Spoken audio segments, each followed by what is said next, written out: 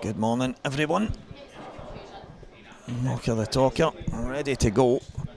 As Rob Wilson is about to break in this opening live match for today here in the Players' Lounge in Falkirk at the IPA Scottish Grand Prix. Lewis McCool, Gav Robinson, Dave Adenall and Scott Gillespie will grace the other tables. We are here right now trying to get the wires out of the way. We're here right now for this one. Luke Sanji's Rob Wilson. Luke mentioned it yesterday, one of the most consistent players in 2025. And Rob Wilson, who won their first pro event of the year. And who did he beat in the final? It was Luke Sanji's. So they're going to go head to head and winner round two. Reds aren't bad here. To say yellows, not terrible either. Looks like they all have a bag, but the Reds stand out from the off.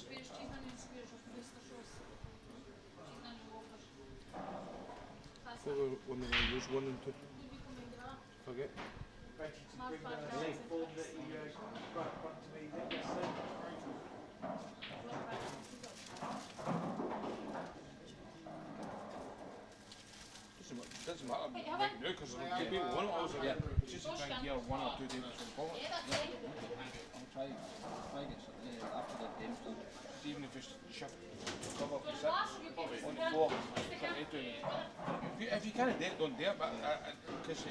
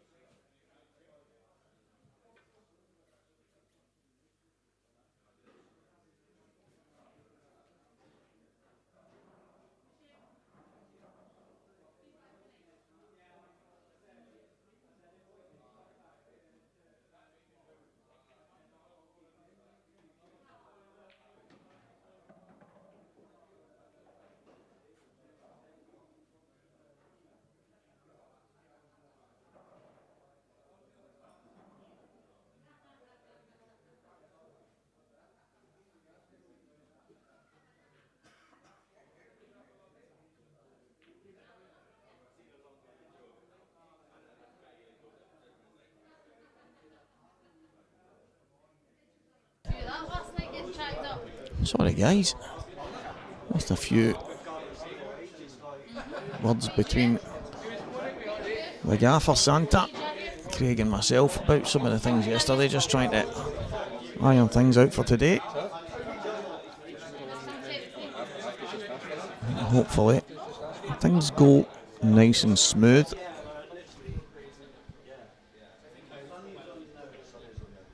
So Rob, in this opening frame, had a chance, didn't get it.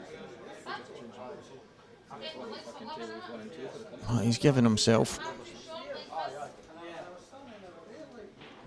He's kept himself in there.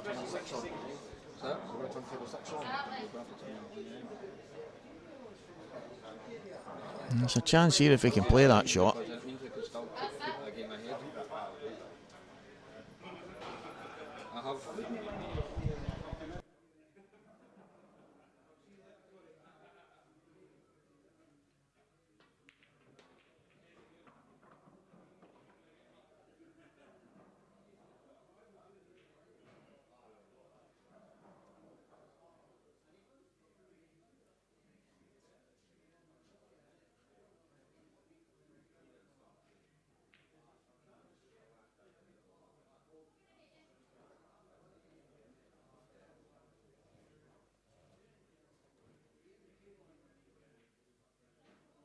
Sure, that's better to have Stephen Appleton, good morning to you. The thing is, as well, he's relying on people. Well, He's relying on people. look, he's got off to a good start here by the looks of it, because Rob had a great chance from the break. Really, for me, should have taken the reds out. Yeah, they weren't easy. And no matter who you are, these tables are unbelievable. The quality, the cloth, the balls, everything, but they are tough. It's really, really tough to control certain shots that can roll that extra bit, really reactive. But Rob not managing to get over the line in this opening frame, so chance for Luke Sanges, but there's still work to be done.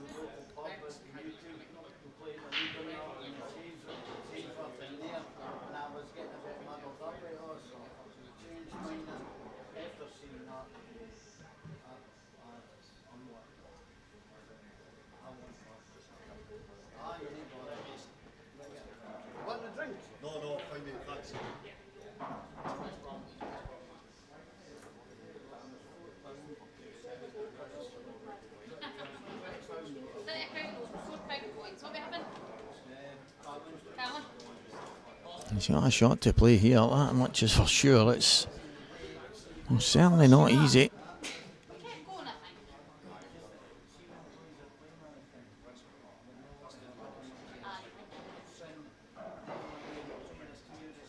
If he pops in the double, he wins the frame.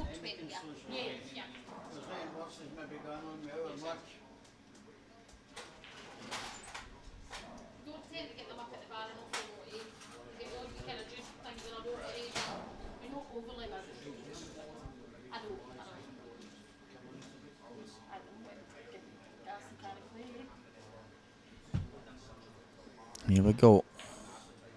Yeah, he's missed it. Opening frame. He's thrown in. A couple of mistakes from both guys. Kind of unforced errors. Now the double wasn't easy.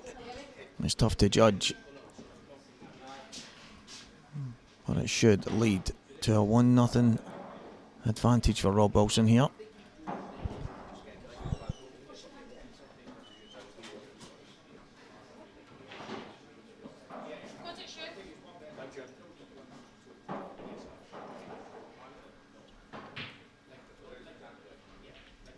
It is 1-0 Rob Wilson.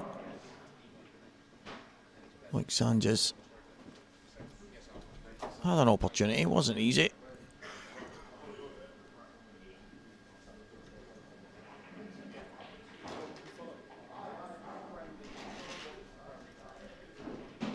And an update on a score just now. Amateur Anthony Grimley Atkinson is travelling up from down south.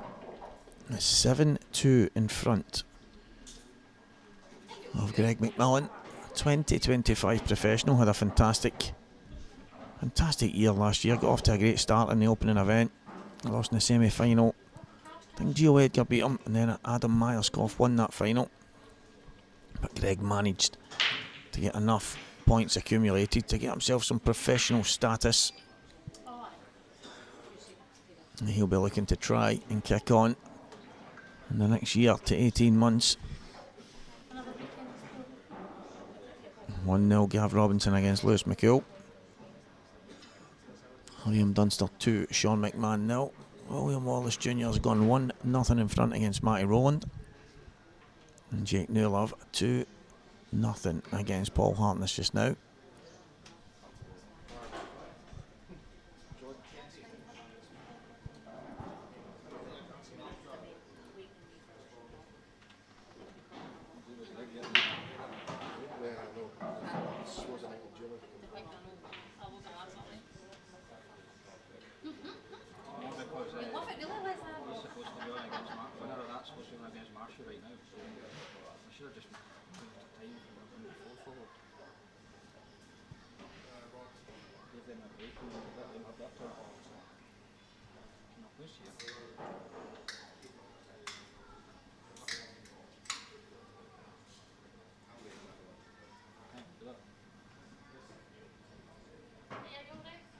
I think the guys have disappeared.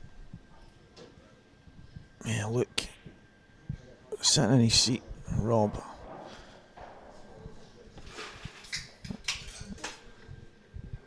Disappeared for a few moments. I'm sure he'll be back. Mr. Paul Daniels.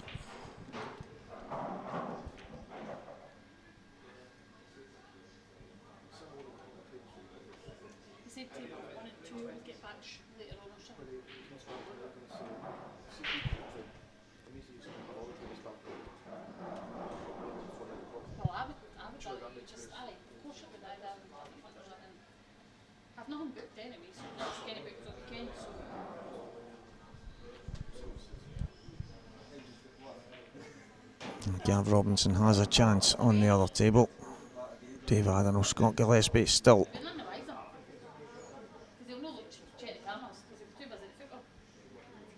Yeah, it's a bit of a cagey affair in that one.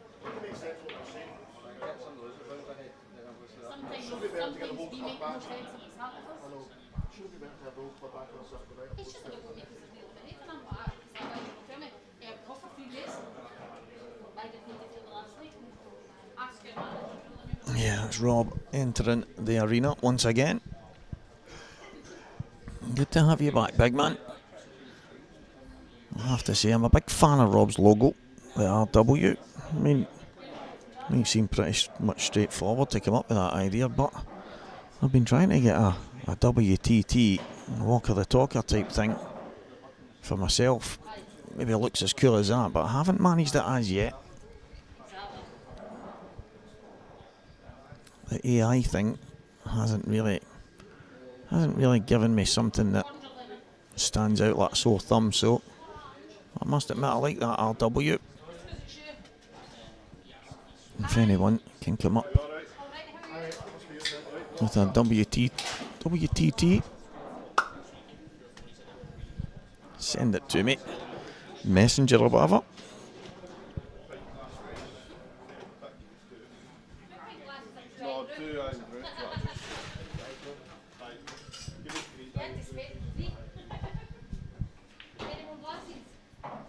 I'll have a pint with ice.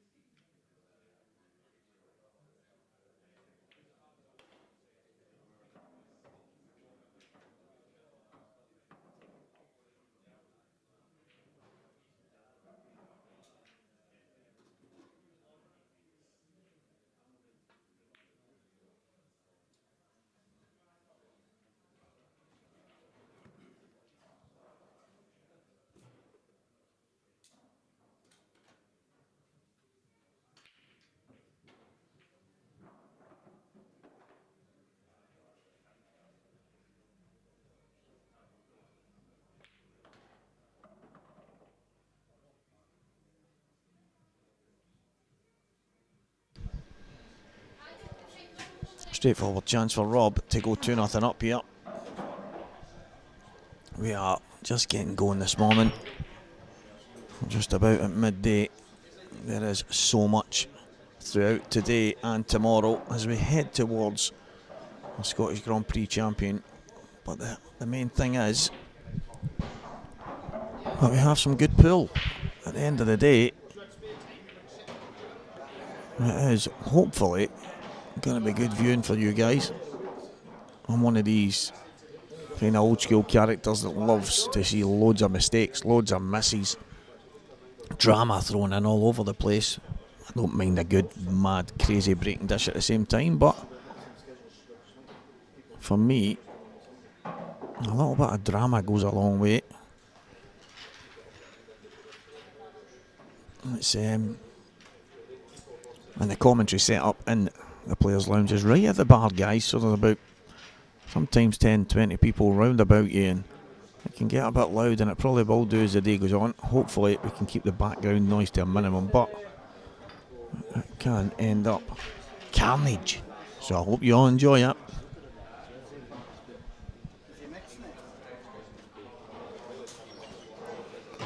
Gav Robinson at the table against Lewis McCullough. It's 1-1 on that match, but Gav is taking a cracking finish right now. It's been very intricate, and that is on table 12 on our other stream table. But Gav looks like he's bang on it, so could Gav take down another title in Scotland? And if he's going to do that, he's going to have to beat Lewis McCullough right now. But they are both still in the winners section. Scott Gillespie 1-0 in front against Dave Adenall.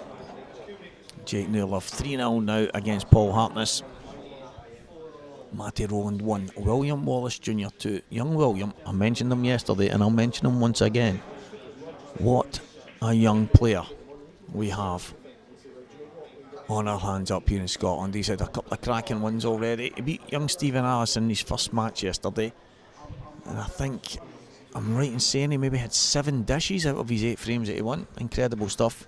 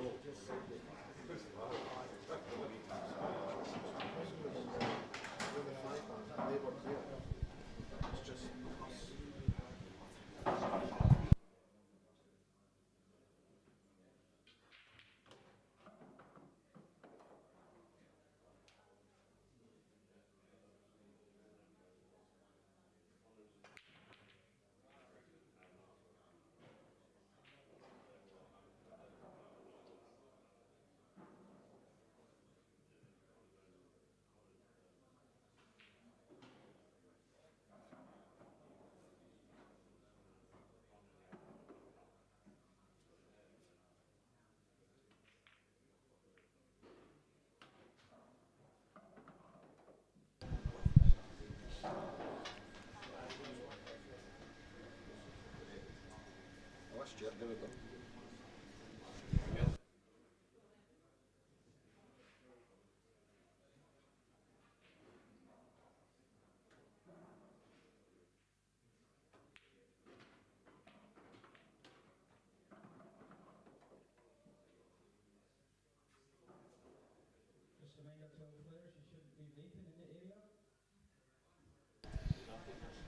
No vaping. Sir?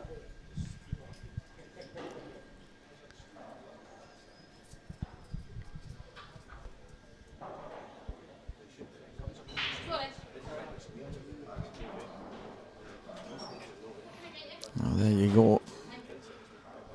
Someone has mentioned that it could catch the smoke alarm, so it has been pointed out to the players.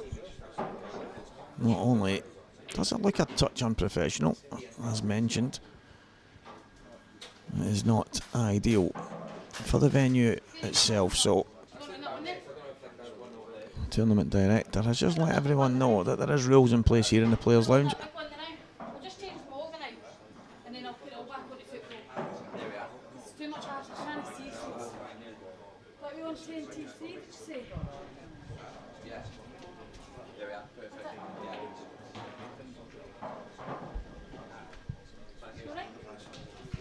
Send the football on, please. Just needs to stop the cue ball. Oh, he thought he missed that.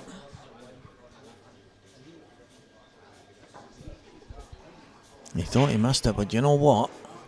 It's actually landed spot on. Good finish, look.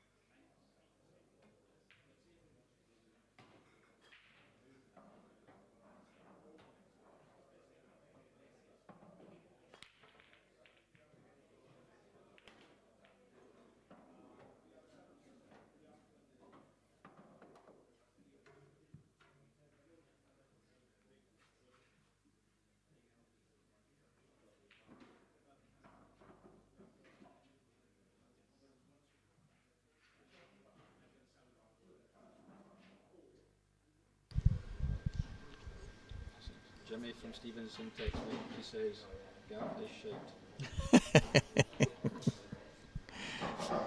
Oh, and I've got a text message from Lord Sugar that says, "You're fired." You are fired. Yeah, we're talking about some of the mad instances that you get in the world of pool where there's people sitting on their phones, which is not great either if you're on a TV table. And then, I don't know if any of you guys, when you're playing your doubles, wherever you are, whatever your rules are, and we'll have a rule in blackball that you can't talk, and then two teammates will talk to each other, and then we'll say, "Oh, that's a foul, guys," and they'll say, "Oh, we weren't talking about pool, we were talking about the football last Tuesday," and some of the excuses that you hear is absolutely mad. Oh, look, Sanji's 1, Rob Wilson 2, race to 8. Hasn't been a premium start from the guys yet, but this match could spark into life at any time.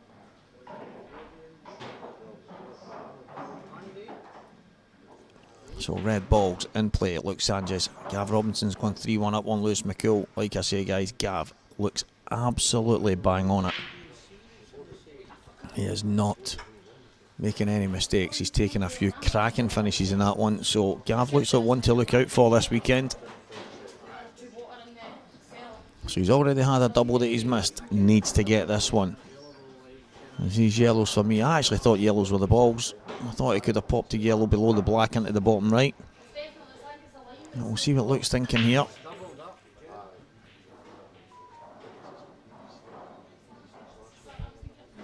So dry break from Lewis in the opposite table. And as I say, guys, Gav Robinson is flying. So Big Lewis is going to have to hang on to his coattails. I wonder if that double that Luke played not so long ago will be playing in his mind here.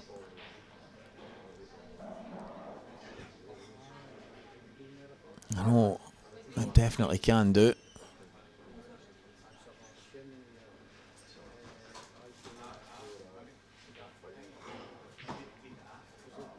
He's got this one.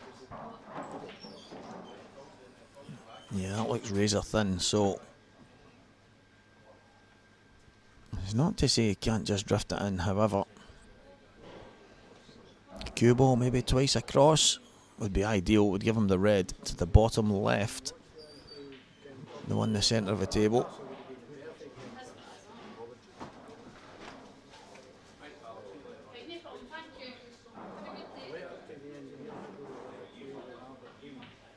Oh, he's missed it completely. It was thin, like I said, razor thin. But he's ended up. He's giving Rob a chance here. Can Rob drop the plant in at the top left first? If he can. If he can, he's got a chance.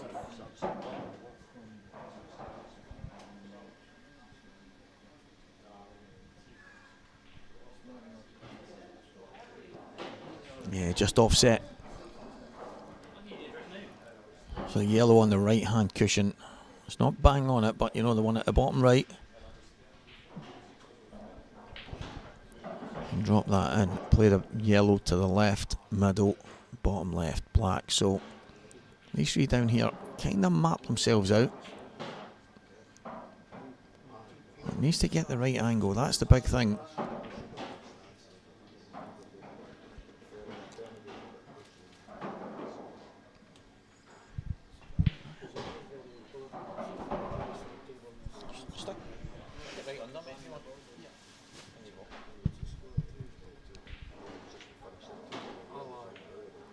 Oh, lovely cannon.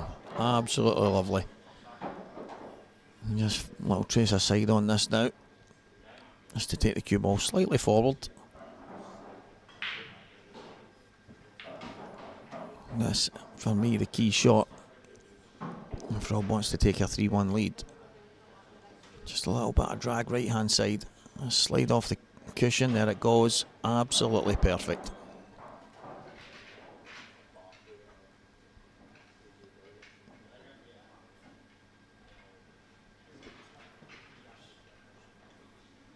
You might decide to just try and maybe keep the cue ball close to the same angle as the yellow is.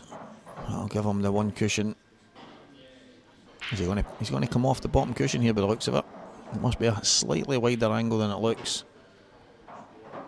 Yeah, that's not great. I thought he could have nipped that. He's going to have to go. He's going to have to take his medicine here. I'm not convinced that he can leave the cue ball. Unless he can screw past the black off the top cushion. He's going to try that. And then come back down through the gap between the two reds.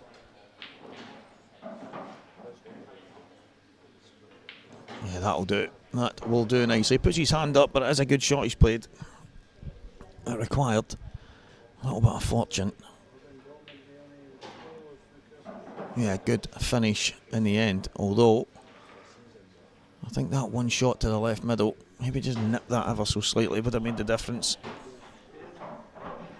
But it is 3-1 Rob Wilson, and Gav Robinson is flying against Lewis McCool. Big Louis, one of my good mates, sitting in his seat, rather frustrated. But he hasn't really been able to do anything to stem the flow. Matty Rowland 3, William Wallace Jr. 3, Sonny Craig 2, Jamie Ringham 1, young Sonny Craig and young William Wallace, all the youngsters in Scotland having a go with the big guns. I absolutely love to see this.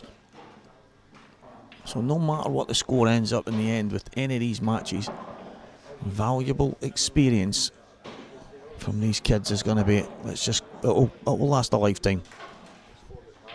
They already work hard, they already put in the hours, so it's good to see their parents supporting them as they go head to head with some of the best players in the game. Dunster 3, Sean McMahon 0. And Anthony Grimley Atkinson, who beat Greg McMillan in his first match, for his reward, he has started against Craig Marsh. 0-0, it's only just begun. Paul Hartness 1, Jake Dillon Newlove 5. We will keep you posted as all the scores come in.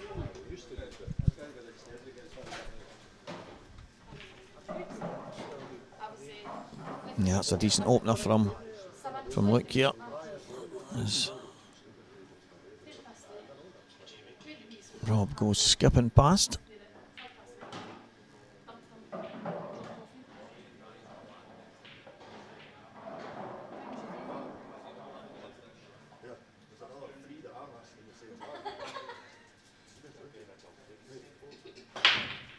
Nice cushion on the red would be ideal here. Yeah, lovely shot.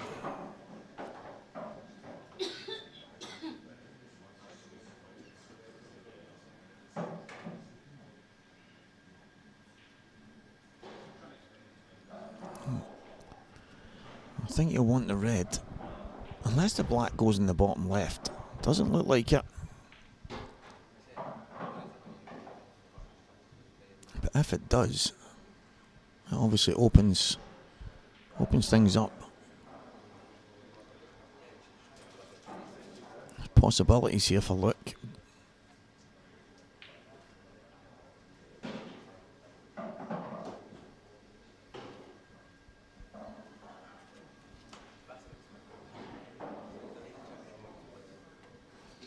Can he get round the back? Is it going to slide off the yellow? Yeah, good shot. Well, it doesn't go in the bottom left now, but it will. I think the shot is probably to pop the red he's closest to in the right middle, and the next one into the right middle, and then from there, bottom right, and just come round the back of the yellows and play the black into the bottom right. We'll see what Luke's thinking here.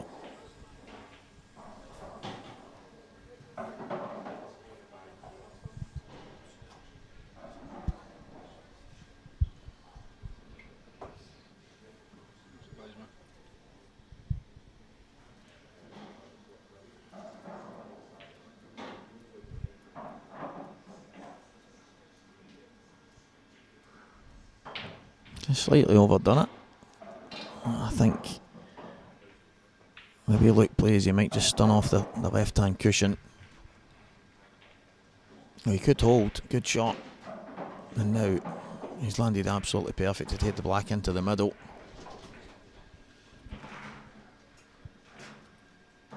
And it should. It should be 3 frames to 2 here.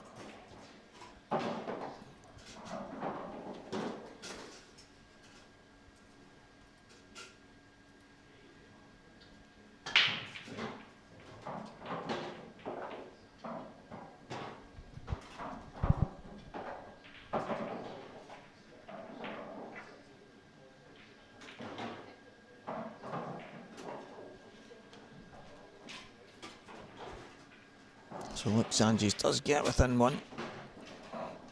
If you want a bit of drama, guys, go to table 12. Oh, come on, Louis. Keep the head, big man. Keep the head.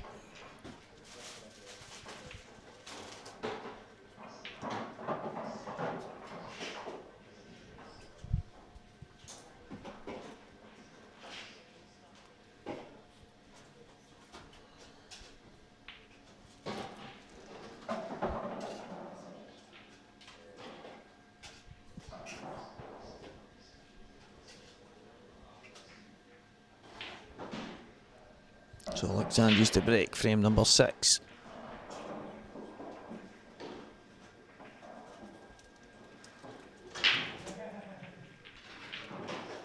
Yeah, yellow flies in.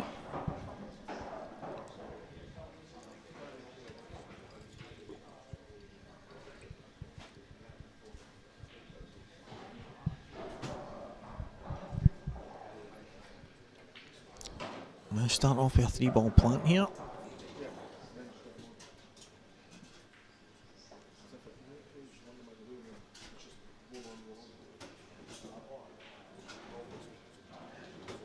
It looks as if he's gonna.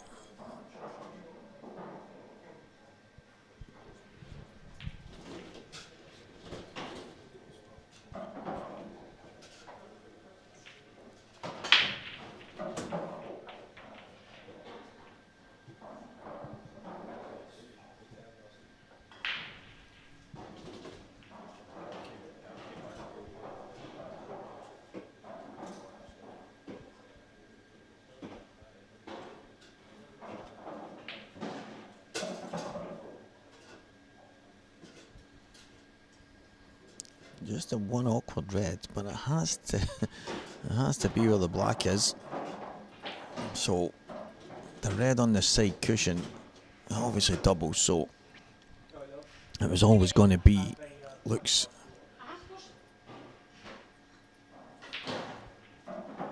Yeah, it was always going to be Luke's idea to get that on the double, but he's opened things up. If he's on that red, possibly to the top right-hand corner.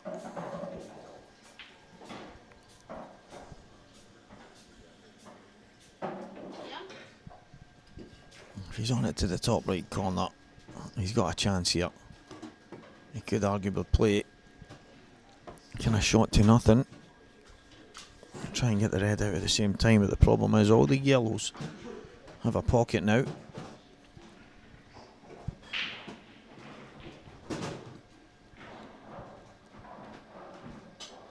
Yeah, obviously not on it. So deciding to tie up one of the yellows.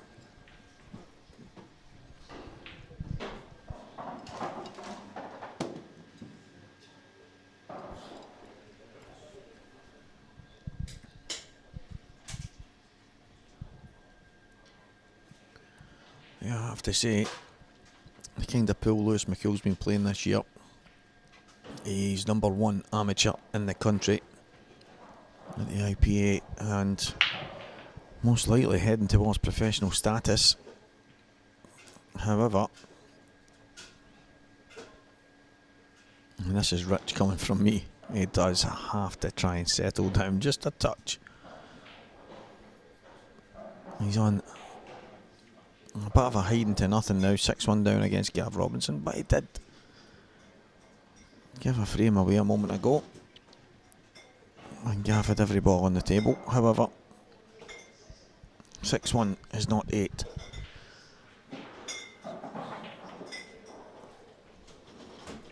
But it's a long way back. Well, look, Sanchez just hanging in now. He's played a clever shot to put the red on top of the yellow. Obviously Rob, if he was to get on it, could quite easily use it. Oh, the yellow just below, he can use it to kick into it, but it's not straightforward though. Looks played a good shot to hide the cue ball. Rob could decide to go all guns blazing here and play the yellow to the right middle.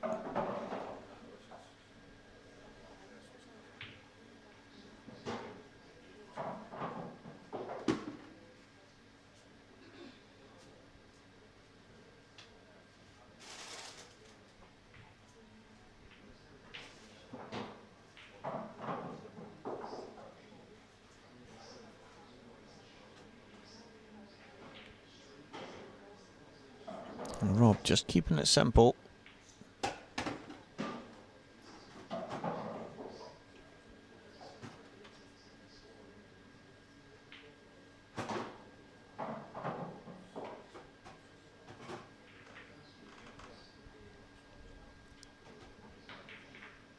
And what is Luke thinking here? I don't mind this actually. He's looking at maybe bouncing the red out and leaving the cue ball on the yellow. Especially with the red down here on the right hand side. This is a very good shot. Oh, it needs to go. Yeah, he would have loved that red to be in the open. Hasn't gone to plan.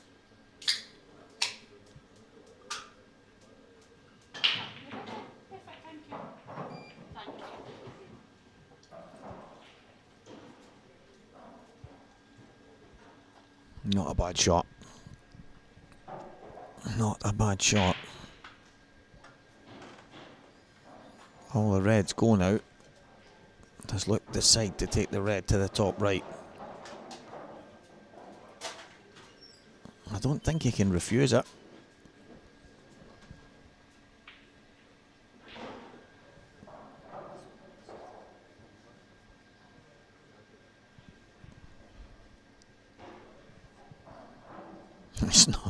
It's not easy, and the cue ball is going to be travelling.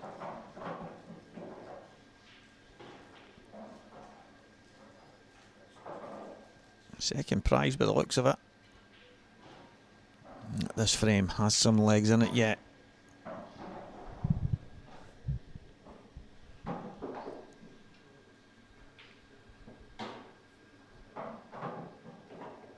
Rob would love to get behind that yellow.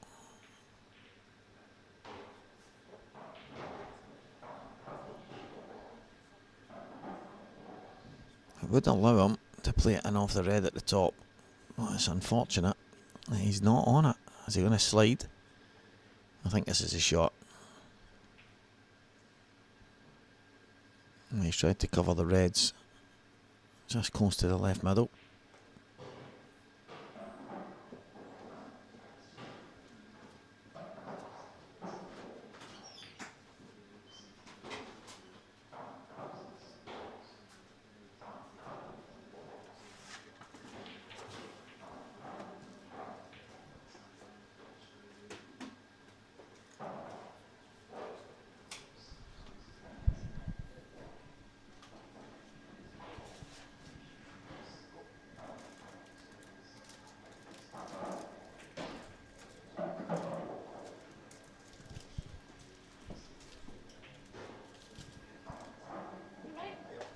Yeah, as I say, there's a few shots left in this one.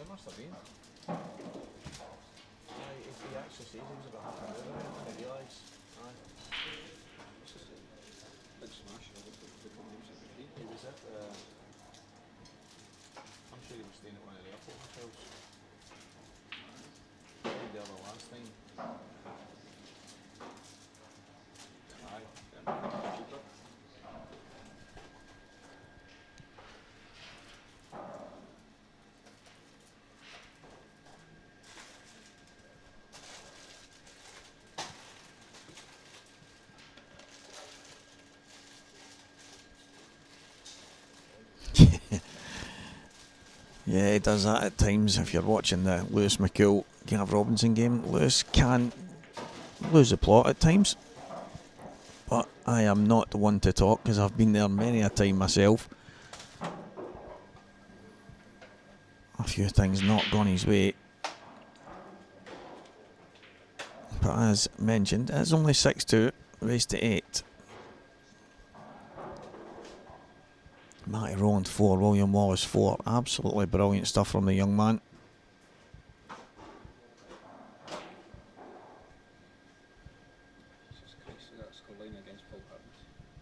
Yeah, Paul Hartness 1. Jake Dillon, Newlove 7. Jake very fortunate that he ruffled my feathers last night and managed to scrape through. Aye, some talent, Jake. Winning the Open when it was in Glasgow not so long ago, beating Liam Dunster in the final 7-6 with 6 breaking dishes, no reverse, all breaking dish.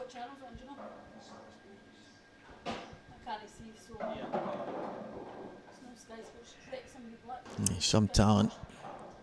Young Sonny Craig 2, Jamie Ringham 2, Craig Marsh 1, Andy Grimley Atkinson 1, Liam Dunster 4, Sean McMahon 1, Dave Adano 1, Scott Gillespie 4, Lewis McCool 2, Gav Robinson 6, Gav at the table with 2 shots, so that could be 7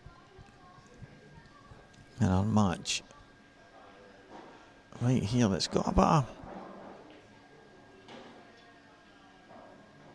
I say it's got some legs in it. It could last a while, but every now and again there comes a point where you have to push the boat out, and look, Sanchez felt it was now. Unfortunately, it's not come out the way he would have liked. I don't think the red at the top goes now. I get the impression that might plant down to the bottom left, but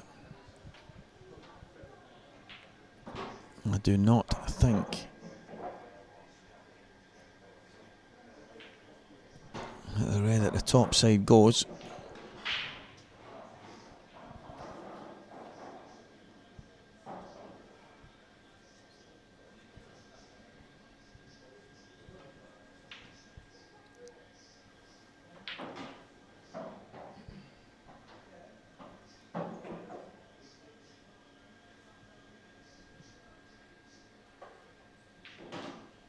(7-2) Gav Robinson. Keep you posted on that one as Luke Sanchez attempts.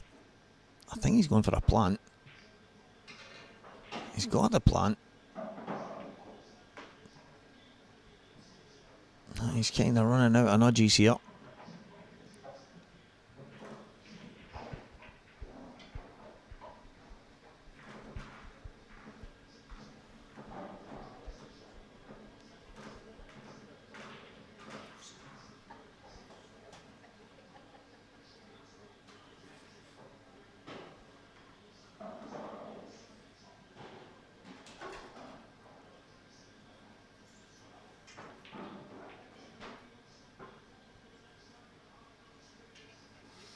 Yeah, now, what can Rob? Yeah, just bounce this out. I don't mind. Don't mind that there's no reward for going crazy here. I want to guess it wasn't frozen. Nobody said a word. You would have to ask. It took a kind of treble kiss anyway, so I don't think there was ever any danger that it ended up hitting the cushion again. A poor shot in the sense of he didn't get the yellow right out. I think that's what he was trying, but he was trying to make sure that it didn't slide off the cushion and come out and give Luke a chance.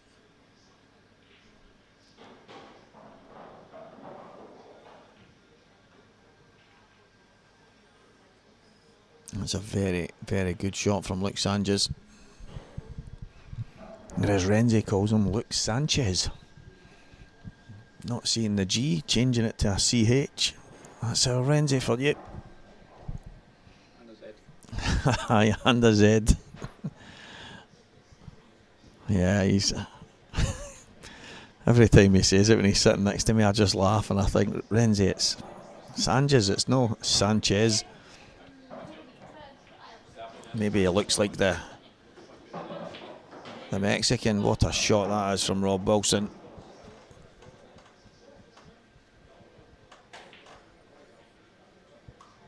And it's just a starting pot. There's a lot of work still to be done. Screw it in off the red. No? Okay. Maybe that yellow. Is he going to play another snooker? Yes, this time he does get it out.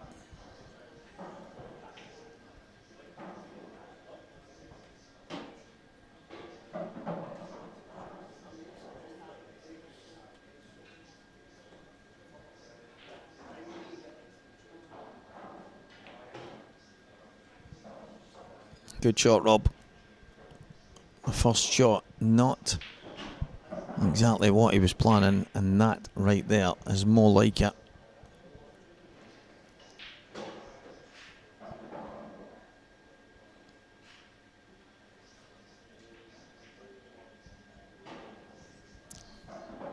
Not much more Luke could do there. With a bit of luck, he might have ended up in the knuckle, caught in the jaw of the pocket, and that might have made things a bit more difficult for Rob, but he's got options here. Bottom right, drop the plant in. But Luke has basically handed him the table and said, on you go then, Rob, go get them.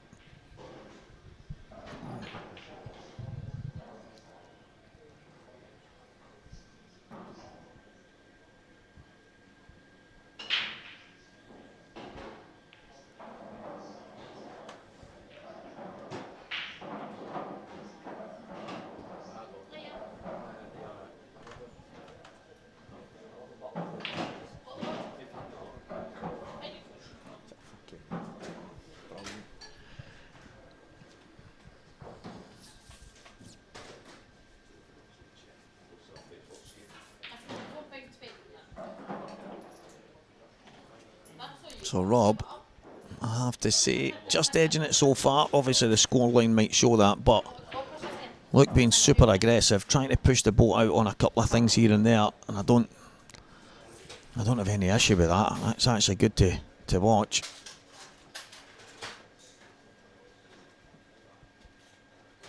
So Gav Robinson 8, Lewis McCool 2. That match has come to an abrupt end.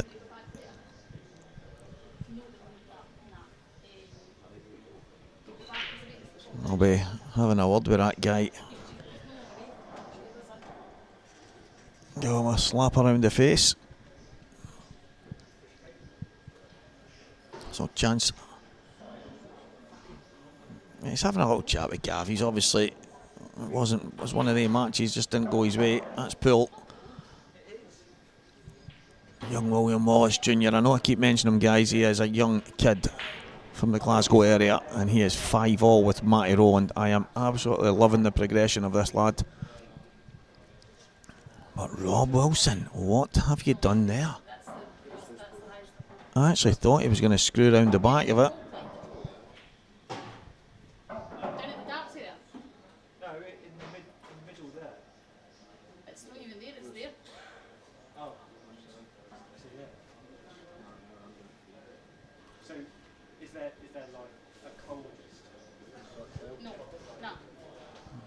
Playing a double. So you set the temperature so Next match on table 12, Eddie Roberts versus Corey Rees.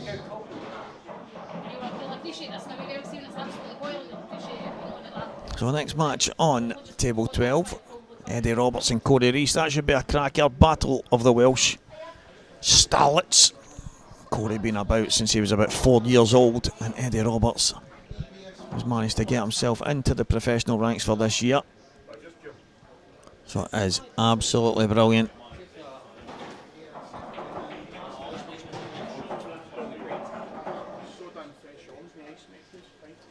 So look, about to square things up here.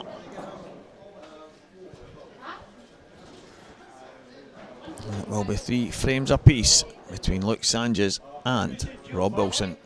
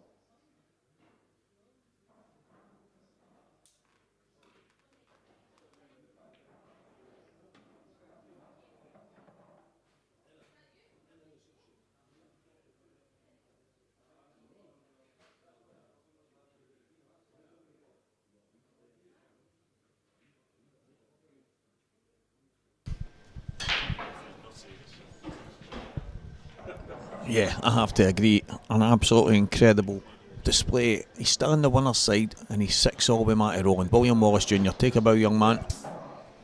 Eddie Roberts, Cody Reese is underway. Luke Sanchez has kicked into gear here. It's 5-3. Scott Gillespie cruising against Dave Adenall.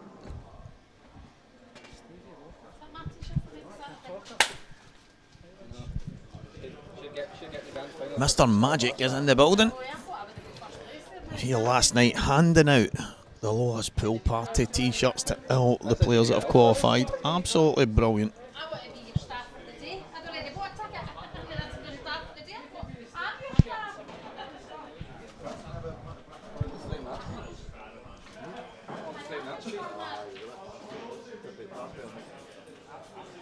And Jamie Ringham has gone 4-3 in front against young Sonny Craig. Sean McMahon got a couple on the board now. 4-2 Liam Dunster.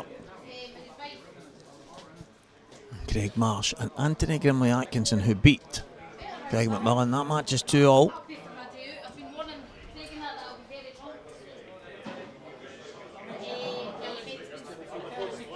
And Rob Wilson is going to have to stem the flow here. Try and get back within one here against Luke. And he's called 2 shots on himself. Massive credit to Rob for that. I don't expect any less. He's an absolute class act of a man. And that right there just goes to show. I'll be honest, guys, I missed it. I don't know if he's maybe just slid the cue through the yellow or something, but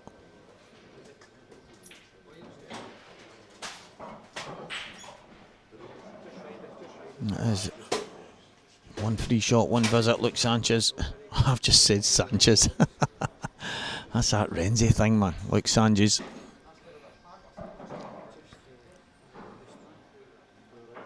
Oh, the yellow's pretty good here.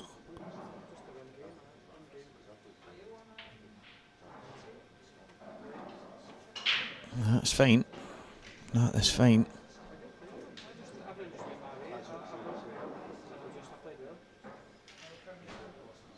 It could have been maybe a touch better. The preference would be to go top right and top left and then just work his way back down. In an ideal world, he's got the one over the left middle for last. But I think he has numerous options.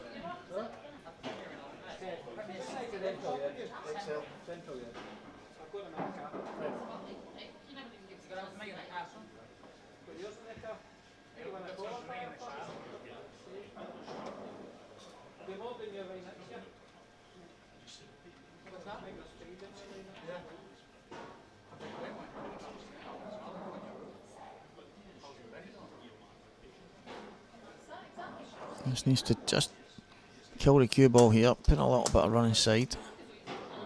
Absolutely perfect shot. That little trace aside, just making the cue ball slide that a little bit more off the top cushion. Just widens the angle, stops it being as thin and flying away.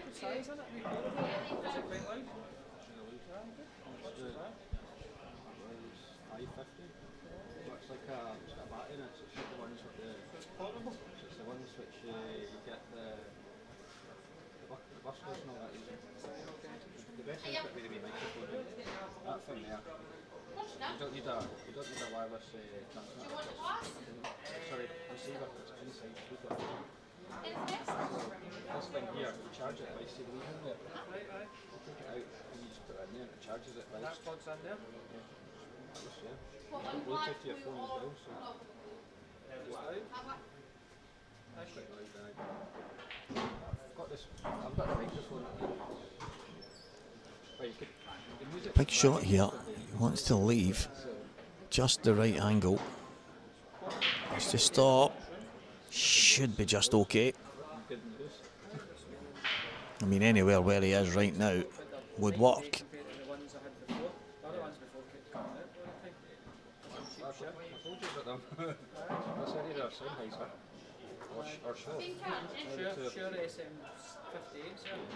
Yeah, that looks okay. He's gone a little bit too far. He's gone a little touch too far. So, can he flick this in and get towards the red? He would have loved to be able to get his cue under the ball.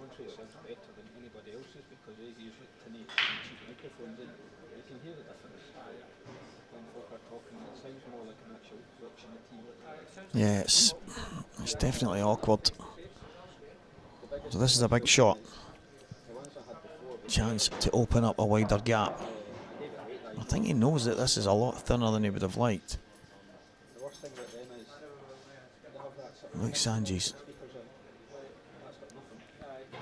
Brilliant shot. Tapping the leg from Rob. And that foul that Rob called on himself has led to a Luke Sanches 6, Rob Wilson 3 scoreline. William Wallace Jr. is 7-6 in front of Matty Rowland. What a display so far this weekend from the young man. What a phenomenal display.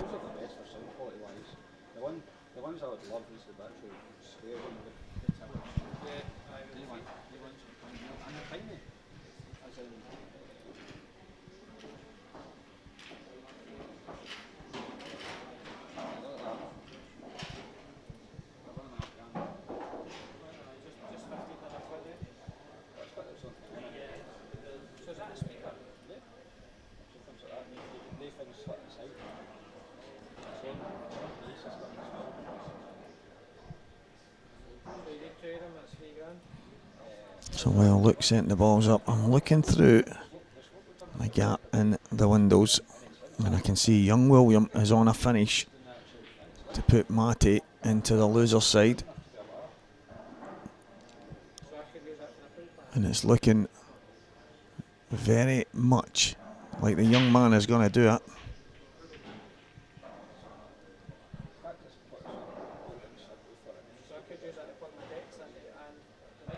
Last yellow for the black for William Wallace Jr. to beat Matty Rowland. Sorry guys that are watching the main table right now. This young kid, he's just a diamond of a boy and I've got so much time for him. And loving to see all the success that he will get from the hard work that he puts in.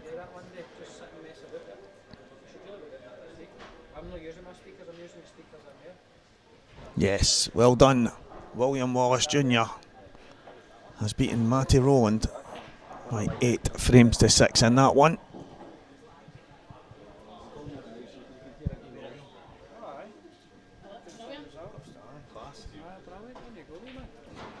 And William Wallace Jr. has put Matty Rowland into the loser's side. Next match on table 1, Aldo McLeod versus Mark Boyle.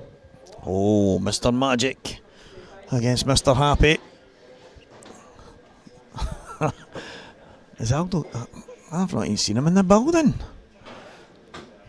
He must be here because his partner in crime is down the other end, Anton Riley.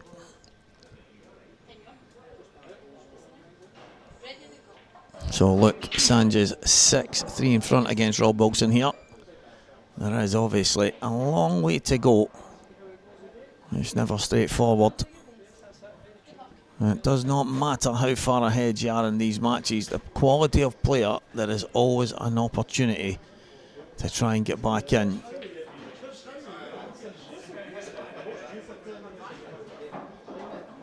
Rob obviously chasing his tail here. He's got loads and loads of work to do to get back in this match.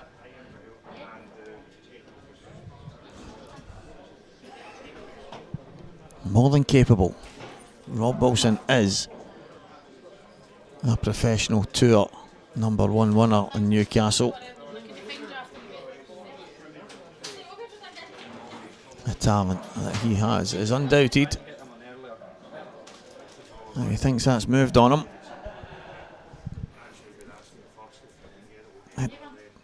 I need to play the whole of loser round 2 first. And what I'll probably do with this loser round 3, I'll try to maybe get the 3 scheme tables put in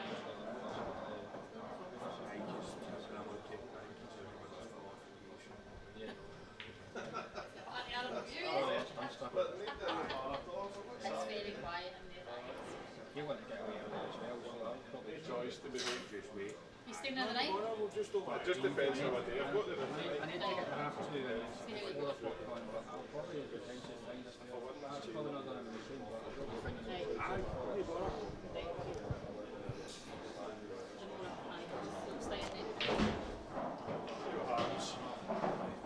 So it looks like young William Wallace, for all his heroics, will face Liam Dunster if he comes through.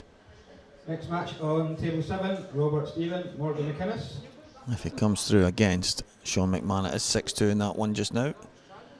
So it looks very much like it's going to be William Wallace Jr. against Liam Dunster. Liam, as I say, has to get the job done there first. So Aldo McLeod against Mark Boyle, just getting started. Richard Swaffield. Robert Stephen, Morgan McInnes just getting underway as well. Scott Gillespie absolutely flying against Dave Adino. It is 6 frames to 1 in that one.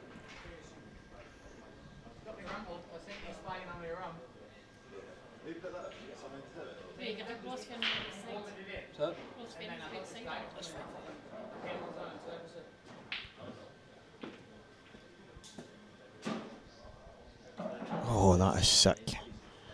Corey Reese with an incredible fluke against Eddie Roberts and the on the other table. Wow. Oh, not only has he got the big fluke, he's got every ball in the wide open now. Yeah, incredible stuff. That's what happens.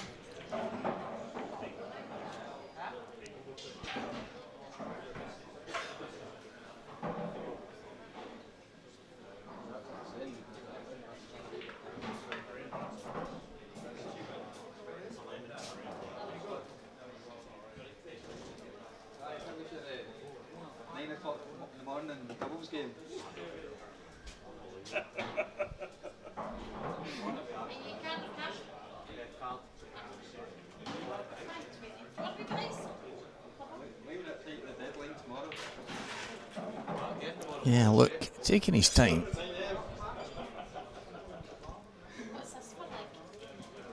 I don't really see too many major options here for him, to be honest.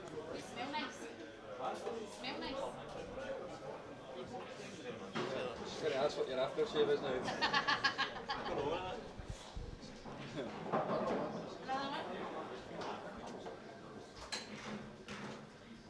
That's bad, he doesn't know what it is. It must be one of these number 1 or number 3 things that he doesn't know what it is.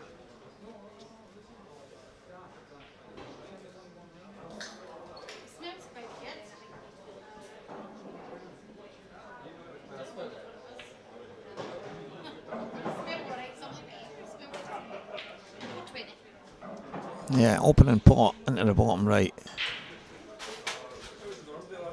I'm trying to force a finish. It's not really there on the yellow, so he's just going to slide this up over the middle. Or even better, he could just slide off it and put it in behind. Even better shot from Luke. I didn't think that he could hold the cue ball. I thought it was so thin, but he's got the pace absolutely spot on.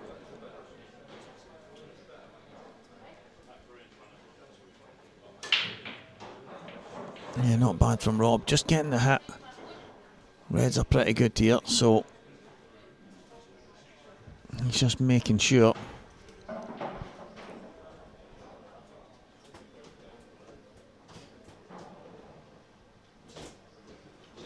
He's just filling up his travel agent.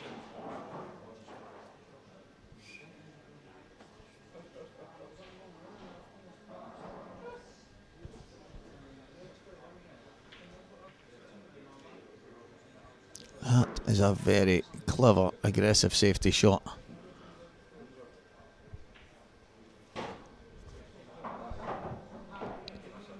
Just opening up the yellows, but at the same time not giving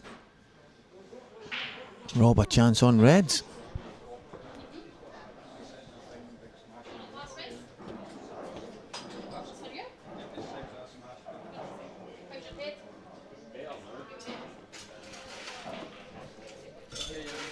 his cheek up, it'll be sold again.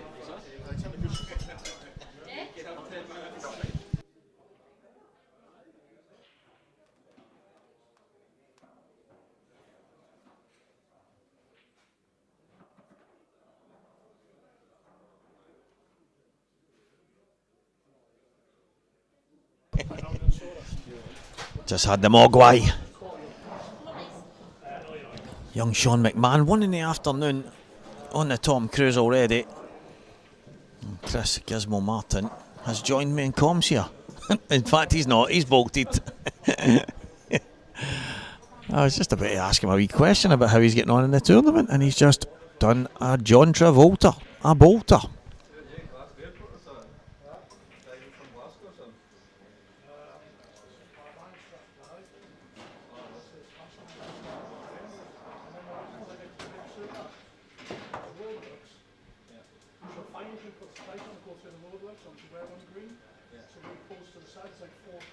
Very clever shot from Rob, but it's a half chance. Brilliant opening pot. Oh,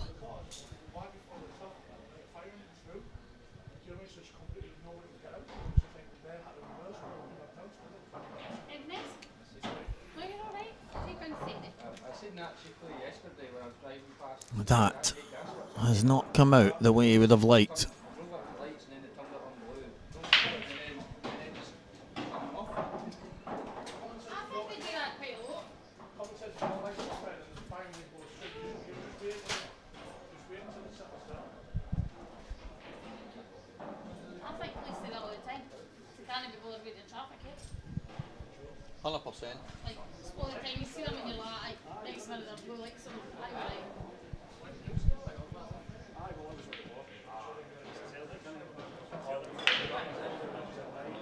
Can look, nick it in off the cushion, red, and then at least get the bag. That's what he's looking at, but it does look quite tight. I don't know if he could go cushion first and pop the yellow on the top. Well, let's see what he can do here. It's went all the way around. There you go, mate.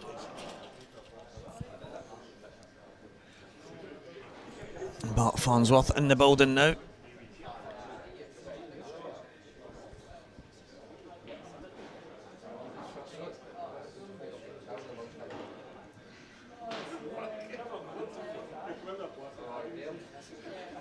Well, that didn't work out too bad. Did not work out too badly at all. Managed to get himself the red covered at the bottom. Worst case scenario.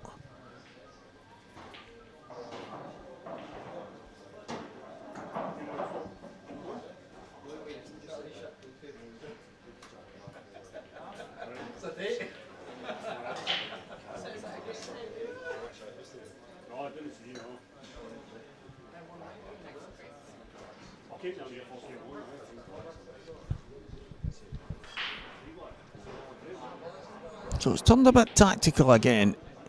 Even though things look like they're wide open, these two guys are very clever. They're always going to look to try and keep each other off an opening pot, trying to kind of get themselves that simple chance.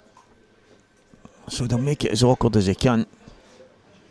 And that's just the nature of the level these two guys are playing at. So see who flinches first and gives away an opportunity.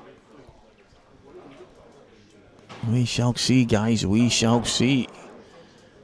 This is Sports Saturday. It is all back. The Scottish Football League all underway again. The English League's all going, and the EPL has started last night and on the go this afternoon as well. So it is a fantastic weekend of sport, and hopefully as many of you guys that can join us over this weekend, obviously into the late hours of tomorrow.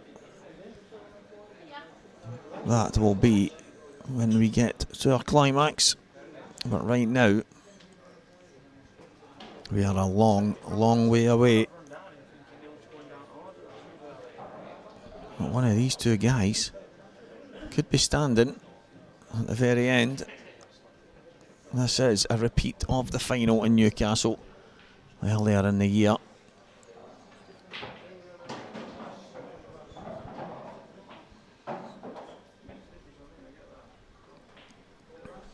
So just trying to tie things up.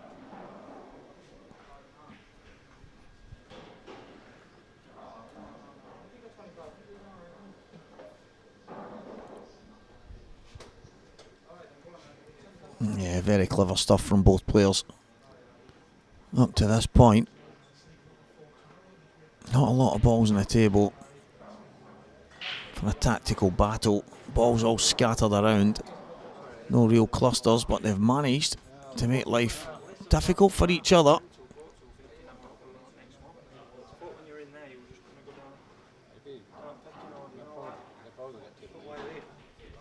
They're all match tables. I thought, right, we're going to be on next, so I've had it down here early thinking that. Just yesterday they put me on about quarter to. I didn't know if same rule applied, I had to be here half hour early. So. No, not he's not.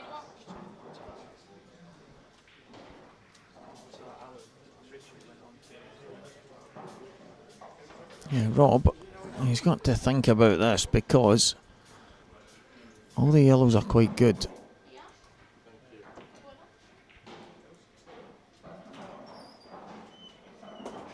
What a fantastic shot that is from Rob Wilson. A tap on the table from Luke Sanges. Had to find that area. Of that there is no doubt, and he's opened up the bottom corner now. So now Luke has got a shot to play.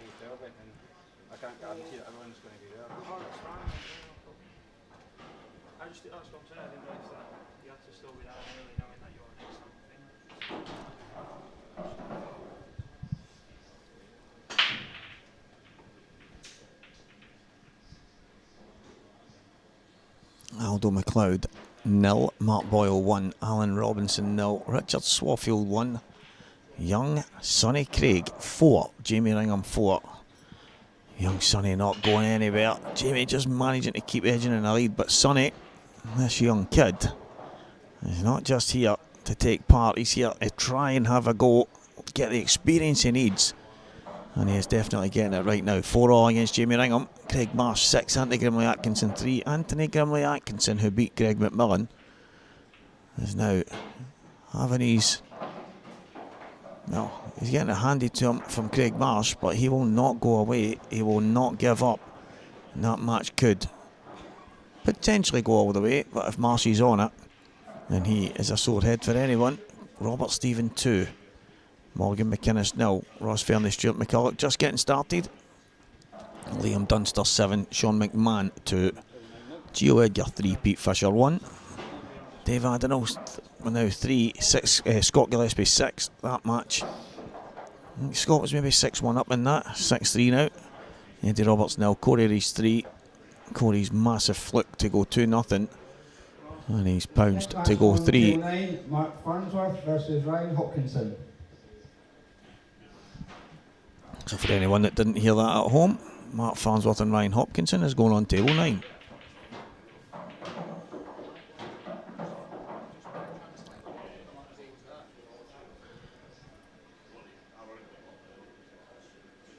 These two have done a phenomenal job of keeping each other away from a simple chance up until this point. None of them have given an inch.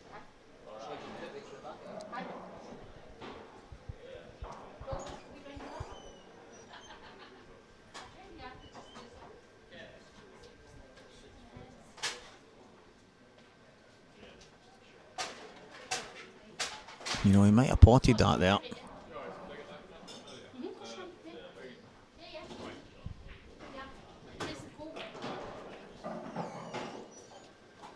This is probably a time for Rob to pull the trigger.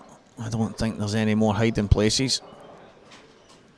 Needs to get to the right hand side, the left hand side of the table, and then the right hand side for the 1 just above the yellow.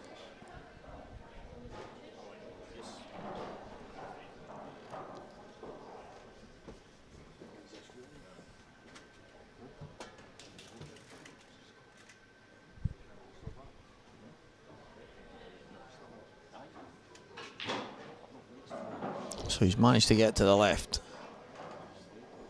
Well, that's pretty good. Can he pop this in and just leave the right angle where he can slide to the right hand side? It was always going to be the time to pull the trigger. And one of the best safety exchanges you're likely to see on a pool table, these two guys. The balls have been wide open, but there's only been small areas on the table to hide, and they have done it over and over and over. And I have to say, it's so refreshing in the world of pool. Everyone wants to see a breaking dish, that's fine, and a fancy finish and smashing into balls, but some of the pool that these two guys have played in this frame has been absolutely sensational. And it's come down to this. Rob Wilson pulled the trigger. And the thing is, look, when he's put that yellow over the top left corner, I think if he played it a bit more pacey, he might have been the one pulling the trigger. So, this 8 ball for 6-4. But what a wonderful frame of pool this has been.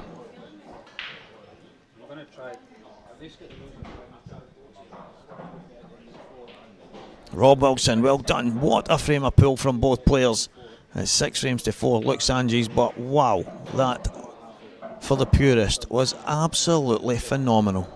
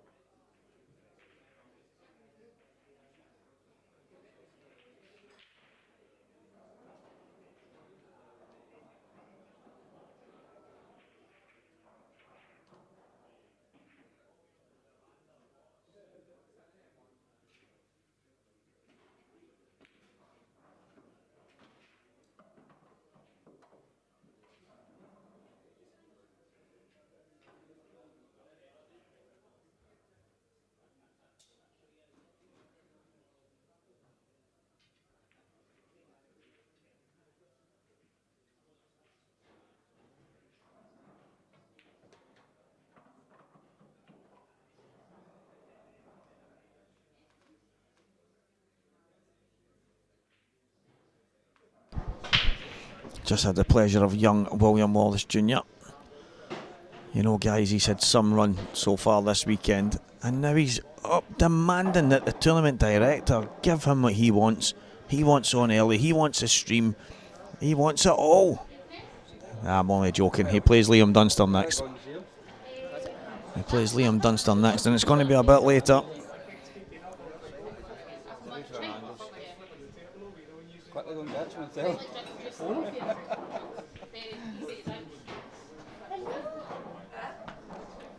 Yeah, absolutely brilliant stuff. Love seeing potential of Easton. As I say, young Sonny Craig is another one. Ryan Martin, who was playing last night, some unbelievable talent. And they're here at the IPA in the Scottish Grand Prix in the Players' Lounge in Falkirk, giving it a go against some of the best players in the game. We've got the likes of Liam Dunster, as we mentioned, Scott Gillespie, Robert Stephen, Mark Boyle, Mark Farnsworth, Craig Marsh, Dave Adenau obviously playing against Scott Gillespie right now, Corey Rees. It's absolutely sensational. But that frame a moment ago, one of the best frames that I've seen in a long time. And Rob Wilson has kicked on from there. It is now 6 frames to 5.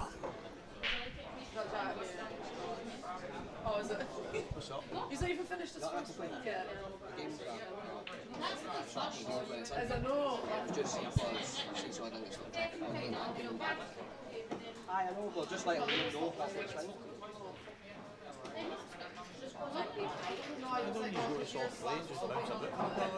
Aye, my education was that quicker, good you? It's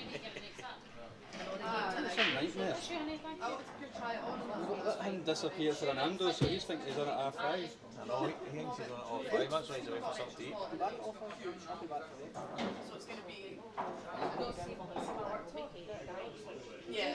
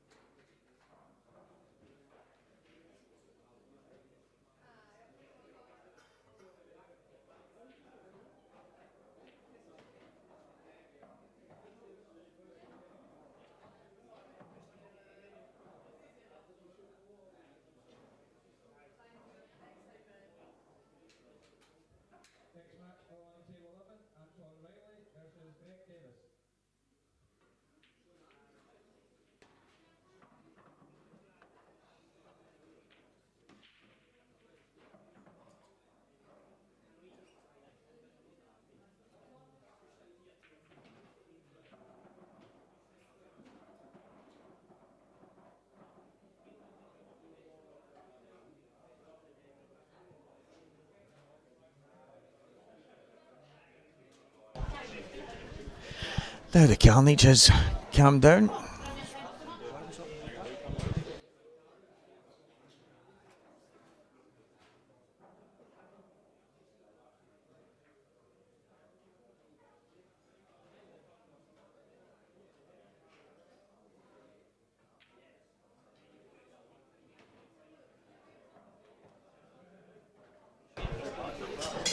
Can't ask for much more. William Wallace Senior up offering me and Craig a bite to eat there. That's class, touch of class. Craig's not accepting it unless it's a Sunday roast that gets dropped off here with all the trimmings. Anton Riley and Greg Davis, guys, that is next up on table 11. Scott Gillespie has just defeated Dave Adenau, and he is comfortably through to the next stage. But it doesn't end there. Mark Farnsworth, Ryan Hopkinson. What a match that's going to be. That's on table 9. I'll keep you posted, guys, on all the scores as they come in. And today, I'm expected to be a little bit manic in the venue. We'll do our best to keep you going. I'm thinking that most of you will have the football on and have us on mute, just watching to see what's happening. So that's not a bad idea. Phil there from Rob. Just wanting to go one cushion. Just tap the yellow. But in doing so, he's opened up the table and a chance here now. If he'll look to get himself on the hill, just needs to get the red out of there.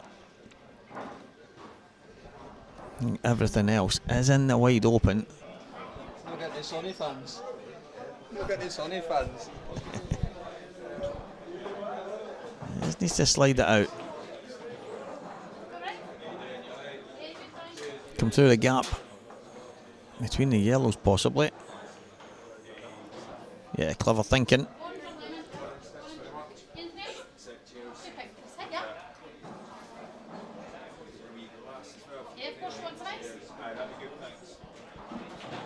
Our main man, Lee Shepherd, the pint-sized powerhouse.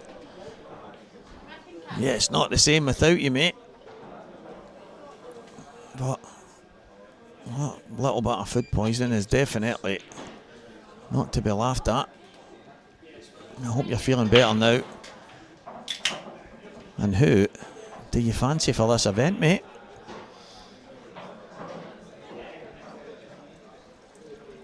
Mr. Farnsworth has been in good form. Dunster's just Dunster.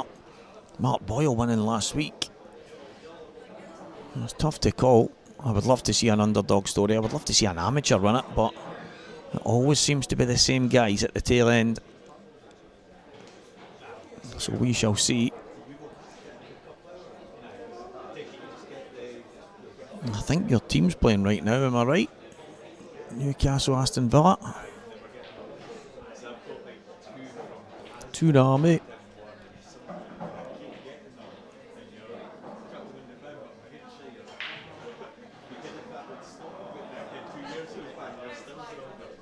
Yeah, it's tough every time, every tournament.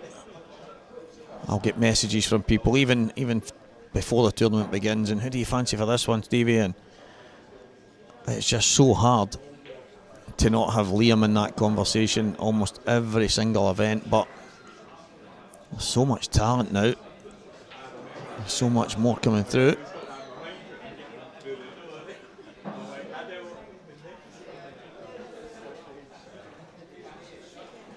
I wonder who is going to be that next player. Might be you, mate. That next pro to step up and just start taking the current pros to task. Could it be Lee Shepherd? Why not? Look, Sanji's on the hill, 7-5.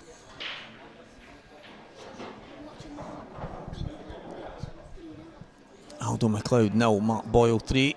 Alan Robinson is 3-0 behind against Richard Swarfield. Young Sonny Craig. I mean, what age is Sonny? Is he 15 or something? Yeah, I think he's only about 15 years old, and he is 5-4 down to Jamie Ringham right now.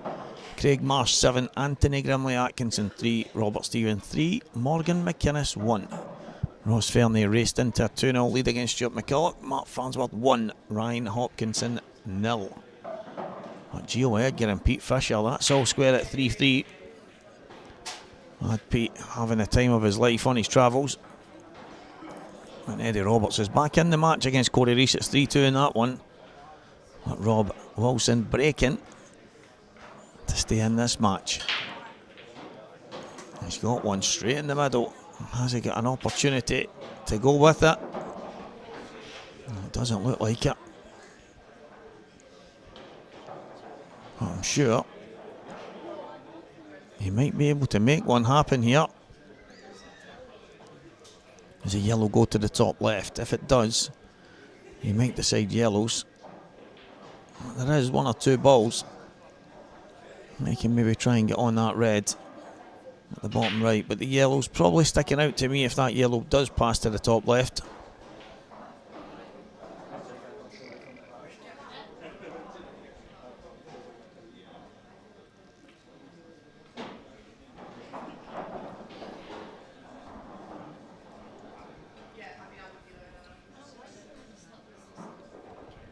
(4-2) Corey Reese, just noticed that there as the scoreline get put up. He's gone for it early and he's absolutely nailed it. It should Oh, should be 7-6 here. Should be 7-6. Can't see any real way of making a mistake here. He'd love to get out and take the one to the top first. And he's done that, so he can go top right and then just sort the two in the middle for the black.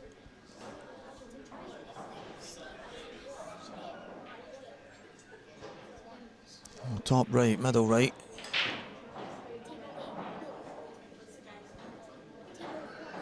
It's okay, he's overcooked it just a touch. He should be able to slide off the top cushion, side cushion, top cushion. Little trace aside. Let's bring the cue ball back down. No, bit of check side on it. Yeah, absolutely perfect, Rob Wilson.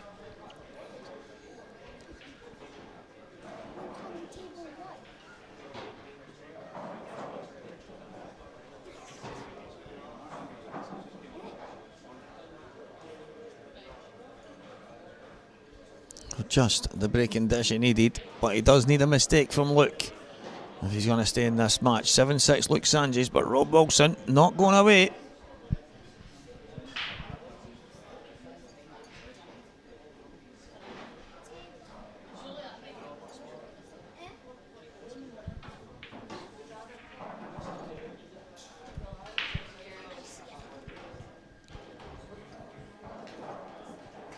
Now, Rob could be a dry break from Luke away from victory if he can keep breaking the way he has done these last couple.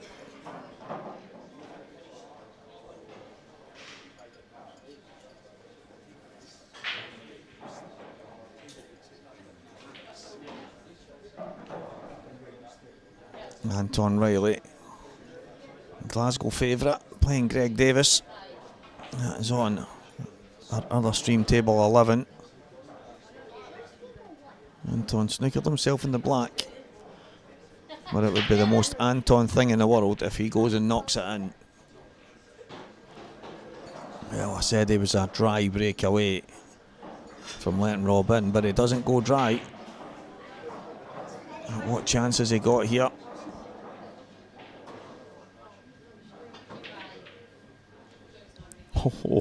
Honestly, guys, Anton Riley was a millimetre away from nailing that black.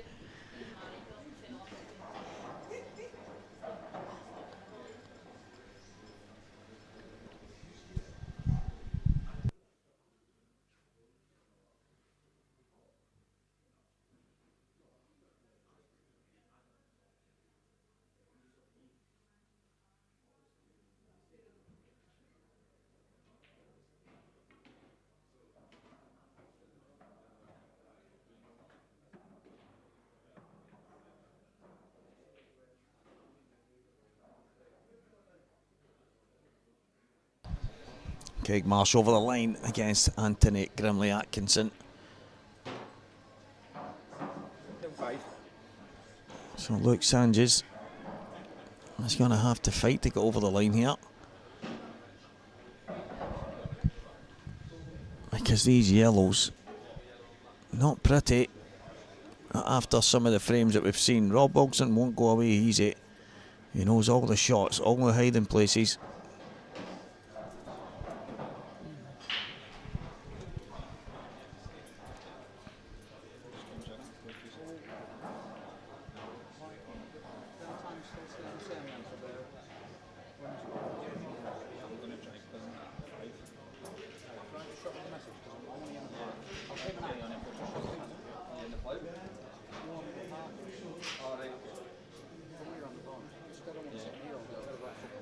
Oh, lovely bit of imagination from Luke Sanchez there.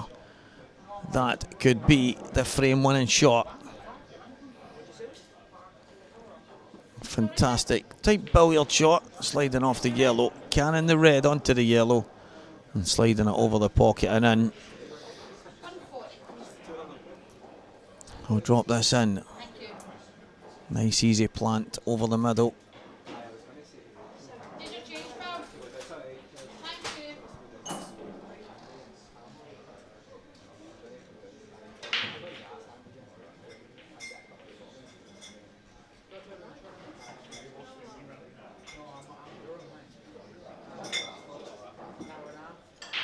Yeah, this is all about pace here. Nice and easy. Yeah, I like that. He's played it in such a way that he's making sure it goes low, as he wants it to be his last ball for the black. He's going to want to take... Well, he would have. I don't know if it passes the bottom to the bottom right. No, he's definitely sticking to the plan. Drop this in, just drift past the black. Absolutely spot on. And it took a moment of brilliant imagination from Luke Sanjis here. And it has been enough as Rob Wilson steps up to shake hands. Luke Sanjis 8, Rob Wilson 6. But some of the pool we've seen in that match was sensational. Few errors here and there, that's the way it goes. But it is Luke who goes through to the next stage in this event. Absolutely brilliant stuff from both players. And it's all over now. Next match on table 13, Mark McAllister versus Dan Davey. And next up, Mark McAllister Jr. against Dan Davey. Guys, we'll be back in a few moments.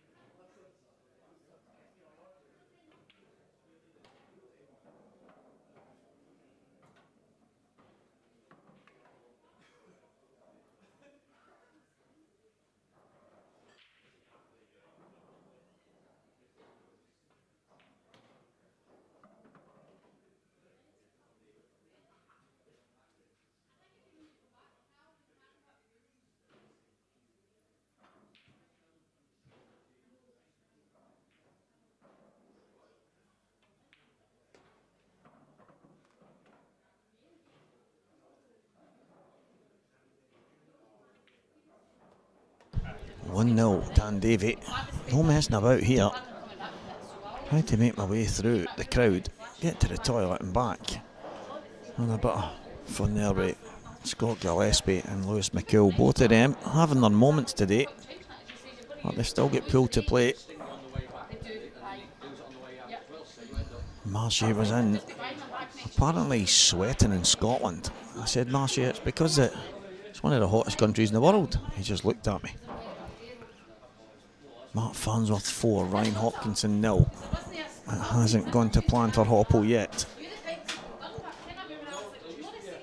Mark Boyle 5-0 in front against Aldo McLeod. Aldo is a handy player. I think he's a former Scottish champion. I could be wrong, but I'm sure he's won something along those lines. But he's 5-0 down against Mark. Alan Robinson not off to the best of starts in his match. 4-0 down against Richard Swafield. Jack Park and young Sean Millen. Another couple of potential players for the future. Jack in his early 20s. Sean Millen still just a pup. I think he's 15. Don't you think he's 16 yet? So another youngster.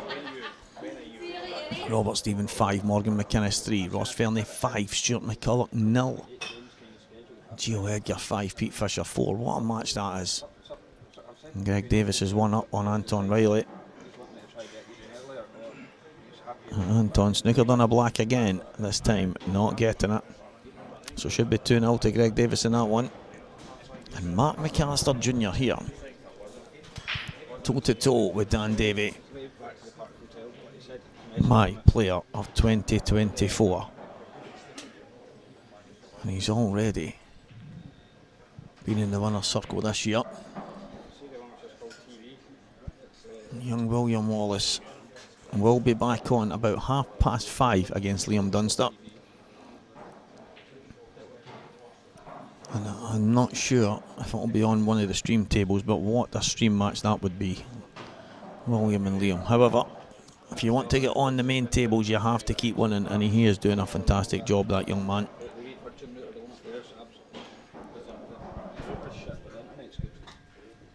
You won again?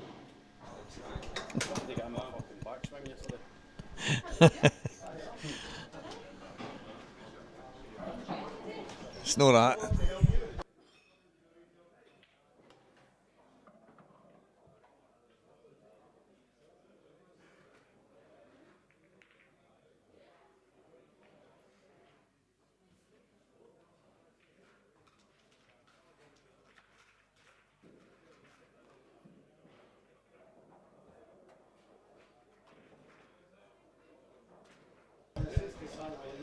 Yeah, Goobsy up, checking to see times. Everyone looking to maybe go and get a bite to eat, take a little break. 13 anyway, so I would probably potentially put one more game after that on 13 again.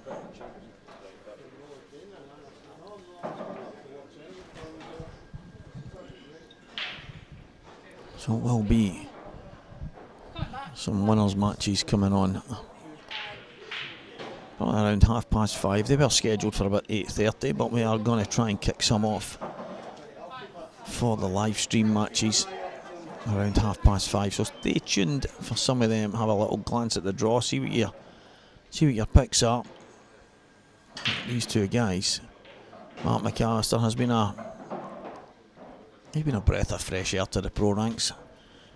Good lad into the bargain. Dan Davy, as I mentioned, he's just really turned the screw in the last 18 months, winning numerous titles, charging up the rankings.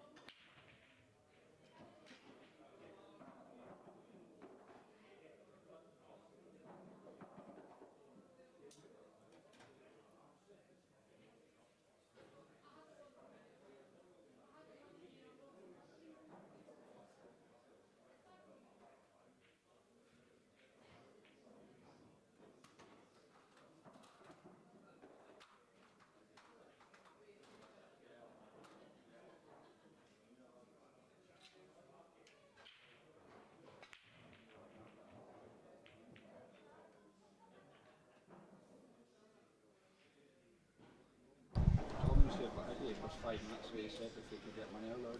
Message. Oh, that. Worst case, he was trying to get the bag. That was his worst case. However, he's not managed that. And into the bargain, Mark McAllister.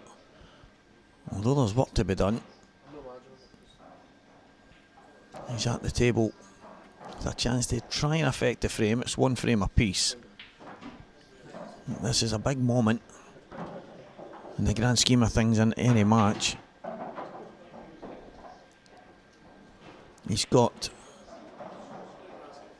Yeah, it's not the worst. You can see what he was trying. You can see what he was... He's kind of thinking if he can double kiss and just get in behind that red. And for me, probably should have been trying to get that bottom left corner at the worst case. Next match, table 4, Chris Scott, Perry Chance. And that's the reason for me, because the chance on yellows was always there. So if you don't hide the cue ball completely, you've got a bit of, especially when you're giving someone as Dan Davey, with the ability of Dan Davey, a chance. And all of a sudden, at this moment in time, it looks like Dan's going to go 2-1 in front.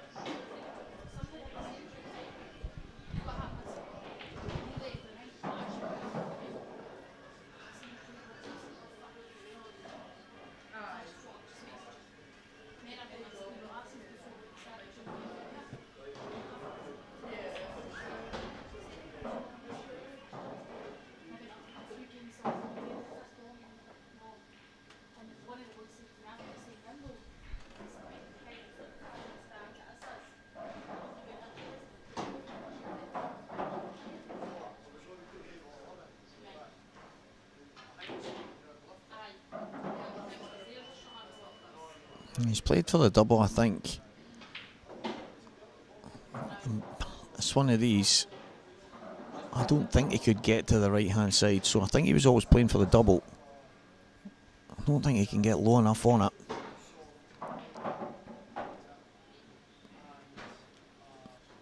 Just a double, just a little delicate screw onto the red.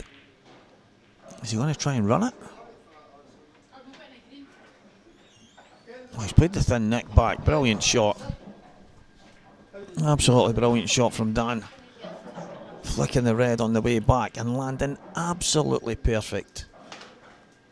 Just needs to drop this in. He can stun off one cushion if he decides. I think that's always a better shot. It allows you to play and get your cue through it. A little bit of a stun run through there. He's got a cut back into the top right corner. Chance to go 2-1 in front. Dan Davey against Mark McAllister Jr. Success. It is 2-1. Corey Reese 7-2 in front against Eddie Robertson. He's at the table. Greg Davis 3-0 in front of Anton Riley. That is our 3 main stream tables.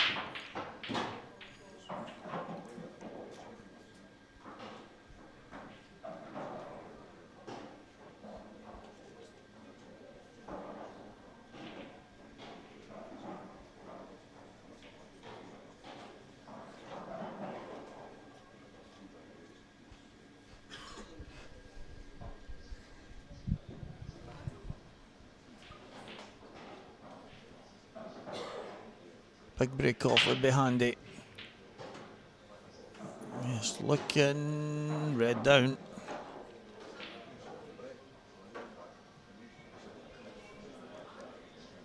Nothing obvious sticking out here. Maybe yellow to the bottom left goes. Yellow at the bottom right, slightly awkward. So maybe bridge and pop the red in the top. He won't mess about, Mark. Very aggressive, good on the eye type player. Sees the shot super early. Such an aggressive talent.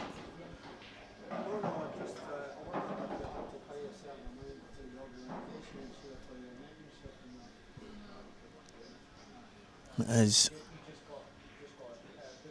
a good chance here. There's obviously one area of the table that he wants to get to. Anywhere towards the yellow, between the black and the yellow on the cushion, would be absolutely spot on.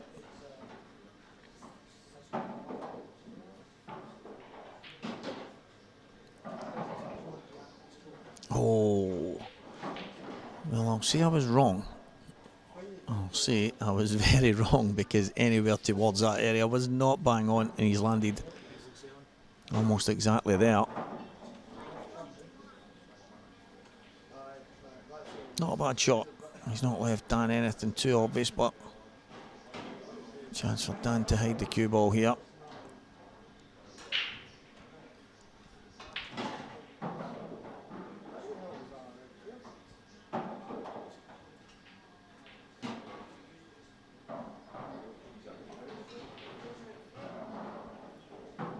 Yeah, double D, Dan Davey.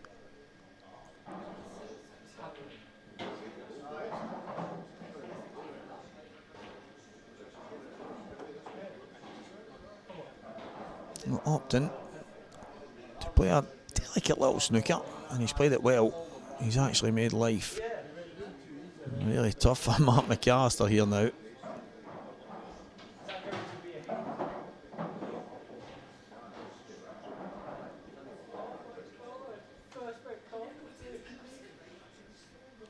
Mark, if he can get just a hit on the one just to the left of the black.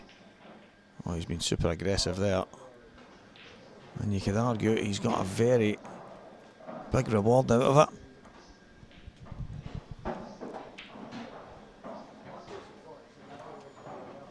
Does Dan have a chance here to try and pull something out of the hat? I don't think so. I think he's going to have to try and somehow hide the cue ball. Top of the table. So is he going to run into these and then use one to play a snooker? Slide off the one at the top and behind the one on the right hand side. And there we go. Good stuff from Dan Davey. Turning the screw a bit here on Mark McAllister.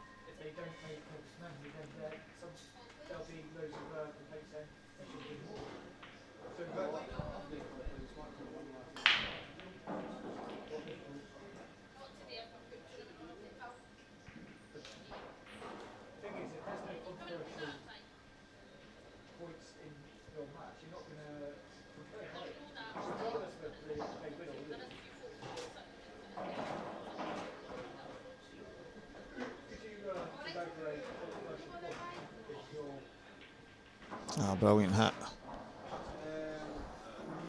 Absolutely brilliant hit. Off two cushions. Mark McAllister having to hang in here.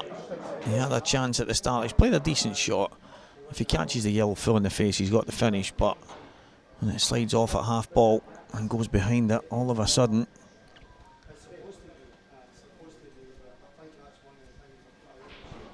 you're kind of chasing your tail a wee bit.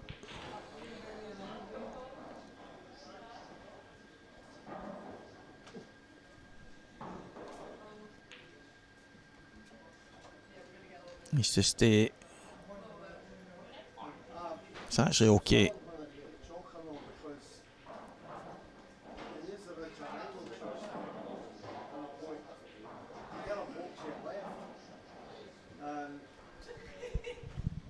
It's actually okay.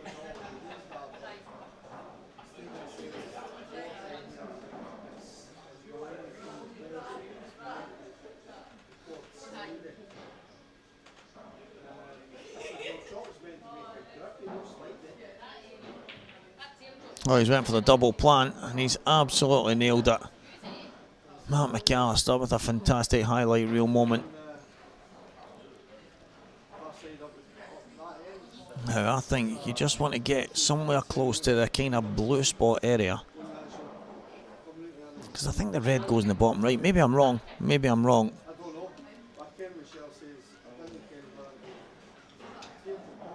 He's going to play it off the yellow, which is totally fine, but I think he's playing it in such a way so he can just drop it in, yeah, and take the red to the top right hand corner.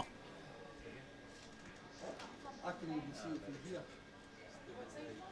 And so on your side, near the top of the table, near the pocket, you'll see a wee, it's like see it just up the top on this side. So I don't know if it's maybe just in tucked down to the road. If that's the case, just a wee knife up there.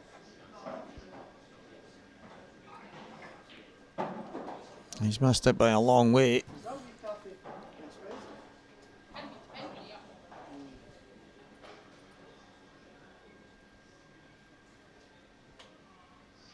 He's missed it by a long way. No chance now for Dan to really turn the screw here. He's got to put Mark in a bit of trouble. Has to do it.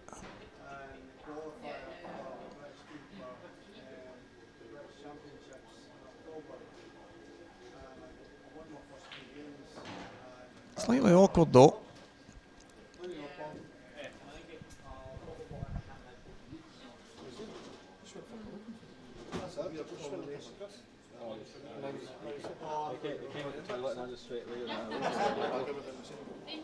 Oh, ball.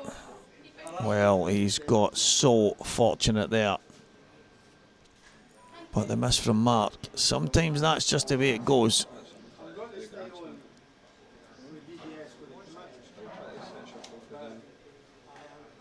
He's got a slight angle on this red. He would love to go cushion first, flick the yellow coming out and the black coming out at the same time. Needs a bit of fortune. Well, he's got a shot. I believe he's on the gap. The cue ball is going to be tracking towards that bottom left corner.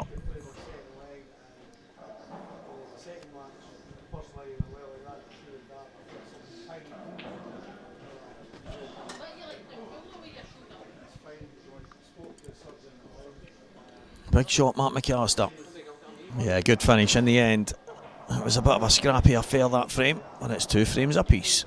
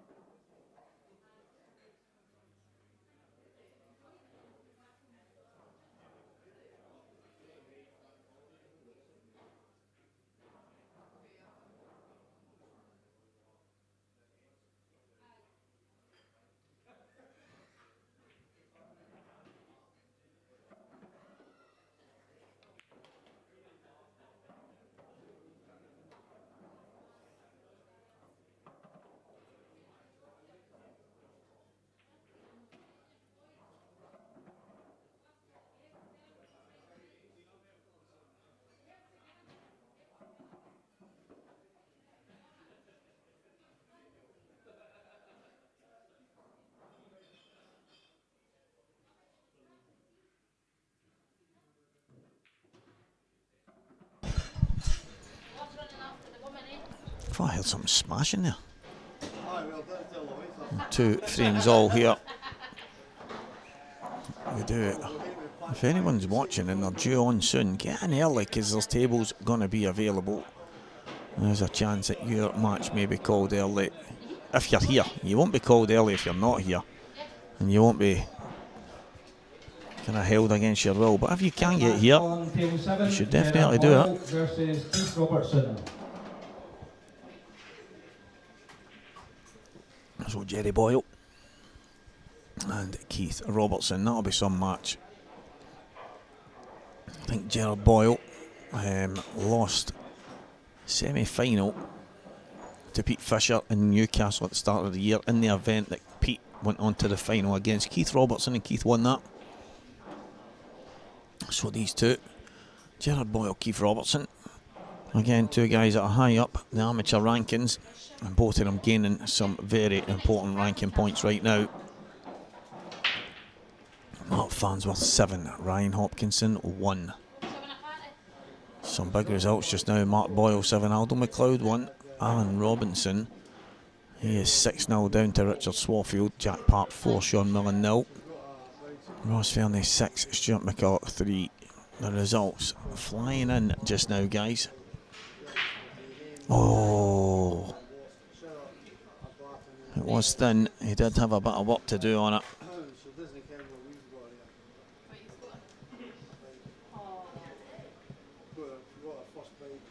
I think I'd be taking the one to the top right. Take the one to the top right, just drift down. Yeah, that's what he's doing. He was only waiting for Eddie at the next table.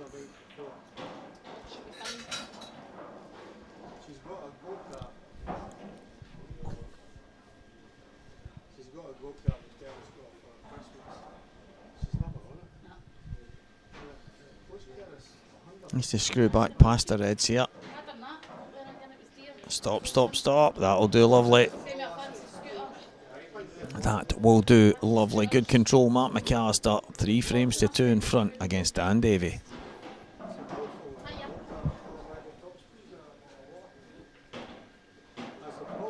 Man's trusting his own joinery. Man's trusting his own joinery. I know, but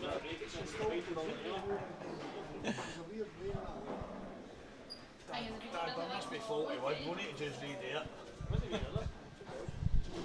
that was a wee. It was different at the very start when it then was done. Aye, I was saying that yesterday.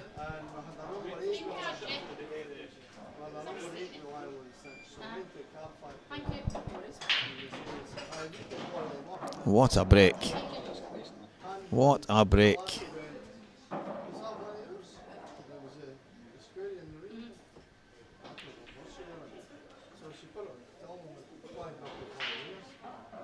He's 3-2 up here, Mark.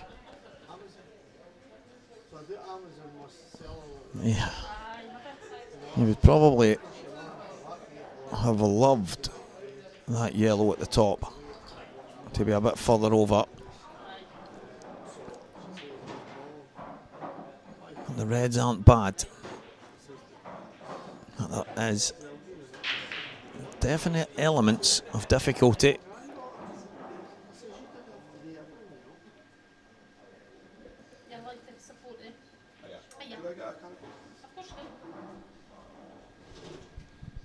I think he's going to have to go top left. Can he hold this? Can he just slide it in? Yeah, that was tough. You can see there he could not hold the cue ball at all. Even though he tried, he's got a pretty good second prize. Mark McAllister Jr.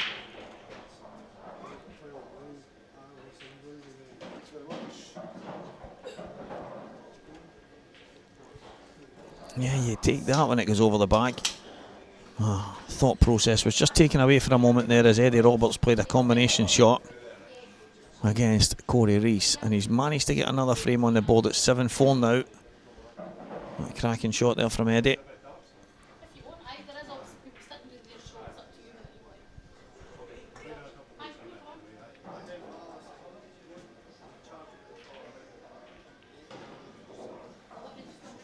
Yeah, fantastic pot.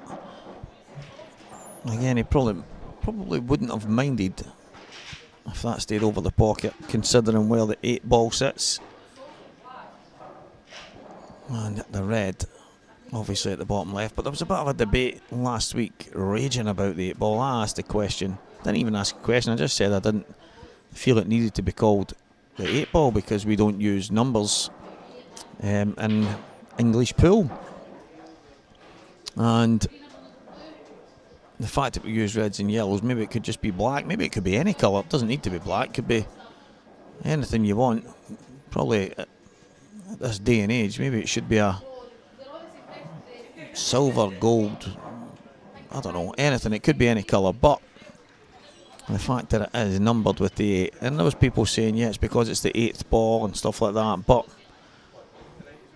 I'll go back to my original kind of thing where if you were using the old spots and stripes and they were numbered 1 to 15, then it might be the 8th ball you pot, but you're still potting like the 15th and the 13th and the 10th and stuff like that first. So I'm not having it. Maybe just a black and white does the job. Take the number 8 off it, and that does for me. And nobody is convincing me otherwise. Dan Davey, what a shot.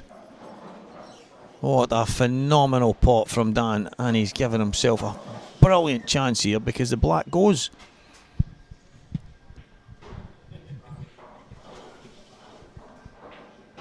An opportunity.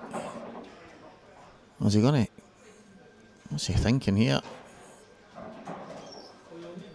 Yeah, I thought that was going to be close to the black, so had me kind of thinking. It's maybe gone a bit too far, maybe power stun across. Yeah, brilliant shot.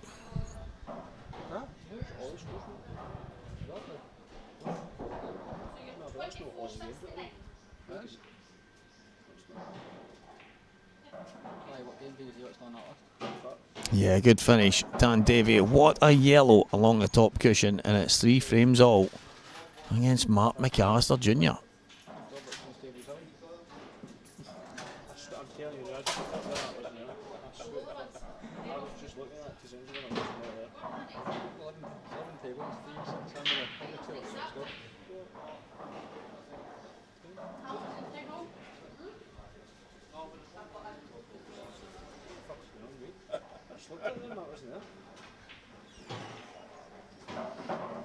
Greg Davis, moments away from a 5-1 lead.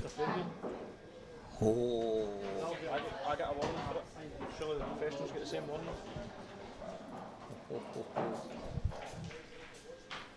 Getting a wee wide stunt because his opponent's disappeared to the toilet. Oh.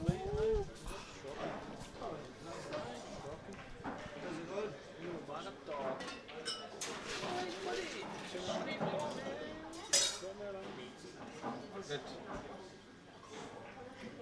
Get you straight on, stomach feed. What's that? I'll get you straight on. Next match, table 10, Chris Martin, Andrew McPhee. So Chris, Gizmo Martin and Andrew McPhee will get underway. A multitude of matches on the go right now.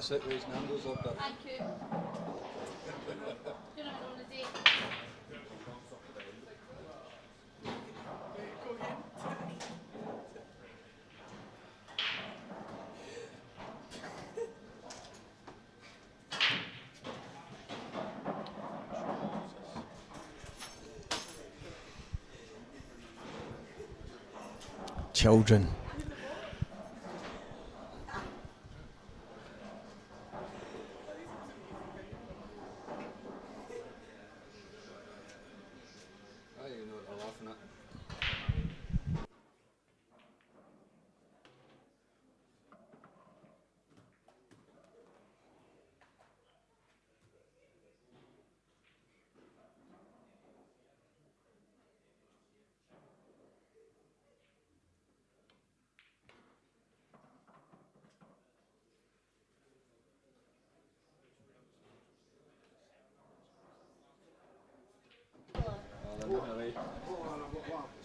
You're being watched.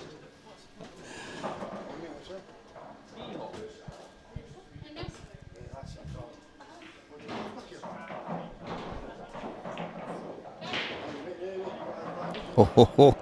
Dunster's sat in the hot seat pretending he doesn't want the earphones and microphone. I don't know what's going on here.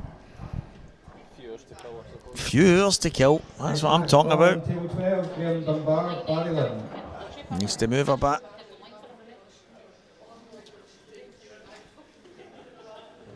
Dan. Good finish. And it's 4-3.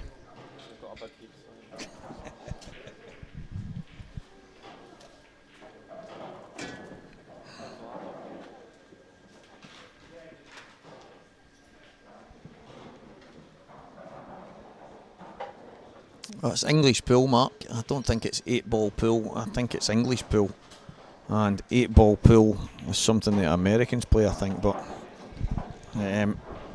look at the viewers rocket up there. See that? Dunster's on, and the numbers have just skyrocketed.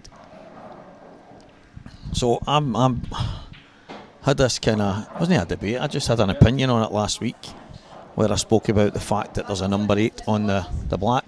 And I says, well, I don't really see the need for it. You can't call it the black, it's the 8-ball. Why can't you call it the black? Because it's not the black anymore, it's the 8-ball. Well, the zebra then.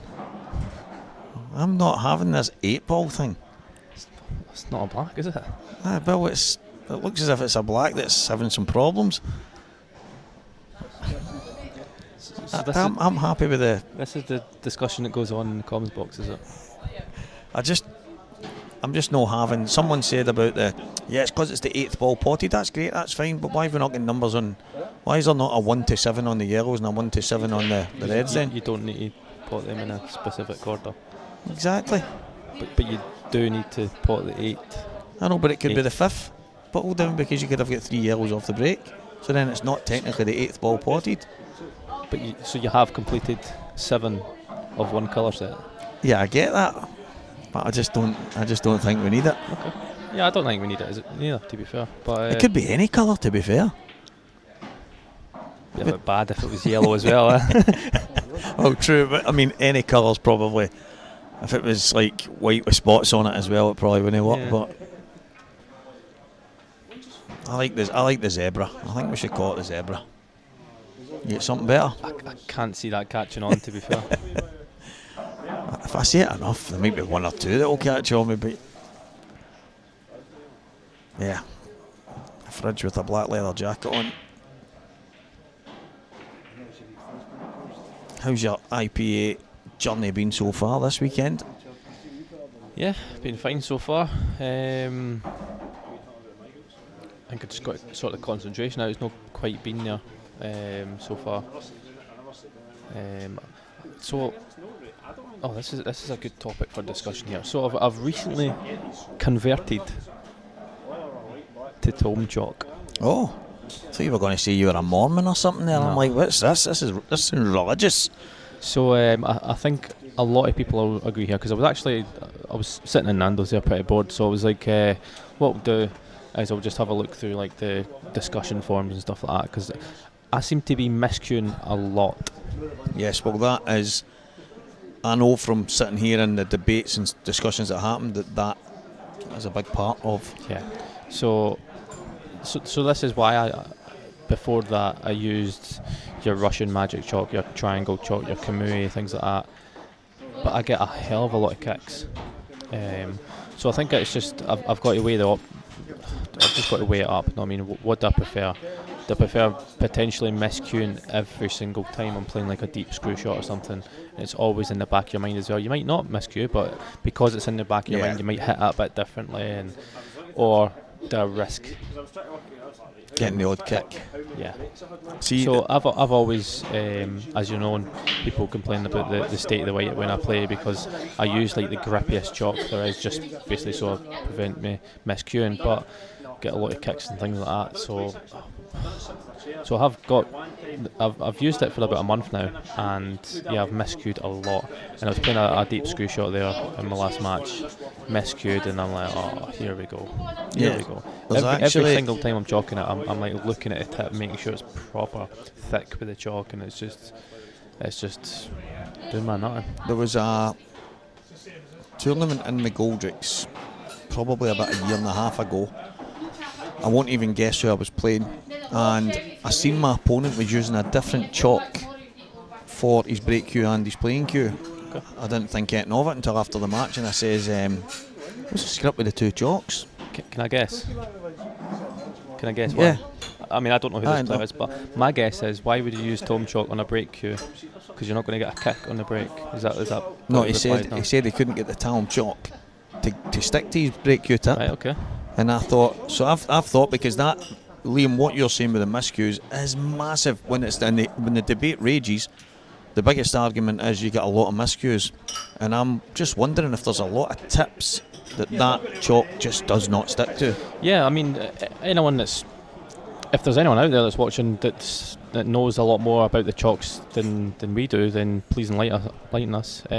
Whether they stick better to specific brands or press tips, layered tips, whatever it may be. I don't know if people have trialled this out with different tips and different even hardnesses or anything really that they found could be a factor. I continue to say, well, if triangle's okay for Ronnie, then who am I to argue? But there was I spoke about it last week when me and Renzi were in, and there was a point where when the Tailm stuff and that started to come out, and on the snooker, it was one of the big tournaments, and they tested some of the chalks, but they also tested the reasoning for kicks. So they had the slow motion cameras, they had the close-ups, all that kind of stuff, and they found that on most occasions when a kick happens, it's a high percentage, maybe 80 to 90%, that the cue ball's actually jumping just slightly, and at the point of contact it's just landing and it creates that kick. But almost all the times when you're playing that push through shot, then they found a small percentage of time that they reckoned it was when the chalk dust and stuff would catch each other, but it was a low percentage, and that's one of the reasons why I think Ronnie hasn't really converted, is because the highest percentage is based on how the shot's been cued for the kicks and stuff. And I don't know, I've never been one of these gimmick guys, but it seems to be a huge part. I mean, I hear Stephen Henry and that talking about it these days, and I don't know if they get a kickback because he's on his podcast talking all the time. I like what you've done there.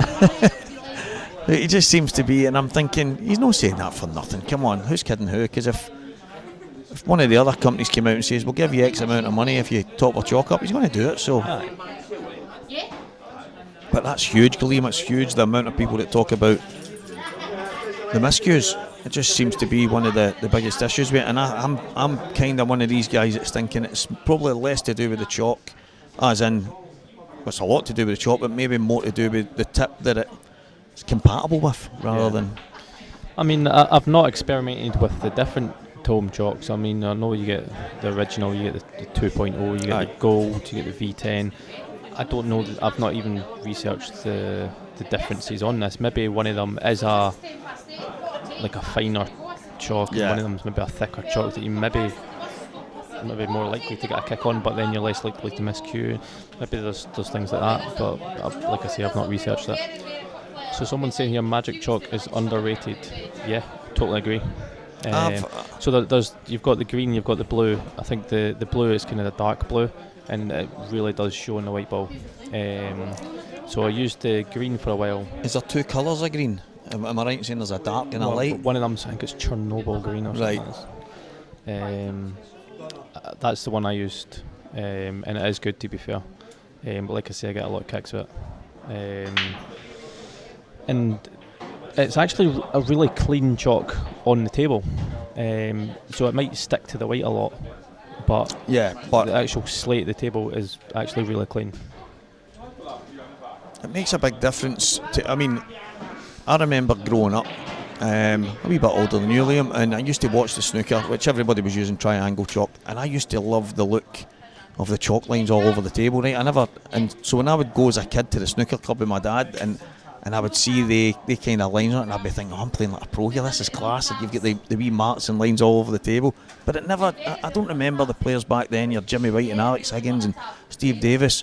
I don't remember, maybe I just missed it, maybe I wasn't old enough, but I don't remember them in every interview coming and complaining about a problem with a kick or a bad contact or this. It was just part of the game.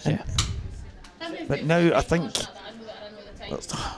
is it a problem it's probably going to cost? There might be a handful of people in here get a kick over the weekend. Whether they were going to go and win the tournament from it, I don't know. It remains to be seen. But if you can limit it, I don't see why you wouldn't. But as you're saying right now, it's what's the lesser of two evils. Yeah. You know what I'd like to see? Different. So using chalk, right? Certain shots with the tome, certain shots with right. the Russian magic chalk. So if you're deep screwing it, then just whap out the Russian magic chalk. There you go. And then, I'm just going to roll this next ball in. No, well, I'll just take all that chalk off and I'll just put tome chalk on. How good would that be? Yeah. That's, I mean, it'd be impressive to do that in the 30-second shot clock right now. No, I know. There was somebody talking about it a wee while ago about all the different cues, and I mean, I know right now we've only got a break cue and a playing cue in our game, and obviously in the other ones you've got spin cues and jump cues and all these different things. And I'm thinking to myself, I've seen some of the American pool guys in their cases have got like 8 slots in them, and they've got like 5 cues to go and play that one match. And I think it's getting like golf, a different cue for a different shot. And I wonder if the guys 20-30 years ago, if they were to imagine what it was going to be in the future, is our game going that way, or is it going to be just break and play? Potentially. So I've discussed this at length with Renzi before. Scott Anderson, so what we said is, so I play with an 8mm, which is small. So I could play normal shots with that, play all the spin shots with that. But see, on like a long ball that you don't need any spin on, you just need to hit centre of the white.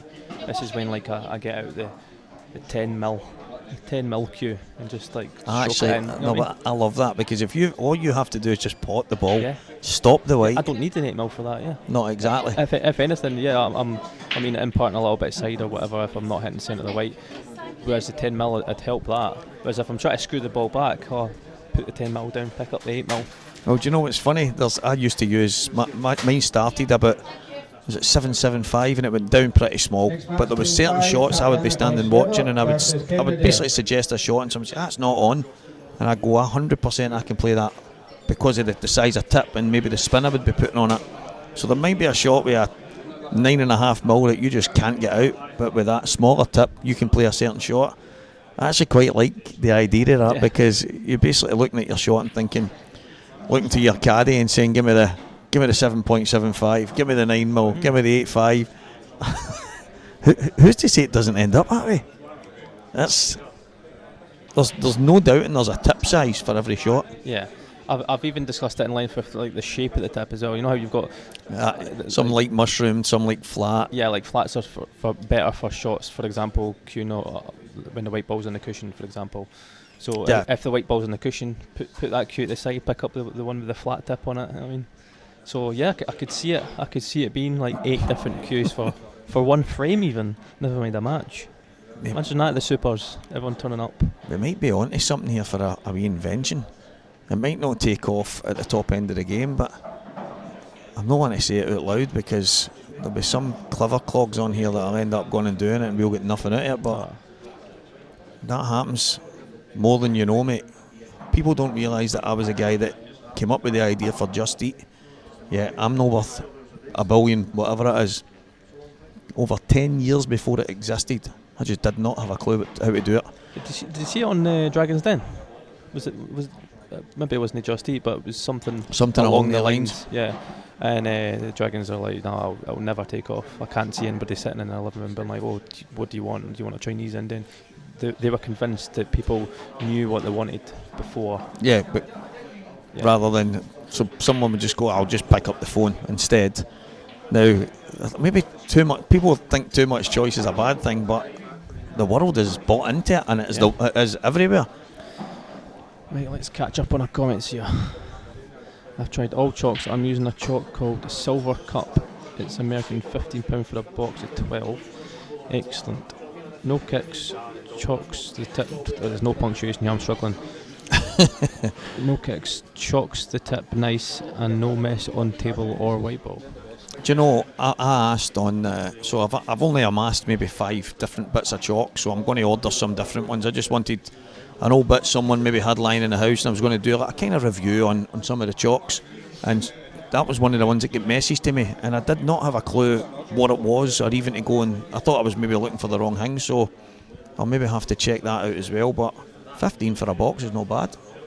I mean, if it ends up a decent chalk, there's one that John Joe Kirkpatrick, he turned up to pool one night. We were just having a mess about a practice, me, him and young William Wallace, and he pulled this chalk out, and I went, I'm sure I've seen that on Timu or something like that, one of the kind of cheap looking things, and he's plodded away all night, and I said to him, how was that? And he went, it's as good as any chalk I've used. And he's obviously played the game for a long time, but I've seen myself with things like that, and after 2 or 3 shots going, get that away. But he persevered with it, and I think he said it cost him like £1 or something for a block. There will be good cheap ones out there, but I don't know, I'm not into the gimmicks, I'm not one of the guys, but some will be better than others. Even the new tips, what about the new pro spin tips? Apparently they're amazing. I mind you saying that to me. Who was So Ronnie O'Sullivan's got it on right now. He's just, Jason Francis posted about him doing the 2 147s and the 142 with his new Q and the Legends pro spin tip. But I know a lot of the pros are now using them. I use the Legends HD Gen 2 medium, and I can't see by it, it's a press tip, but apparently these pro spins are unbelievable. I don't know what the pro spin's about. If you take it, they're not pressed, are they, Laird? Yeah, press tips. Pressed as well, okay. And that's I tried every Laird tip under the sun. I don't know what you use, Liam, but the minute I went back to a press tip after about 6-7 years, I was kind of scratching my head wondering what I'd done for all that time, because there's just a feel to it. It just feels more natural to me, but maybe because that's what I grew up when I was a kid, using just an Elkmaster or a Blue Diamond, and then I don't know how many tips are on the market. 1 billion now. 7, but I'm trying my best to get the movers done faster. I've got all the games on. Has he tried to put that there? Just all about when folks are not. Hungry House, that was on Dragon's Den. It doesn't ring a bell, that the name of that. You know, there was one on the American, and it was the Ring doorbell. So the Ring doorbell guy went on, and they says, not a chance. Anybody wants to link a camera up to their phone and stare at that. Utter nonsense. They laughed them out the Shark Tank, as they call it there. I think it was about 3 years later, not even that long, and there was 4 of them sitting. One of the sharks had left, so it's a surprise to them who's going to be the next shark. Ah, right, yeah, I think I've seen that. Is this like an advert or something? And he walks in the door, the guy for Ring doorbell, and he was worth more than the rest of them combined through his invention. I'm like, what a story that is.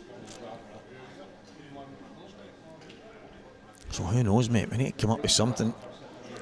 If we invent something that ends kicks in the world of pool and snooker and miscues, I bet it's something silly as well, something sawdust. Bit of sawdust, you'll be right as rain.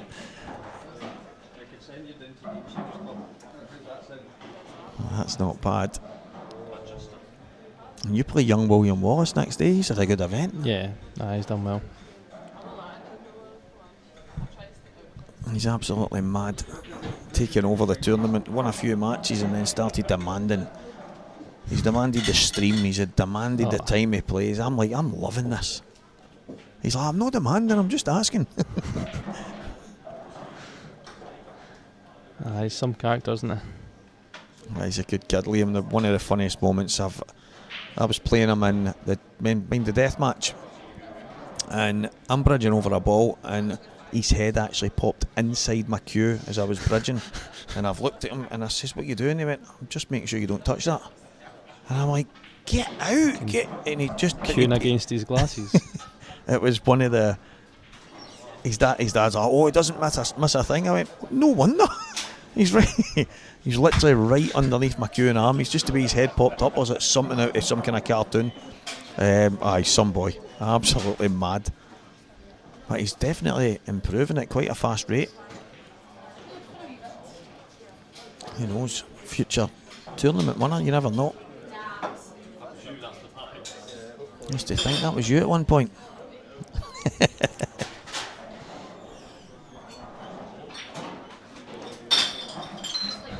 That's a nice shot, that. Just make sure he gets on that ball first. Next match, table 11, Grant Finnegan, Stephen Allison. It's another good match coming up. Young Stephen Allison beat Christian Phillips last night. It was a little bit of a moan. I don't know how you feel about it, that Christian wasn't best pleased that he played 3 matches in one day and that was him out. Although one of the arguments this morning that Ryan Hopkinson said, he went, well, he's played 3 matches, whether he plays the 3 of them in the first day or won the first day, won the second day, and at the end of the day he's got plenty of pull, but he was just kind of thinking, well, didn't expect to be out the tournament in one day. But yeah, to be fair, I agree. I don't think you should be out the tournament on the Friday. Obviously it's a bit different tours and stuff. You've got the amateur and you've got the open event. Well, or professional and open event. Yeah. Especially, so I was in today and there was a lot of empty tables. There was only, I didn't look over at the 3 streaming tables. I just seen the back 10 over there, and I think there was only maybe 3 matches on. I was like, what is going on here? And then even then, when we've all started the session, I think there was maybe a couple of spare tables. I'm like, I just didn't understand it.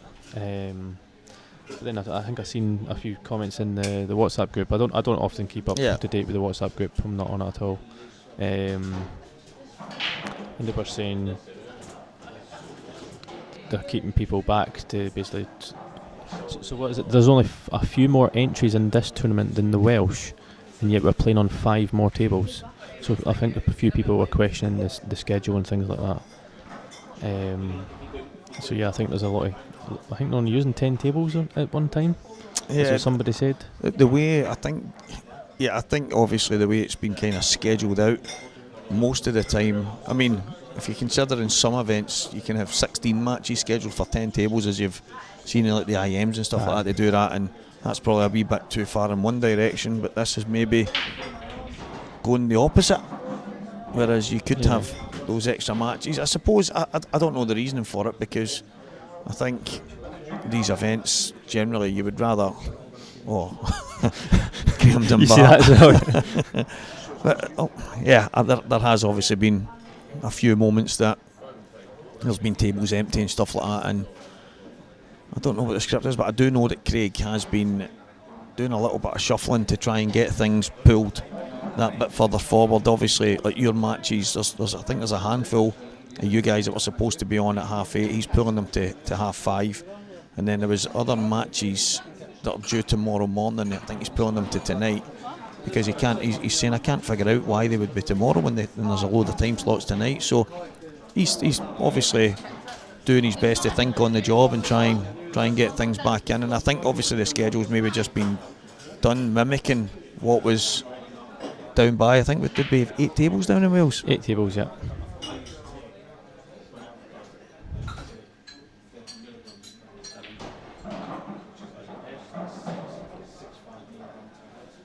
I think he's trying to keep people here longer, but then it's that's why I don't agree with being out on a Friday. Yeah, I must admit, Liam, if I had travelled, I mean, Christian's obviously a professional as well, so in argument sense, I think it's based on the way the seedings work, to whether you play a bit later or whatever. But if I had travelled all the way to Wales and I was out in the first night, I would probably be seething. So I could understand the frustration in it. I don't know the reason why. I've not got a clue. But I did understand his frustration. I know there was a few more people than him, but unfortunately that's just the way it is. Yeah, he used to play darts, young William was. That's what he did before he started playing pool. He was a young kind of darts whiz kid, and then he decided he couldn't be bothered with darts anymore. I think he was like 12, 13, 14 and going to all the youth tournaments at darts, and yeah, he's probably quite similar to young Kieran Kay, the way he's can kind of turn his hand to stuff, because I think Kieran's had 9 darters and stuff like that as well. Have you? No, lucky to hit the board. If you're struggling to hit the board, darts is not your game. Definitely not.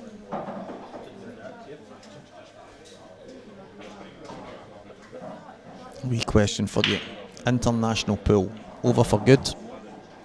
Or is there ever a case that Liam Dunster pulls on that jersey again? There's a chance, of course, but I'm not saying it's due to these factors or whatever. So there's no particular reason. Just not right now. But never say never.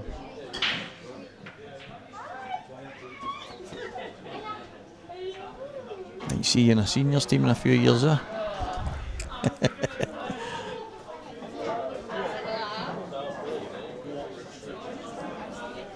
Time waits for, but you're just only early 30s. Yeah, 31. A long way to go. Feels as if you've been about forever.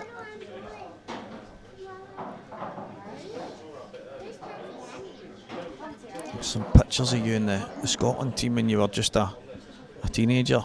Not even smiling. You couldn't even give us a smile. And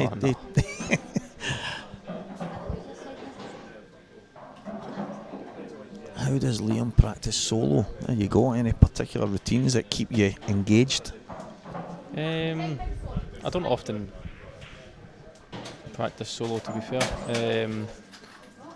But when I do, it's just break and try and clear. And if there's a certain shot I've missed, maybe just set up that shot again until you feel a lot more confident on it. And that's pretty much it. Is that, I might be wrong in hearing that maybe something that's happened at the weekend, like you just mentioned there, a shot that maybe bothered you, that you've been into the club and maybe done it, just say 50 times, right? I'm probably exaggerating, and then just put your cue away and left. If you not just for that, but I'll not say what shot it was, obviously, because I don't like giving anyone my secrets or weaknesses, stuff like that. But there was a certain shot, and I feel like I'd been struggling that for a couple of weeks. So once I finished my practice with someone the other day, I just set up that shot, probably about 50 times. Just don't get me wrong, I'm not getting it. I'm hopefully getting it more often now that I've actually practiced that particular shot. So that's what I do. I sort of practice on the current weakness, and then try and make that strength if you can. It's actually a good way to go about things, because that's what practice is. But people forget that's kind of what practice is for, to kind of work on the things that you're not the best at. I mean, a football team wouldn't go and work on their strengths. They'd try and fix some chinks in the armour, if you want. Yeah. I mean, it's been a few times. It's like, so I'll practice the shots that, like I say, I'm not currently good at. Maybe I'm struggling on a certain shot, so I'll just stick to practicing that particular shot. And like, you see people looking at me like, thought you were good, sort of thing. I was like, oh, I am. I'm just practicing this specific shot that I'm struggling at. So, I mean, I could just set them up, break and clear and all that jazz, but that's not going to benefit me. Well, that's the thing for me. If I'm on the outside looking in there, I'm saying, well, that's the reason he's good. That's the reason he's having success, because you're willing to go and step onto the practice table and do what, well, most people don't want to do it. Everyone that I know in the world of pool, if I say to them after this event, how did your weekend go? My break killed me. Didn't get the run of the balls, but it's usually those two. And then I think, oh, how many hours did you practice on your break this week before coming in? Well, none.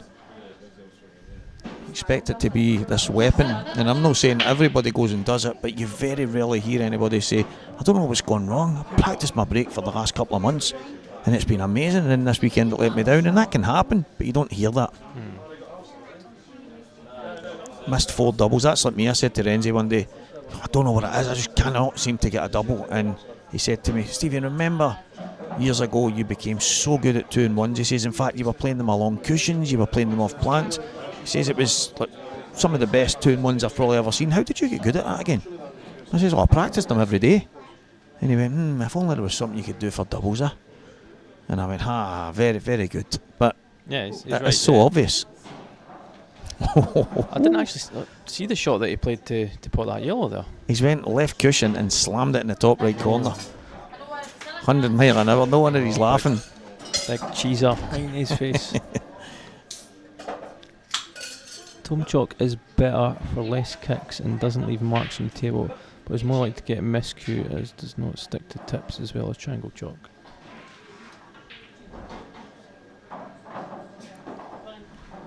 It's just Yeah, it's just the same as a lot of people are saying, to be fair, as the less kicks but more miscues. It's a hanging ball over the pocket he struggles with. Me? I think so. Me? Probably is me. Do you know, if that says a hanging ball over the pocket and getting position from it, I would argue that I've had problems with that through the years. So, yeah, that's not... It's a difficult one to practice on, is that shot, because you're using the cushion like straight away. Yeah. And you're going to come to tables where it's all completely different. Like the slide is going to be astronomical on one table and it's going to straighten up on another. So you could practice that as much as you want. Aye, that's true. Realistically, yeah. So that's why you try and practice shots that's going to be the same on every table.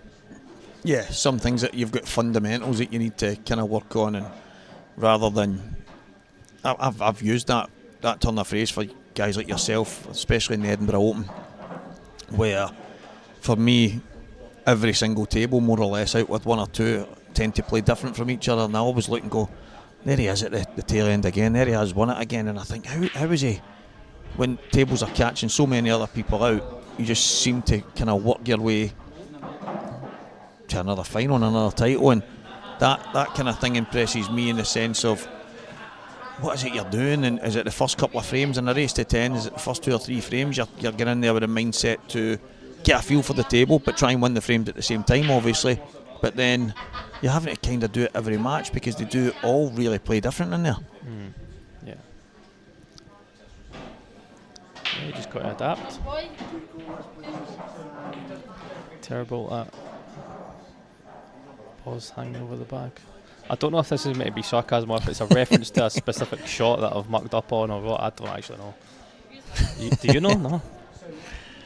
I'm just assuming you've played a few bad positional shots off a hanger. I guess it doesn't even say anything about position, it just says hanging ball. Yeah, it's not one I've often practiced, is just potting a hanging ball. Just the pot. Follows the white in and goes straight in off. I've done that a few times. I'm thinking to myself, I've got the better of Liam here, I just need to put every ball over the bag for him and he's in trouble. Still using Kamui chalk, don't start. No, I've converted. Yeah, you've to Tome chalk. You're driving people nuts with that. However, that could change. That could change, yeah. I think it's possible the miscue comes from using such a small tip. Well, no, because if I use like Russian magic chalk, I'm totally fine with a small tip. It's not an issue at all. But then you use Tome chalk on the exact same tip, then it's an issue. But it's quite a common theme that it's Tome chalk miscues. Yeah. So yeah, it's definitely not just me and the small tip anyway. No, it's definitely a massive issue that I would say that most people when they've got probably something no negative to say about it, but one of the issues that it's got is that a lot of people I'd love to know if everybody that's getting the miscues, what kind of tip they're using. Is it a hard? Is it? I don't know what yours is, but I just that one day when the guy had I can't even remember who it was, had the two different chalks, and he said, well, the Tilm doesn't stick to a break kind of tip, and I thought must be like a hard type tip. But you find that like, see, since all these break tips came out with a clear break tip, yeah. A lot of them are just ones and all that jazz. I've never seen as many people miscue off the break. I mean, they're basically using a bit of perspex. It's a bit of plastic. And I understand any chalk not sticking to that, especially Tome chalk. Yeah, I mean, it's generally what they're using is a piece of cut down plastic, and it's been relabelled as a break tip.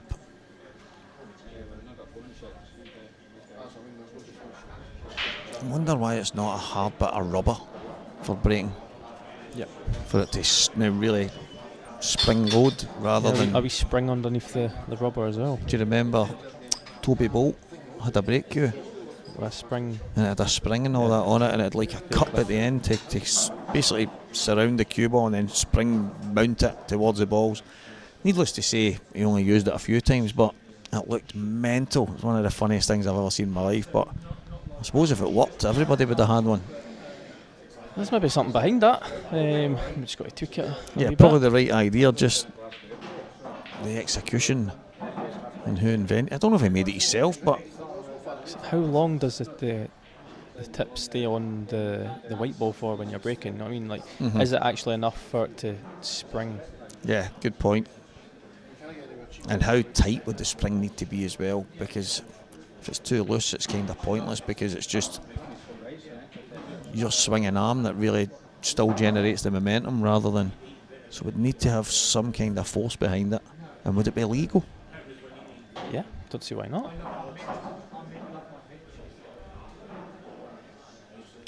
One that I wasn't sure what was legal is I remember seeing somebody once with a no, let's get this right. The ferrule was just extended, and that was what they classed as a tip. It was all just one. Oh, right. That's. I know they do some break cues like so that. It's not actually got a tip. It's kind of like the Chinese 8-ball type things. I don't think that's legal because it's not got a tip. Need a tip. I've seen Chinese 8-ball cues. It's like that. Yeah. It's just like one continuous, or even break cues that's been like that. Yeah, I wonder if there is an actual rule about that. Your cue has to have a tip on it. Yeah. So that's a kind of big. I'd say there technically is a rule because the frame doesn't start until the tip touches the white ball. That's in the rules. Yeah, and if that's why I always disagree with when they start the shot clock as the hand of the white ball to break, because the frame's not started yet. So running. How can you time fill when the frame's not started? Yeah, that's actually quite a good point. Yeah, they do. They hand you the cue ball and say time running. Yeah. They're basically saying, well, although the match, if you want, even the frame hasn't officially started, you're on the clock. Yeah, is it a fill break? Is it just a standard fill? That's a good question, actually. Because essentially the match, all the frame can't start until the cue ball has been struck. Yeah, as per the rules.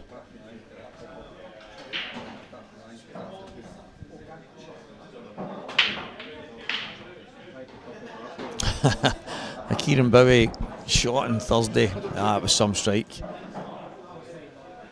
It almost got blown. A bit like Dundee United. That's sitting back, guys. You're going to kill teams off. And Barry Lynn, he's just went 4-1 up and Graham Dunbar. Young Stephen Allison Jr.'s having some good results. Beat Christian Phillips yesterday, and he's 2-0 up, and Grant Finnegan. An underdog story. Is that Liam Dunster commentating? He's having a conversation with the troops. He is indeed. And look at that, Liam. That's a Dunster effect. I know. You don't even. I already know what you're talking about. I mean, it absolutely rocketed. Rocketed. You want to see this graph in front of us with the viewers are just wow.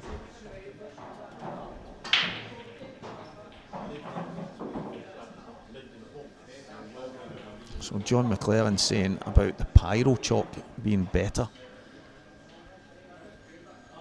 Again, but it might be a case of it's pretty good on that tip, and all these kind of variables I struggle with it, to be honest. Triangle Pro works for me. Nice light green. Doesn't mark the balls. You get the odd wee mark when you deep screw on the table, but you get that with every chalk. So how many tones is there? There's the original one. Yep. 2.0. Gold. Pyro. V10. There's 5. And there's probably a couple more that we don't even consider. Obviously the different colours. I've always said that when they're in different colours they can't be the exact same formula to make them. It can't be. There's got to be a subtle difference in them. Because I noticed that with some other chalks. If you've got, for instance, let's go to just a normal triangle. Normal triangle, light green, dark green, blue. they're all different. They all feel different. They're all different when you chalk your cue.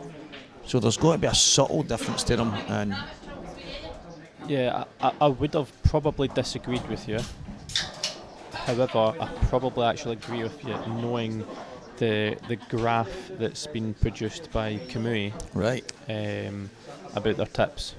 So like the tan tips and the black tips, I thought they'd just be the exact same.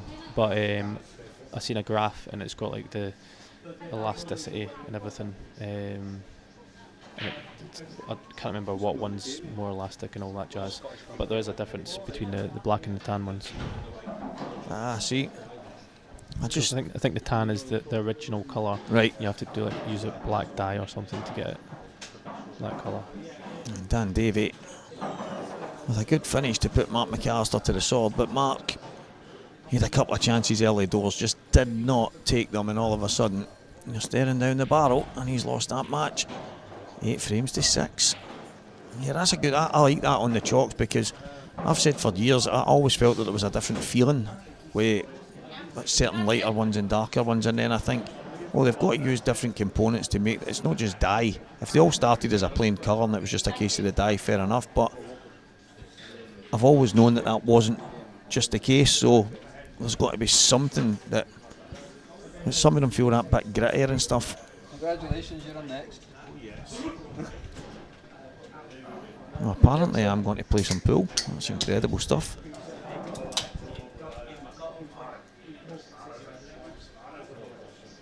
Congratulations, I'm on next. We need to call somebody else into the box. Would you like to introduce the next game, whoever it may be? I don't know who's next on the TV table. I'm just waiting on Craig sorting that right now. It might be yourself. They had enough of me yesterday. Tell you what, if it's going to be you, I might actually stick around and commentate this. I was on yesterday with no commentary. Nobody even cared. No. After the first 3 frames, right enough, I didn't care myself.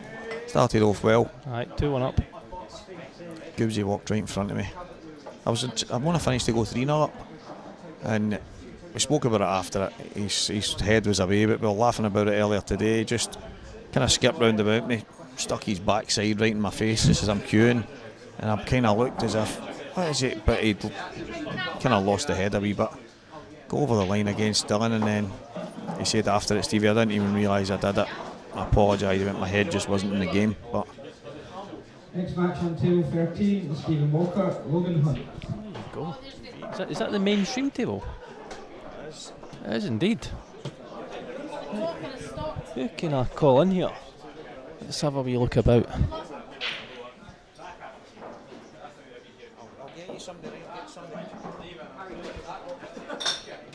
Oh, I've got my eyes on Stuart. Is Stuart on shortly? Stuart McCulloch. Is Stuart McCulloch on shortly? Stuart McCulloch, is he on shortly?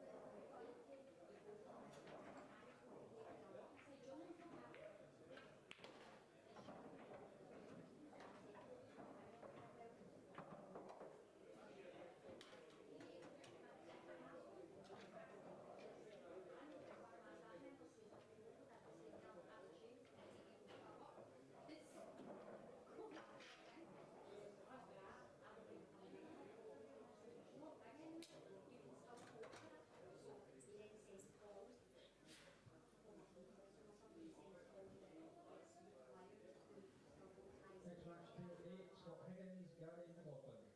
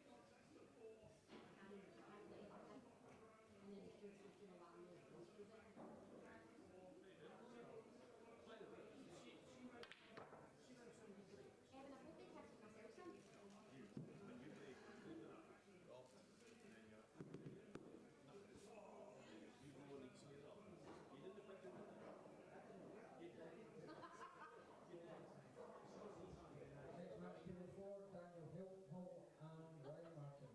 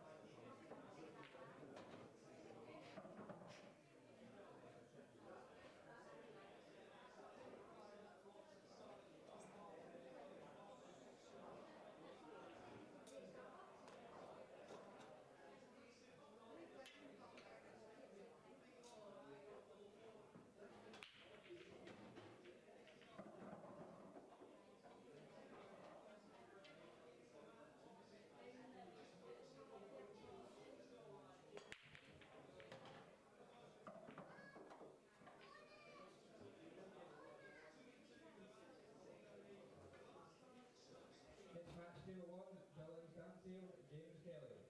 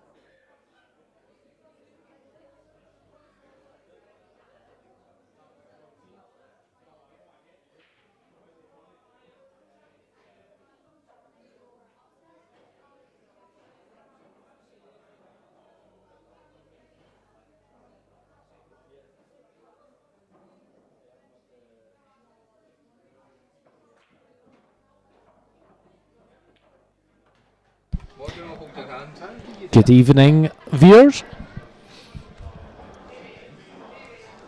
I am Morgan McInnes, and I'm joined by Mark McAllister Jr., two losers side players, because we are losers. And we are at 4 each between Stevie Walker and Logan Hunt. Walker the talker Walker.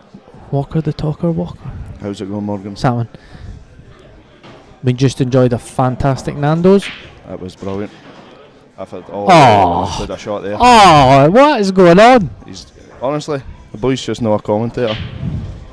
He needs to get rid of the gum. It looks ridiculous that he's just sitting away chewing. But yeah, fair enough. Lovely cannon. Oh, okie dokie. He nearly followed it up playing that worst shot of all time. To be fair, it's actually quite a poor shot. I'd have just run past the yellow there. I would have even bumped into the yellow. Yeah. You know what I mean? A little bit of run inside. What's losers round first though? Sevens. So 5-4 to the Walker on the main table versus Logan Hunt of Dundee. Is there anywhere we can see all the scores? Oh, we've got all the scores right in front of us. Go on, Mark, you want to run through the scores? Nah, on you go. Okay, so table 1 we've got Dylan Stanfield, James Kelly 1 each. Andrew McPhee versus Lewis Blessed McCool 0-0. Dan Hemphill is 3-2 up on Ryan Martin. James Jack is 3-1 down to Gary McLeish.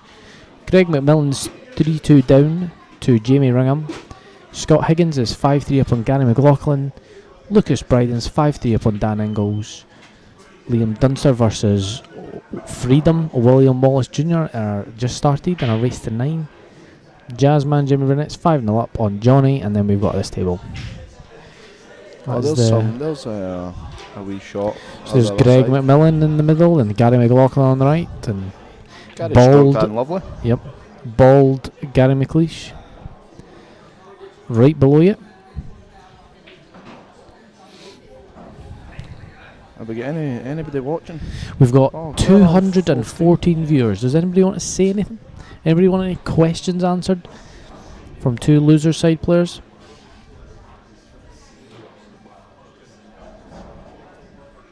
Here we go. That looks like a straight rack to me, so I like it. And he's cut breaking. Stevie, I'm sorry, mate. Your break is atrocious. He's hit them no bad though, but like, oh, he's got one. Yep. I don't know what it is. It's like 2 seconds. We're getting a photo taken. It's like he's like leaning back on the table. It's not really stable. He's actually got a really good chance here on reds. Reds. I'm going yellows, mate. If that red passes a yellow, then. But surely you just pot the yellow to the top left, stop it, and play the other yellow to the middle right, and then play the one in the cushion. Yeah, and then it literally just dot to dot. That's definitely why I'm the loser side.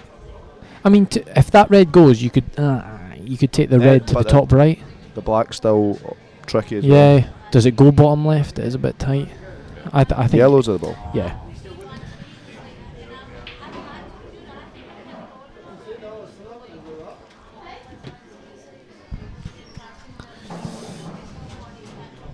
I'll have a Diet Coke, please, mate. Thank you. I'll have a Diet. Oh, and a Twix. I'll have a Twix, please, sir. Mate, you literally are just done with a Nando's. Yeah, you was nothing wrong with like a little sweet thing. You'll have like half the finger. Oh, there's the bold Paddy. Come on, Stevie boy. No, you spelled boy wrong.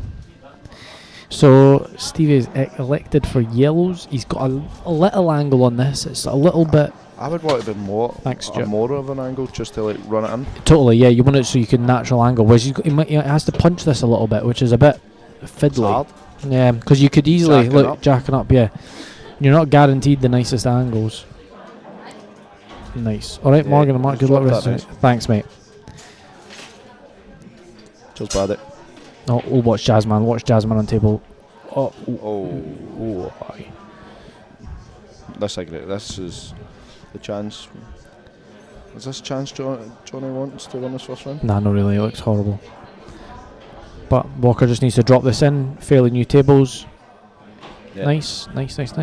Now, roll this through and take the yellow bottom right afterwards. Yes. Yep.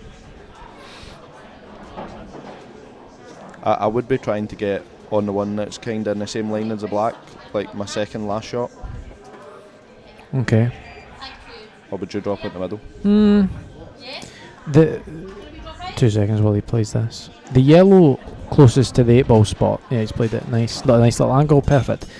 I think he takes this, stuns up a little bit, maybe gets to where he is now, then takes the the lower yellow, because the other one goes to the left middle. Whereas if you're trying to play that one to the bottom left, you're kind of running round the reds-ish, if you know what I mean. Yeah. So stun this out just a little bit, maybe to where he is now. Doesn't have to go mad with it. He's elected to go higher up. See, yeah, I know that's the way I opted to go at the beginning, but I'm wanting like as much angle as possible nearly on that one. No so it's thin, but see maybe like probably 6 inch down for where he is now. Yeah. Thing is, you just... But you'd have to play like a hard stun to get over here. Oh. See what I mean? Nah. That you had to roll it in the top. Yeah, I just think I don't know why he's even I don't know why he's put like he should have just potted that with a little bit of running, just to make sure like he was coming across the same line as the red. I think the red saves him here though. I don't at all. Actually, he might go cushion and then hit it. Yeah. But hold on, he needs to get the pot. The pot's not easy now. Oh, I know. A little bit of hampered queuing. Nailed the pot. He's not played for that, but he's bumping his gum still. That must be some tasty stuff. What do you mean? Oh yeah. Well, it must be like 2-0 Sunderland. What the hell? Wow. Mental. What's that? This for a 6-4 lead and on the hill. 1-0 Brighton Well as played. Well played. 2-2-2 watching. Sorry? Obviously our commentary. 2-2-2. Yep. 6-4. Logan to break. It's actually good to see Logan back playing in a lot of things. Oh, I'm sure he retired like a few weeks ago. Ah, one of them. Yeah. So any other ones? Lucas Bryden's now in the hull against Daniel Ingles. And after this match, we have Scott Gillespie, I believe, versus Gavin Robinson. Oh my god, that frame on table 12 looks awful.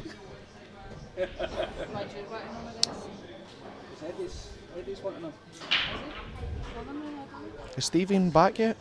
Is he what? Even back for the toilet? Did he go to the toilet? I think so. Oh. I don't like that. Oh, no, Noise there. Oh, he's just getting a new bit of chewing gum. Stevie made used to looked after, lads. Yeah. Thanks, Scottish Bull guy.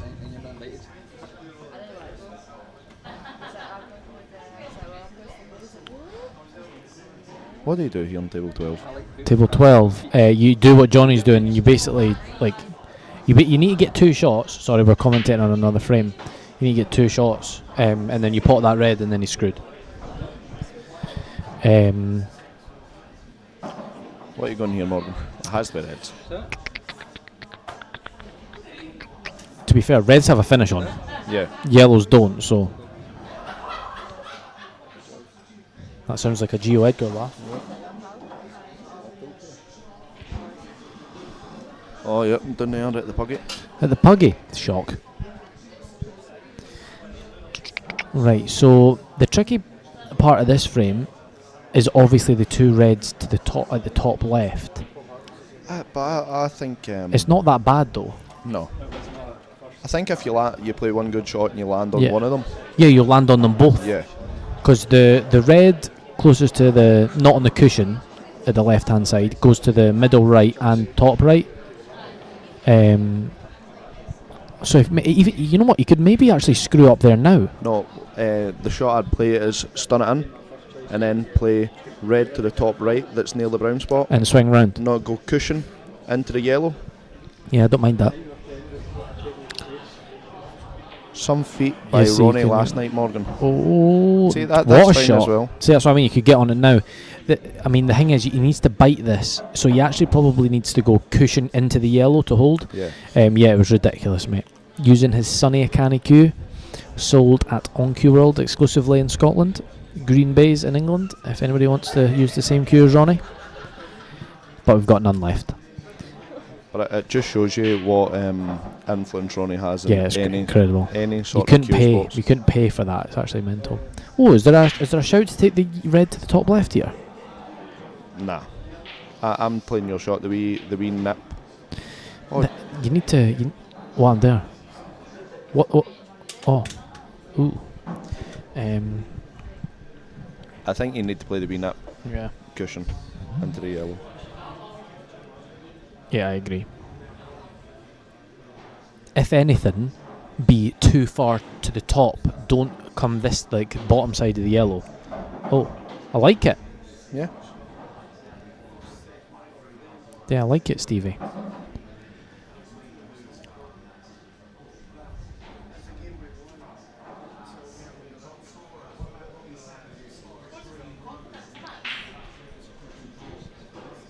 See, that's... And we keep going back to table 12 here. It's a really interesting frame.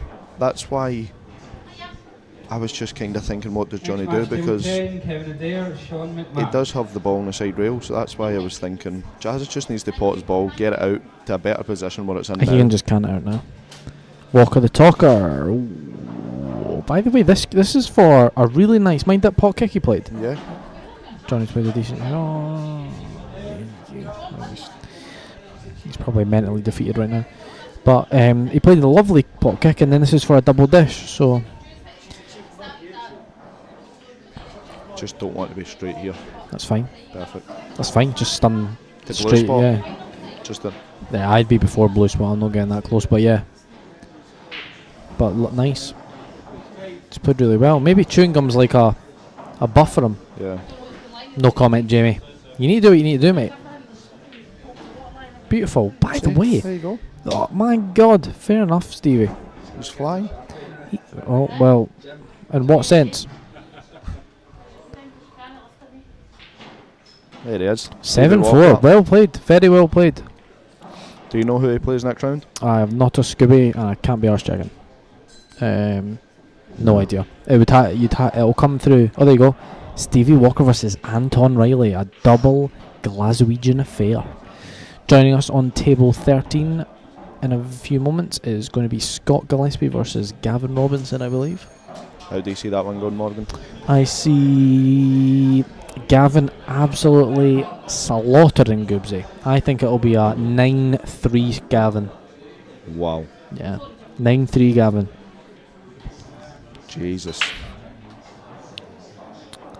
Craig, it is Scott versus Gavin on the stream. Scott and Gav. Yep. 9-3 Gavin. Goobsy versus the Rocket. I mean, I don't know how you can call yourself in the Cuesport industry the Rocket when Ronnie O'Sullivan's kicking him out. I mean, it does... he is a rocket. Yeah, it does suit him. Yeah. Just a word, by the way, he was brilliant. Stevie Walker was absolutely fantastic there. Yeah, the two frames we commentated on was really good. There's Jamie Ringham. He is currently 3-2 up in professional Greg McMillan.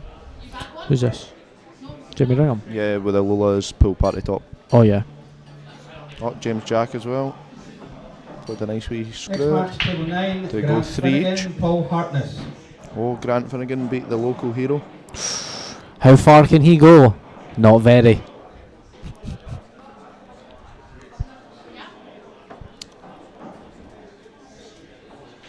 The local favourite it was, no?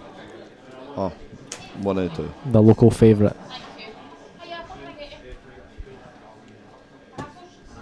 Winhiggy? Well done, bro. He's the local favourite. Scott Higgins. Scott's a legend. I like Scott. He calls me champ. I'm the one in there for years. Here we go. So James Jack breaking. Is he tap breaking? Oh my god. Oh, 3 balls have to pass. Oh, what is going on here, man? What the? What's the score? It's 3 each. 3-2. It's 3 each. Oh my god. And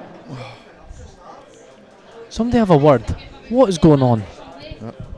There's Greg McMillan played a nice wee snooker. Oh, I think that's Lucas Bryden through as well. Well done, young Lucas. Good Kilmarnock lad. Plays in Shooters Pool and Sports Bar down there as well. Sorry? 5. What time's it now? 20 minutes. Why? The rocket. Gav's the rocket's away for a poo. He's probably just like biting someone's ear off at the bookies or something. Yeah. Oh, there's Gary McLeish, proudly wearing the Shots logo. So for 20 minutes we need to sit here and commentate on 5 matches. It's fine. Okay, so in the back we've got Sean McMahon versus Kevin Adair. He is flicked off a red and he's the white's flying down the table. Gary McLeish with a lovely pot on yellow. Jamie Ringham snookered on his yellow on table 10. Nothing's happened on table 9 or table 8.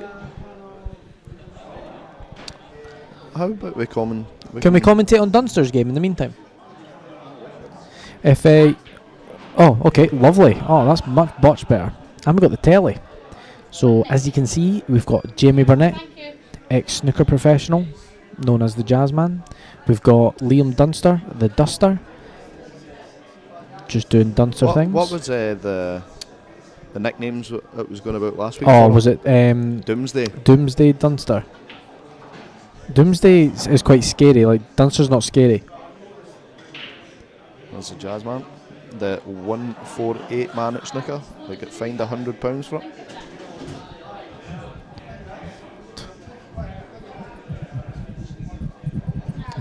Dunster's hard to commentate on. Oh, great, yeah. So now we're solely okay.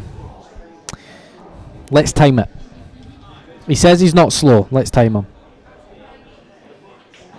Right, we can wait put to the next shot. Yeah, totally. I mean, we're already about 80 seconds into this shot. Okay. Yeah. I mean, it's pretty self. This isn't. I mean, it literally goes past the yellow. He's not even playing a combo. But he says he's not slow, so he's just coming around to check where the white's going to go. Playing young William, by the way. Young William Wallace. He's been flying this weekend. He has been. Looks like he's hit a lovely ball. Okay, so Dunster's just. The Jazzman's 6-1 up. Yep, on the next table. Okay, so we are just passing the 30-second mark on this shot.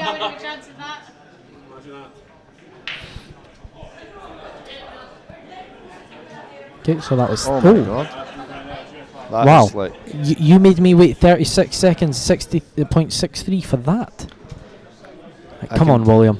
I can need enough of a bet with you that William won't take 36 seconds. Oh well, I think he'll take longer.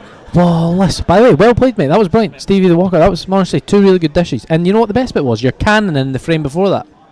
And then that was you. It was brilliant. At 4 each. So we've got Wallace.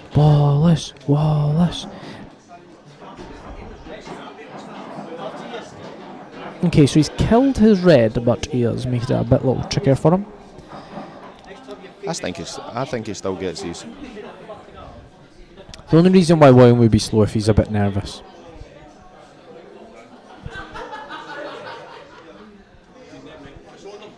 Against Liam, you need to get these though. Yeah. And a race to 9. Like. You need to get every sniff that he gives you. He doesn't give you many, so you need to get all of them. Not at all. Okay, he's missed it. Thing is, he's killed his red, so. I know, but. I know. So, what is Liam? Liam is probably going to put this red on top of the yellow. You think if he gets an angle, he does the screw to the bottom side cushion? Oh, he might do. Go 2 cushions. Look, is he looking at it now? Look, he's looking at it. Oh, I forgot to time this shot. Oh, his watch is telling him to hurry up. Somebody's texting a shot to play. I'm just opening my Twix. Oh, you having half my Twix? Yeah. Fucking great. You don't even get a fucking full Twix.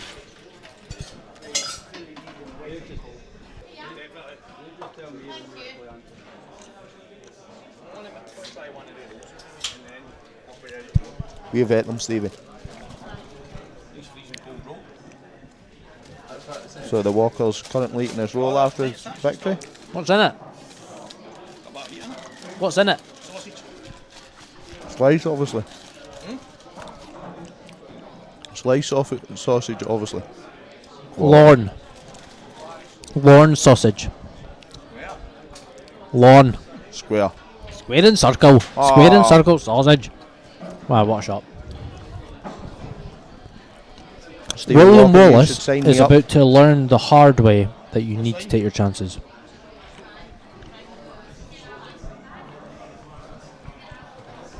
Oh, you can hear us eating Twixes. Yeah. Still more exciting than watching Liam play. But yeah, Liam's played a great shot there. Let's no. Yeah, it's brilliant.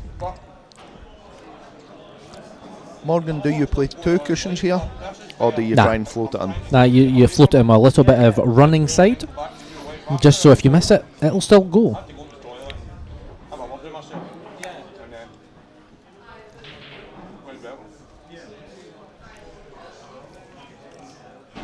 No running side. Liam is plain ball, plain ball, plain ball. Lovely.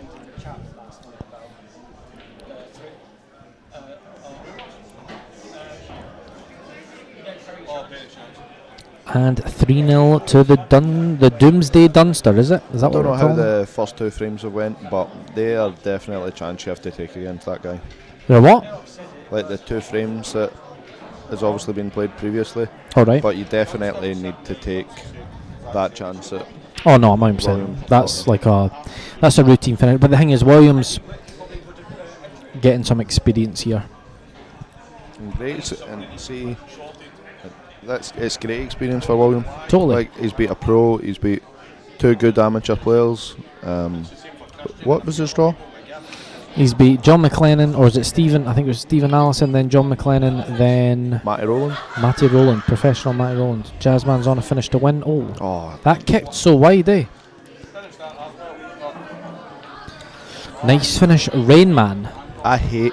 It's one of my pet hates when they set up yellows first.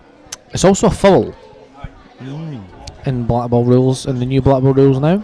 You must set reds up first.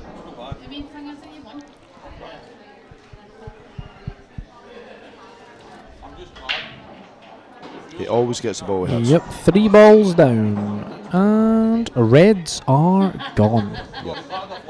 Okay, so that is a tapping. I'm going to time how long it takes him to finish that tapping, right? So no problems, no clusters, no cannons. Oh, just- look, Jazzman. Oh, Yeah, there's nothing. All the reds have a pocket. they all have a pattern. Yeah. So we'll see. So we're at 14 seconds. Who's your fancy for the tournament, Morgan? Who do I fancy for the tournament? Not Scott Gillespie. Let's go for. I'll go Mark Boyle. Where can we get a copy? Of the new Black Ball rules, you can get them from On Q World, my friend. Is that the one with the poster? Yeah, is it? Yeah. Yes, you can get a copy from On Q World. www.onqworld.com, or you can visit us in our showroom, which is Unit 6 Falkirk Road, KY11 2QQ. That is a postcode. It's a good postcode, eh? Yeah. QQ. And we sell Qs. Fucking unreal. Brilliant. Can you make I that? actually think your dad has gave me a couple of these posters. Probably. Have you So- not hung them up yet? That's very rude if not. So they are available to go and look at in Shuttlespool and Sportsman, Kilmarnock. Hahaha, see. Oh, shot. Oh, I thought it was. And, yes. So we are a minute 20 down. And he's potted 2 balls. I potted 2 balls. So we're averaging 40 seconds a shot. Have to change the rule and move the weight then? Yes, you can move the weight with your cue if you've got 2 shots. However, it is yet to be known if the IPA have adopted these rules.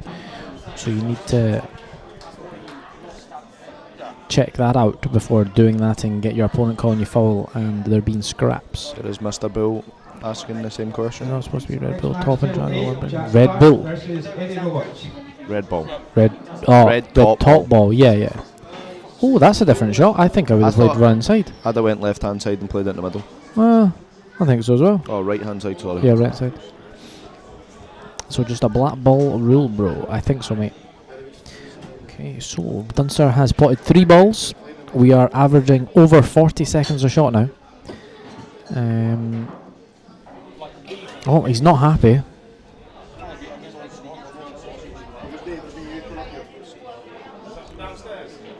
What do you play? Do you play for the top right or the middle?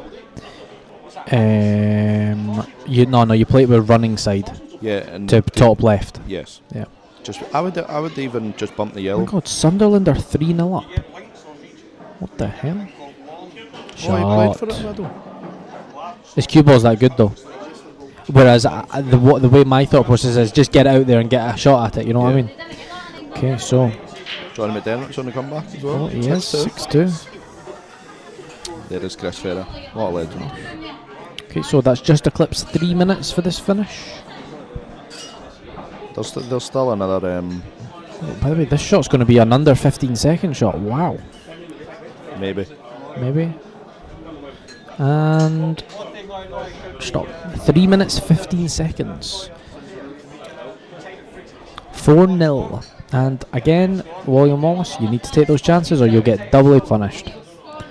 You see that all the time. Somebody doesn't take the chance that they really should be, and then they just get broken dish straight back. Sunderland are top of the league. Yep. Wow. Sunderland, Tottenham. Ugh. Jesus. Morgan, can you send me a link to the rules? I can't find them on Cuesports. Oh. So if you contact Donkey World, we can send you a poster, sir. All you need to do is cover postage. We have physical posters of the full rules. It'll look very nice in your hut. Right, William Wallace, do not let me down. William Wallace is using his OCW break cue, which many know it guarantees balls. Not gonna lie, these are the best break cues in the market. Let's see how this comes out. Boffed. Dry. Oh, boom. There See? it is, see? Guaranteed. Comes with a guarantee. And by the way, look at those yellows. If that's a plant in the middle, these should be gone. Is it though? It looks. It's definitely to the high side. No, look at the other screen. Oh yeah. But to be fair, you can still play that plant.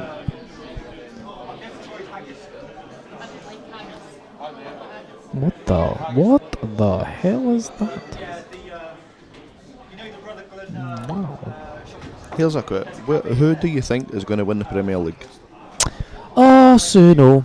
That's a surprise. Yep, Arsenal will win the Premier League this year. What is that lineup from Man City? Oscar Bob is starting. They're not winning the league. I'm sorry. No. That is not winning the league. Where is?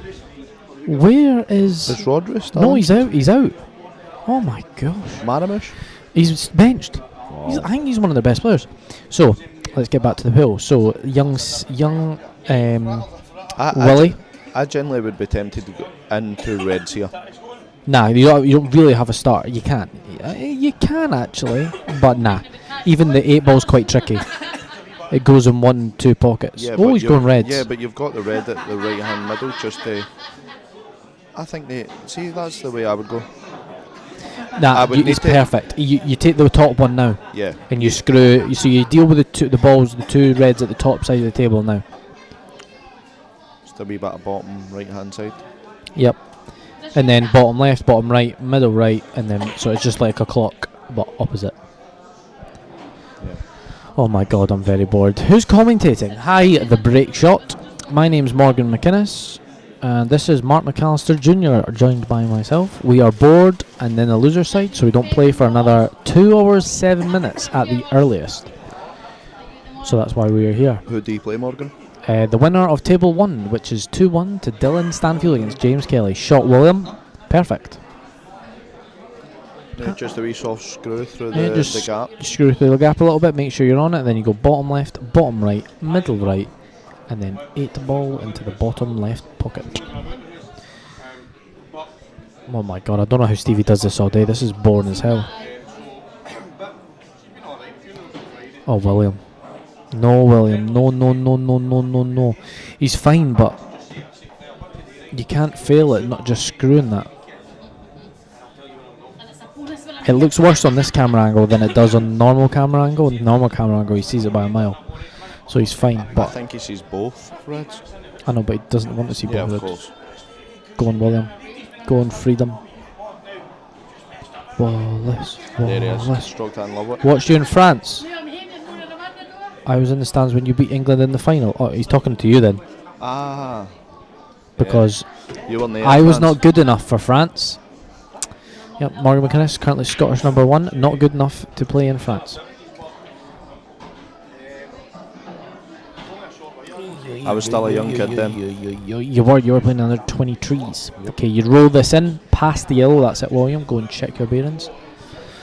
I'll be 2 seconds, just going to the toilet. Oh, good, because it's fucking cramped in here.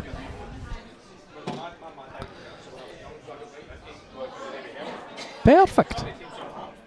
Just slot it home, young Wallace. Wallace, Wallace, Wallace, Wallace. Go on, Wallace. Wallace, Wallace, Wallace. Wallace, Wallace, Wallace. Oh, he added his dish on there, cheeky boy.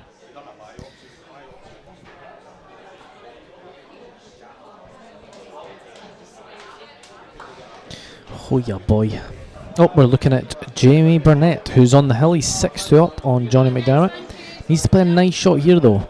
He's got 2 options, and the only option actually is stunning to the right hand side cushion, where he's got the 8 ball to the top left. He's topping it. No, he's not. He's stunning. Yeah, great shot. Jamie Burnett is an ex-snooker professional. He's hit a 148.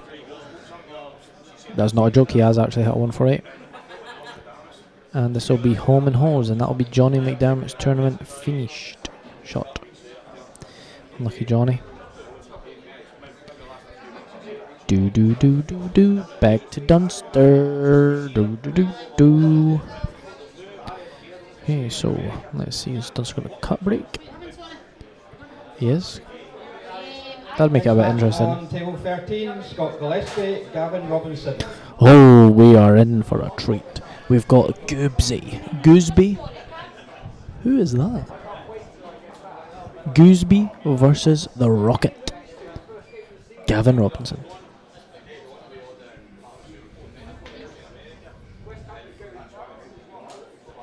Here comes Gooseby. 9-3 I predicted. 9-3 I predicted. To Gav. Okie dokie. The Rocket just casually walking past every table in the place. Who's going on table 12, Craig? Oh yes, I like it. I like it a lot. Okie dokie. Can we get... Oh wait, hold on. We're just getting the cues on that. William Wallace. Still at the table here? No.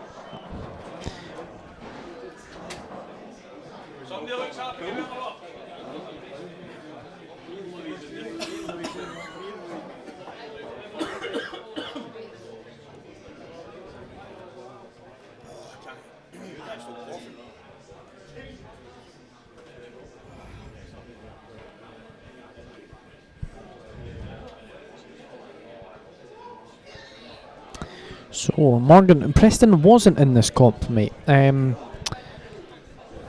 it's a bit of a confusion even for me, if I'm honest. I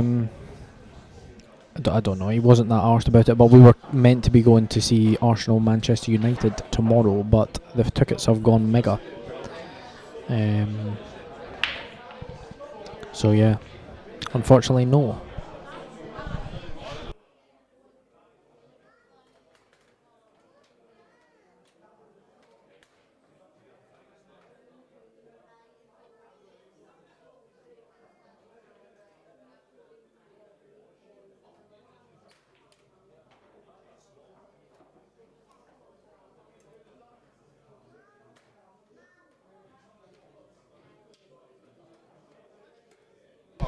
Apologies, I just had to help my friend with some fantasy football advice. Wee Willie Wallace is at the table. He can pot and dislodge his bad red and then maybe have a chance of finishing this year. Craig, you want to change the camera? Oh, is it changed? Thank you. Hello, we are live. Gavin the Rocket Robinson versus Gooseby. Okay, so Scott Gillespie. Oh, I don't like that. I don't like when people put their cue like half on the table, half off. So here, Mark McAllister is back in the comms box, and we have a cracker. We have got Gavin the Rocket Robinson versus Scott Gooseby Gillespie. Do you know why it's called Gooseby?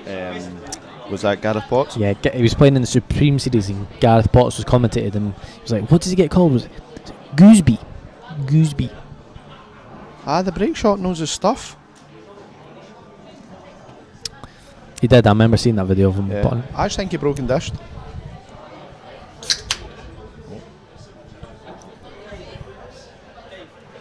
Okay, nice straight rack, Gav. It looks straight to me. Why was Preston no playing? I don't know. I think he was going to the football on the weekend. Man United tomorrow, and to be fair, it is quite expensive.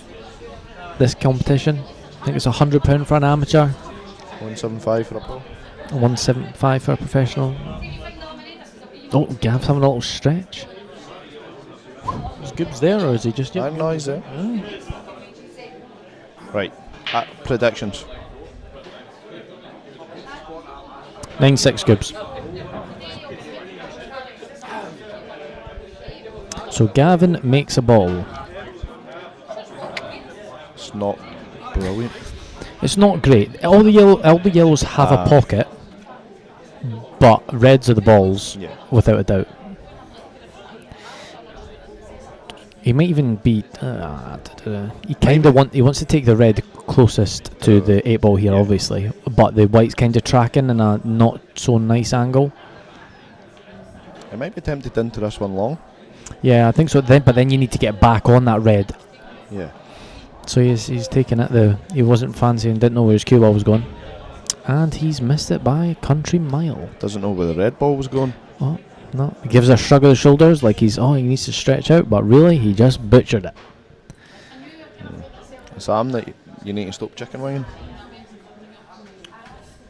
Mind you, this is a winner's qualification. This is the winner. This is to qualify for 1 o'clock in the last 16 tomorrow. So Gav better get his act together, or this will be over quickly. I'm going to be. He was nowhere near that, is he? I think he's not got the best cueing though, so. Those long straight ones are a bit of a pain. Gibbsy takes these out. It just depends what he goes for. You go for yellows here, but he needs to get on that one to the middle left. He's putting top left, so he's getting on it now. We're so slidey. Oh, I don't like that. Oh wait, it'll go top, won't it? No, I don't think it does go top. I think it does. I think it flies top. I think it absolutely flies to the top. His angle's not the nicest to get onto a next ball, though. That's the only issue. And if it floats in the middle, he's looking at the middle bag. Yeah, totally. Okay, so a little bit of early match. I wouldn't say nerves, but just not at their top level yet. It definitely goes. Yeah, he goes top. Is he running into the red? And pushing through a wee bit? Only thing is, he doesn't want to take the one to the top left. He's going to drop this into the middle, and then the others go to the middle right. Yeah. The one in the closest to the yellow bag is obviously his last ball for the 8. Needs to be careful not to lose the white here. Is there a case for swinging round off? Nah, you just drop this in. Round the back? Yeah, nah, you can't, surely. It is. Nah, it's not good. He doesn't deserve to be on that, to be honest. I think if you had to play it, you had to play that thin with maybe a little bit of running. I might be wrong. Yeah, no, I think he could have held that all day. You know, if you just drag it. Kind of play it into the knuckle. Yeah. And the 8 ball's in a little. I think the 8 ball still goes to the top left. However, he's in a little bit of bother here. But it's a first frame. This can always happen. I always struggle first couple of frames just to get into it. And Gibbsy plays with like a 9mm tip, so it's going to be hard for him to play this wee dink into the middle. He might go to the other one long. Yeah. Yes. So that like stun it long, then go top left, middle right, and then black. No, he's See, he's playing the wee dink. Yeah. I actually think he'll play it hard and come back across. Oh, he's not played that, but he'll take that. He's not played that, but he'll take that. Now, it's all on the 8 ball here. Does it go? But you have to be like perfect. Or you just need to be high on it like he is now. It's absolutely mental the way he chalks his cue. Really? Just watch it. His chalk forms like a wee nipple. Oh, yeah. He just swirls it around the sides.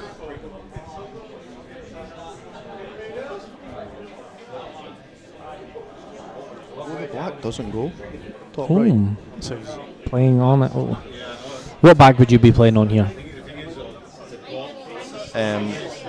If you look at it and you like, if you're discontinuing the top left. If I'm discontinuing the top left. Yeah, so it doesn't go top left. left. It in the bottom right.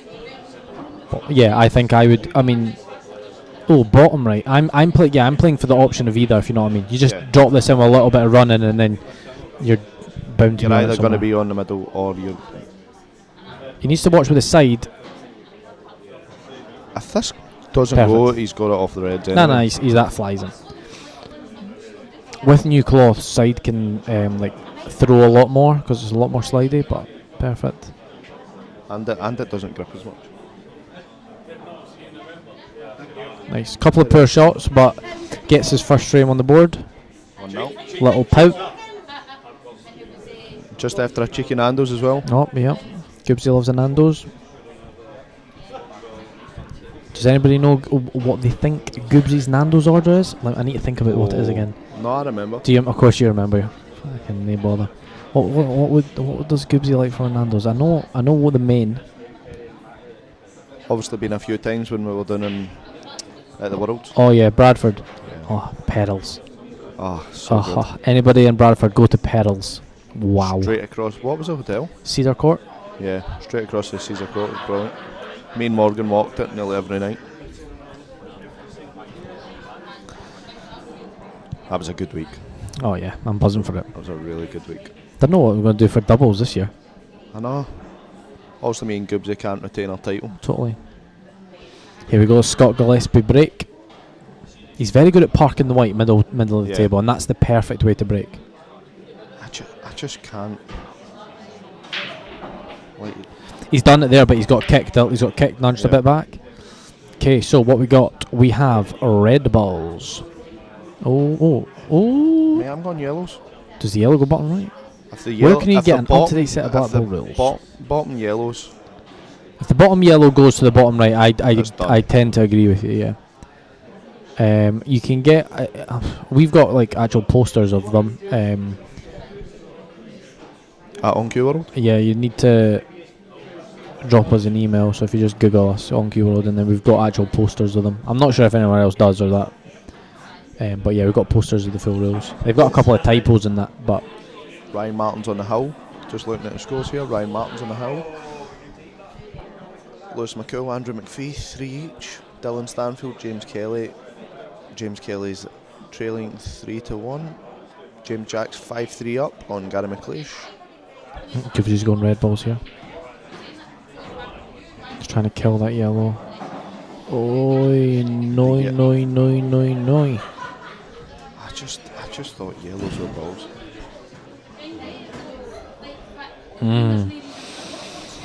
That's tricky now. It only goes in 2 pockets. Right middle, right bottom. Yeah.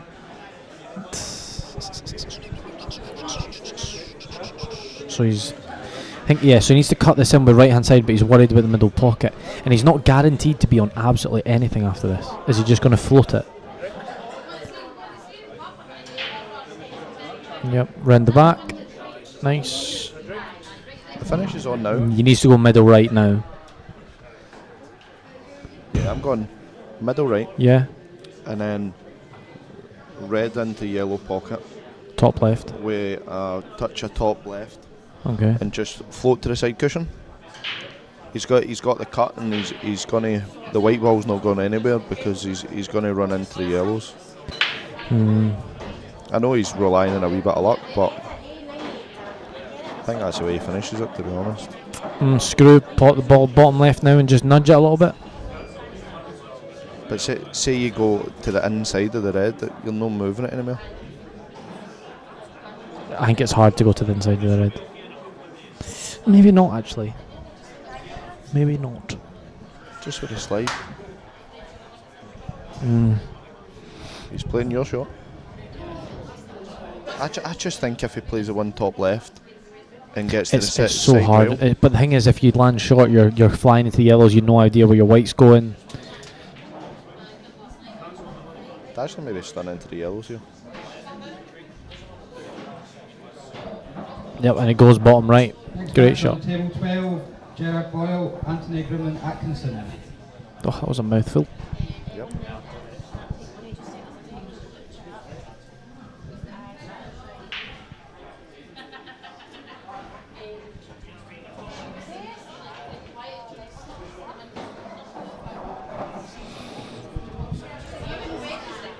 Okay, got a few big pots here for Gooseby.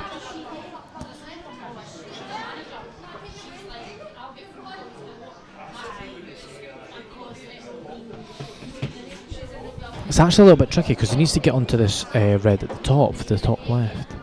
Stun off the cushion now, but does he have a full pocket? I think the red he's closest to does go, or is he looking at the cut here? Oh, Mark, he's playing the cut. He must not have a full pocket.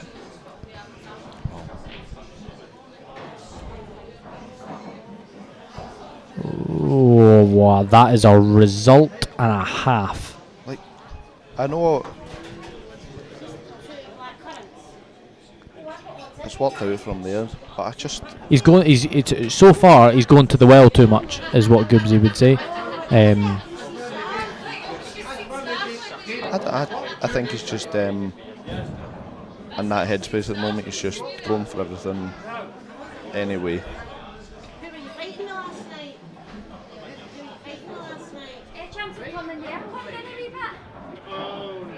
This isn't easy.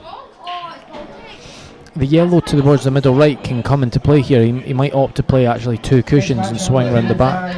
For the opposite column. Yep, just maybe like a touch of right hand side, like drag it a little bit right.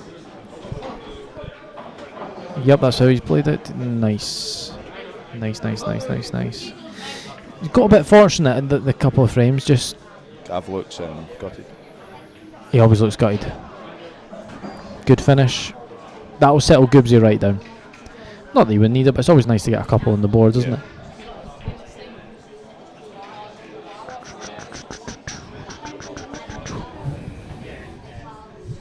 Okie dokie, 2-0 to Scott Gillespie. Gav had first dibs on the first frame, but unfortunately missed a long ball by a fair shift. And Goobsy has punished him doubly.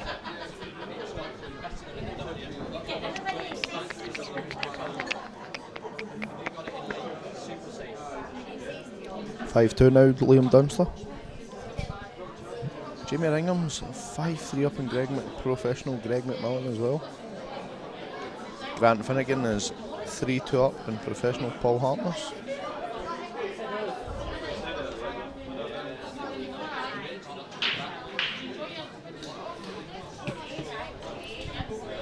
Dry.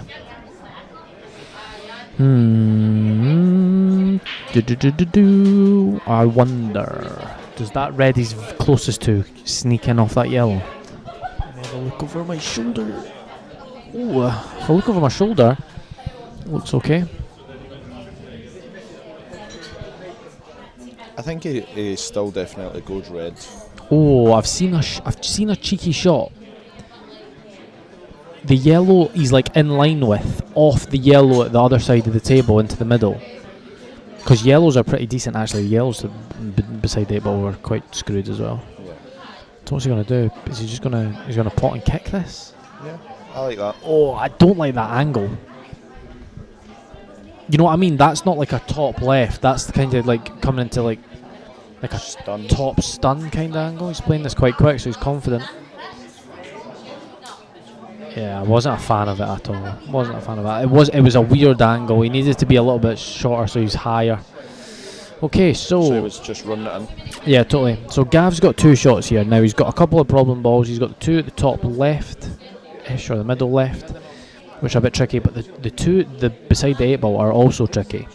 The 2 at the top right are fine. You just play middle right and then top left, top right, or even top left if you wanted to roll through. And it also goes to the middle right. But I think I'm moving.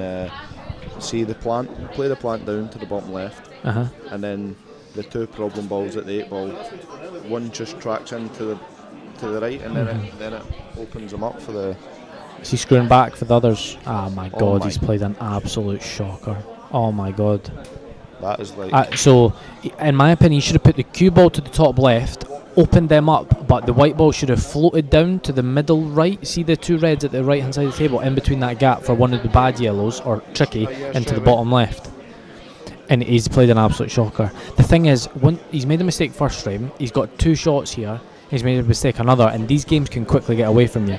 Now, that yellow might go to the top left, so you might still have this here, or is he just going to tuck up? No, Gav's going to go. Yeah, Gav goes.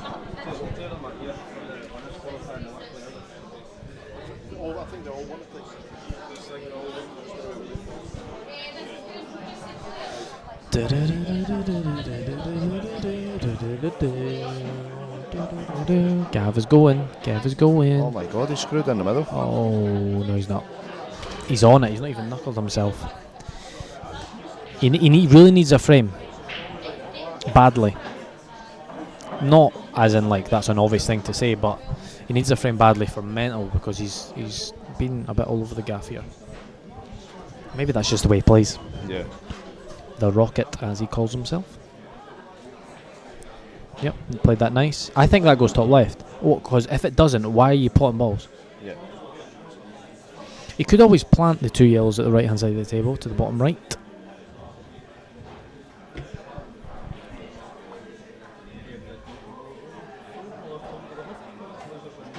Have you played Gav yourself, Morgan? I have. I was well up on McGoldrick's once, and I lost in a decider, and I had a great chance to win it. I think I've played him a couple of times.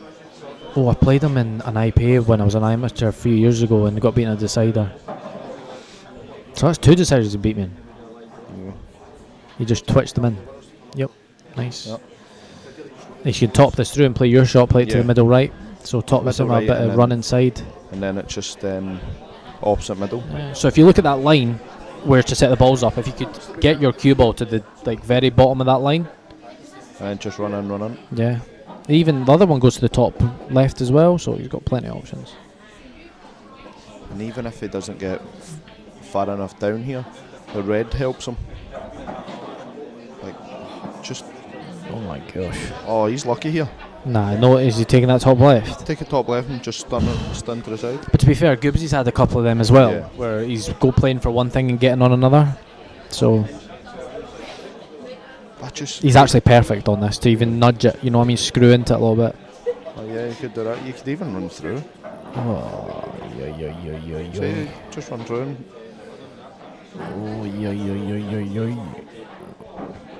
what is he playing for the 8 ball bottom left maybe? Swinging off 2 and not up to bluish? I don't know. Bottom left? Screw it? If I know Gav, I think he's going to screw it side. Yeah. He's going to play bottom right, yeah. Oh my god. What the hell? Like, why would you even flirt with the black there? I'm not touching the black. The black goes. He could have dropped that in and played it top right, could he have? Just drop it in and go round 2. He really needs this, or this could be a slaughter. Especially Gibbsy's break now. I think he gets this. I fancy him for this. Pound? What? Pound. We'll do a can of juice. Okay. We'll do the other half of my Twix you stole. Wee Wallace Wood Jr. Want to finish to make it 5-3 down. I do fancy Gav for this. Go on for the can of juice! No way! Oh, no way! That would have been unreal. I would have been screaming. Did you see that? Mate, he's got like white and black, and he's cut it to about here, but the whites went round and hit a red, and the reds went up and knocked it near the bag, and we had the can of juice on it. To be fair, this is a bit tricky for Goobs. So I'm playing one shot here. If you can flick this in the middle, then Yeah, and hold, yeah. Don't hit it too hard though, because that red could go side cush. Okay. Oh, by the way, he's actually. Oh my god, he's got a result there. Oh my golly gosh. I think that goes. But the thing is, the 8-ball could go bottom right here. But he's never going to play it that hard, but it could go bottom right. Yeah. If you know what I mean. Non-Gibbs, he's potting it. Yeah. He doesn't. You don't need to hit that hard, so it would never go there. Yeah. See, he was tracking there, but you'd never need to hit it that hard. William Wallace 5-3. 5-3 down, but yeah. But see, it's like that's the thing. See if he takes his chance, like the glorious chance that he got. Of course. Oh yeah. It's 4 each. You know what I mean? You can't think of it like that because. Then the frames aren't the same. Gibbsy for 3-0. 3-zip. Just stun in, screw back on your last red and black in the same pocket. Yeah. Yeah, just whatever. Just pot the ball and be on the red. Nice. Yeah. Nice. This is for 3-zip and Gibbsy's break. Has anyone any predictions of who they think is going to win it?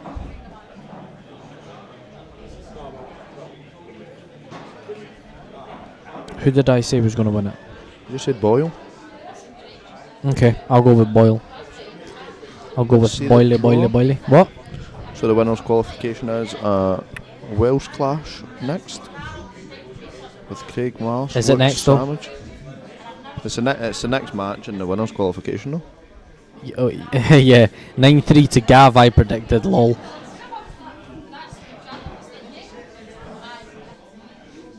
By the way, look at that. 3 dishes for William, 2 for the Dunster. He's out dishing the Dunster. Oh, and it's Dunster at the table, but look, they look a bit tricky. Craig, how do you do this all day? This is boring as fuck. How do you do this all day? This is boring. How much do they pay you for this? They must pay you a shit ton to just sit here and do hee-haw. We're only here because we've got hours to kill. Well, an hour and 39 minutes. Gibbsy's break. He didn't hit them too well. Not well.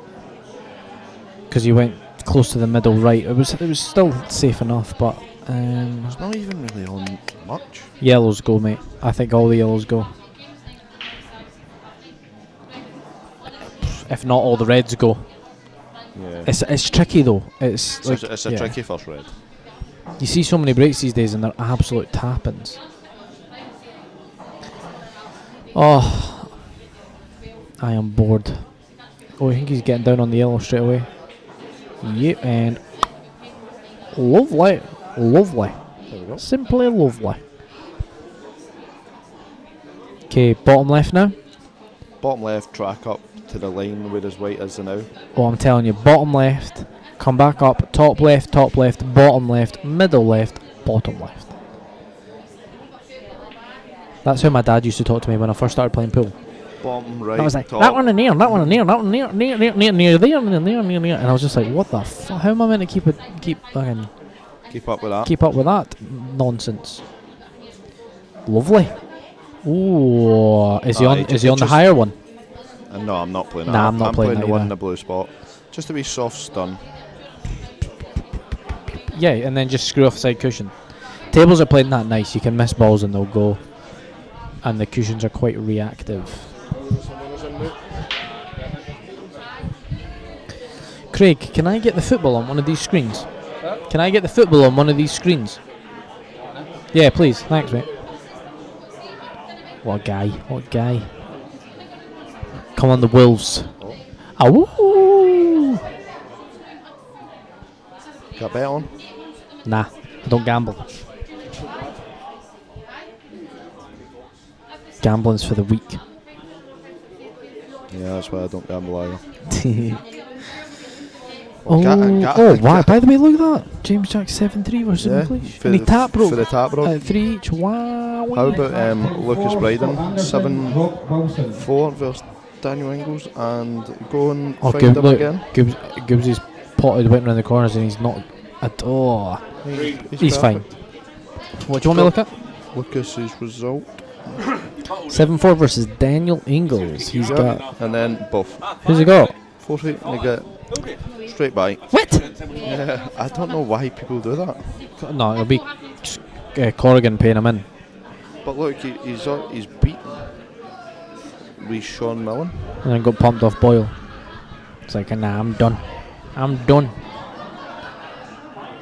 Ooh, nice. So perfect. Ryan Fleming sent you a chat. Ooh, that looks awful, eh? Yeah. Morgan, Wolves -1. Who's Wills playing? Manchester Oh, City. yeah. City. Fuck it, oh my god, Gooseby. Oh,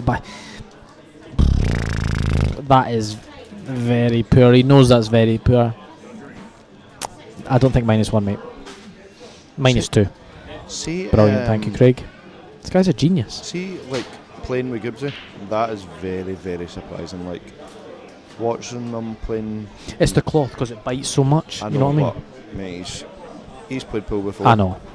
He's played pool before, yeah. He's cutting his middle left. Like, Thing is, you'll get it. no, I know that. Yeah, like, so, like, but the thing is, as a player, you know you're getting away with these, and you know you're not playing necessarily well because those were a tapping. Once he potted and dislodged, those were an absolute tapping, and he still struggled with them. And by the way, that's like no. Oh my god, I stopped myself because he was on the 8-ball. That was it. Like I'm not slagging him or anything. Because like I'm the same. I got pumped 8-3 today, and I could barely pot a ball. Like it happens. Sometimes you're just off it. Your cue ball's not doing what you want it to do. You're just not reacting the same. So it's just part of the game. Everyone thinks these people are robots. Only robots Liam, and even he sometimes has off days. Yeah. So what does Gav do here? Is he playing plant? I think the 8-ball goes. Gav's Oh no, he's cutting. Gav's just gonna go. Nah, he's not. He's Yes. gonna touch him up right here. You got it. You've got to. Unless he's actually, you know what? You could drop this in top right and then try to play red off the 8-ball if you're going. But that's just stupid. He's looking. Who's looking Gav. at what? Oh my god, he is looking at it. Oh nah. I'm sorry, but come on. That's not how you play pool. I'm slagging him. Why? What does he have like a 9 o'clock tea time to play golf or something tonight? Like, what's the issue here? I generally think the one in the bottom right, I'm just bouncing out in snooker. Yeah, 100%. Like what? Why is he potting balls? I don't understand it. He's gonna end up finishing these and make it look like a right tip, but like, you just need to like make your opponent sometimes move the balls for you. Like that red is really close to it, so for him to pot that, he could hit the red and pot it. Is he potting this in middle? No, he's potting it long. He's potting it long. But you can't. See, look, he's.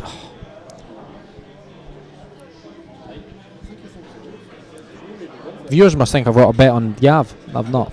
Oh, look at that. That's nice. Diogo. That's not how you play pool. It's not, mate. Like, come on. Like, look, is red is absolutely screwed down there. Like, it's not. Like, I sometimes also get a bit carried away. You know when you get carried away and you're just dishing. Speaking of carried away, Fernie. Turn it. Tell me shut up. Look. Oh. Should have seen what he was doing there, Fernie. It's mental. Like, Gibbs is going to go for this. all day. Oh, Dunstan must have missed the black. Ooh. William's still screwed. No, he's got one bad ball. The rest are tap-ins. Go on, Willy Wonka. Yeah, but he needs to get his bad ball out of the way. Yeah. Right, Gooseby. Screw him on him. I just think he gets this.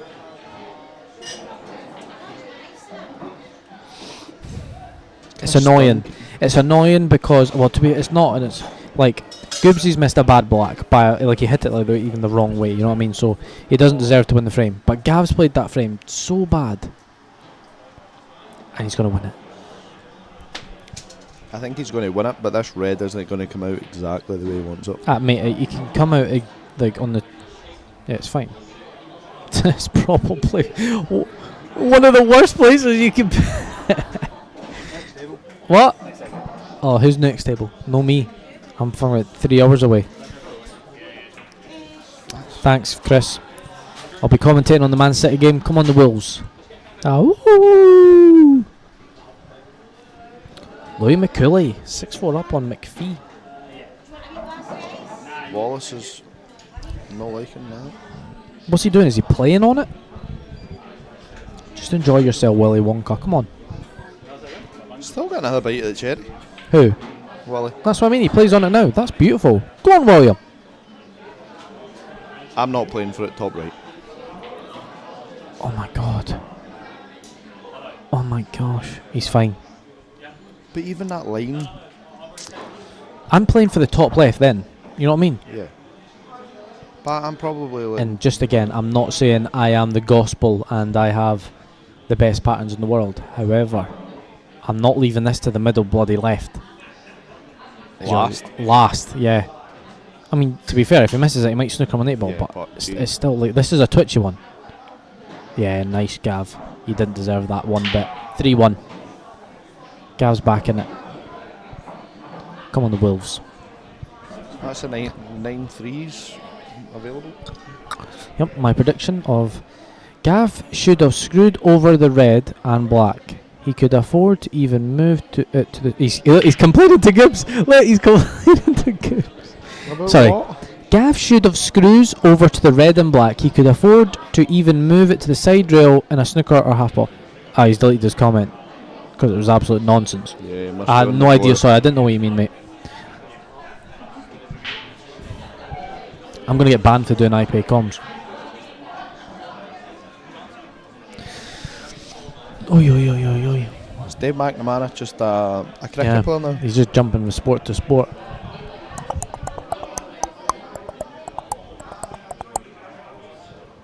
Oi, oi, oi. I am tired. I am bored. Erling Haaland off. Okay, Gaviscon to break. The Rocket. Heartburn. Fucking ear burn.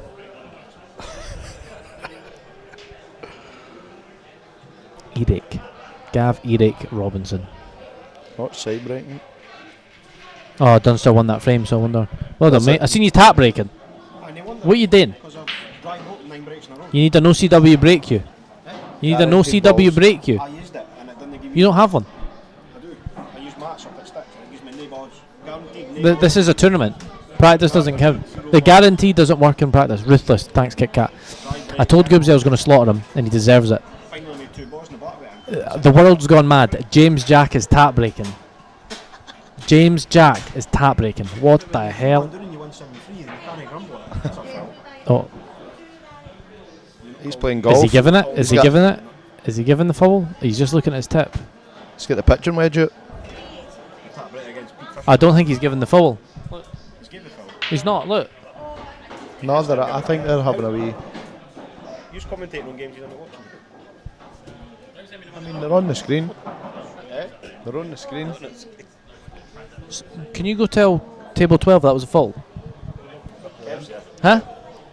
Kev, table 12 that was a foul. How what? I didn't It actually. was the biggest push shot of all time.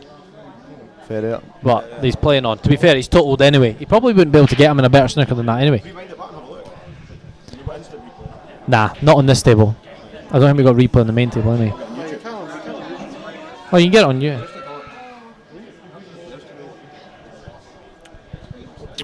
There you go. Like you just sneak Here a we- wee frame and. back in for Gaviscon 3-2. is. Ooh, what the? What's he doing?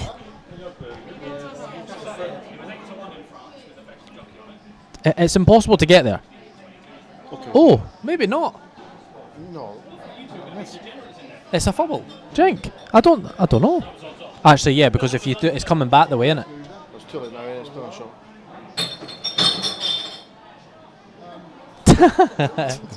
Yeah, because it comes, it hits, it goes forward. Yeah.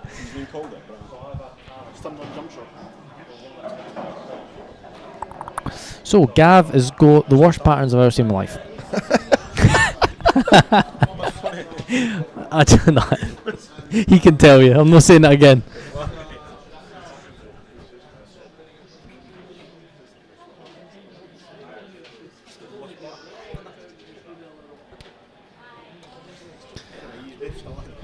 Yeah, the loser side. He's in winner's qualification. We're in the loser side. Next match, table 2, fair chance, Matty Rowland. Oh my! Oh no! Look at this guy. Look. He should have had 2 shots. Maybe using all sorts of ball.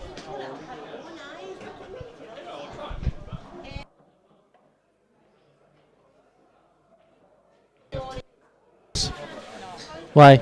You probably know more about pool than plenty of the people here. Definitely not. No? You should just start playing. You come to all the events anyway. TW streams. Huh? I'm gonna. You gonna?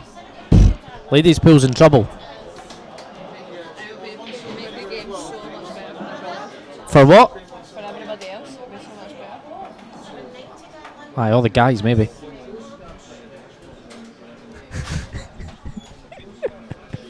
Who's TW streams? I've no idea. Oh, he thought he missed that. He thought he missed that. He's giving it a swagger. He's Better watch back. it doesn't fall in here. He's back. Walking in that pocket. See, to be fair, after watching them, I'm like, how did I get beaten at that table? It's like 9 ball. Hi, is there an invoice amount? If not, I would like to buy it. What are you talking about?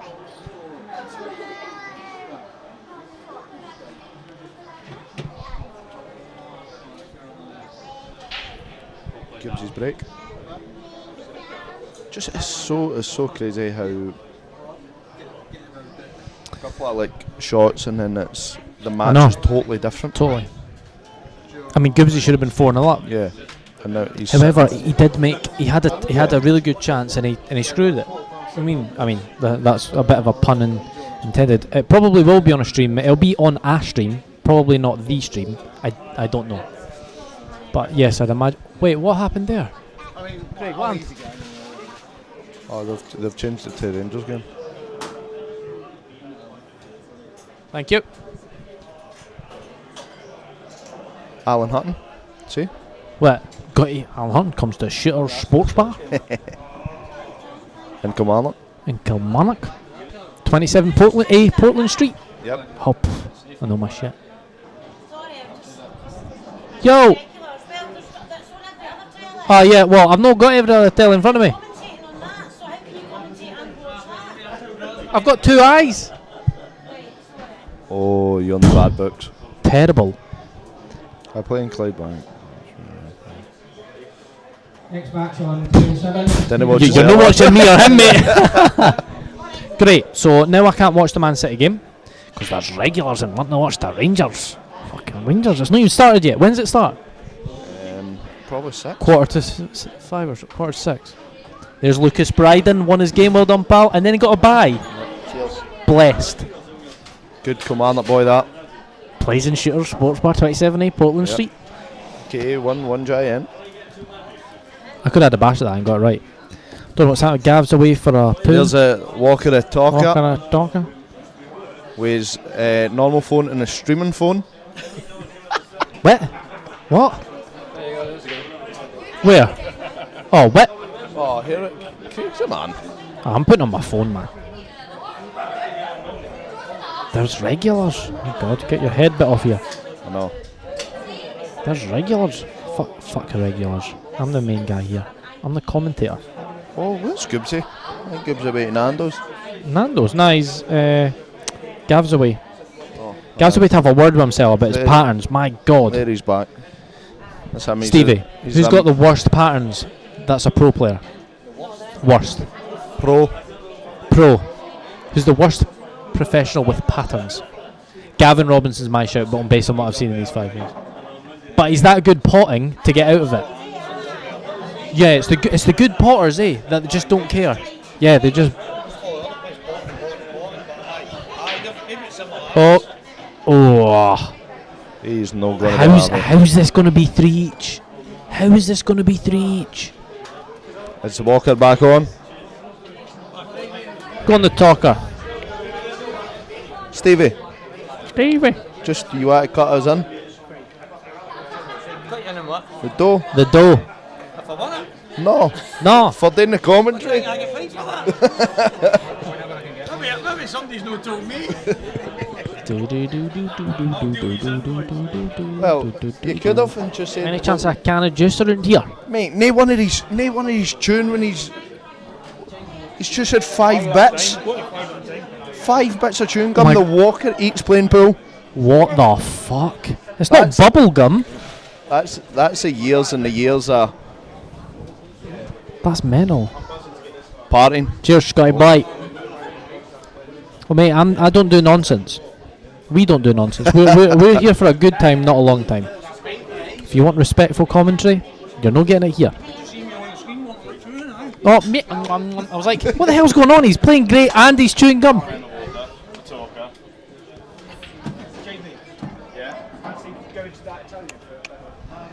Faultless. This is much better than the whole pot of red in the corner and screw back. Oh yeah, a little bit of drama. Yeah, the guys are serving us up. By the way, my prediction for 9-3 Gavs still on. Hello, Ivan. I've not. Oh, how's I'm. There's a blast for the past. I know, Ivan Thompson. Fucking hell. He bought my Stamford queue off me. Probably bought me a few queues. No, I've not been drinking. I'm just bored, mate, and With nothing else to do. I just want to slaughter some people. It makes it a bit more fun, you know what I mean?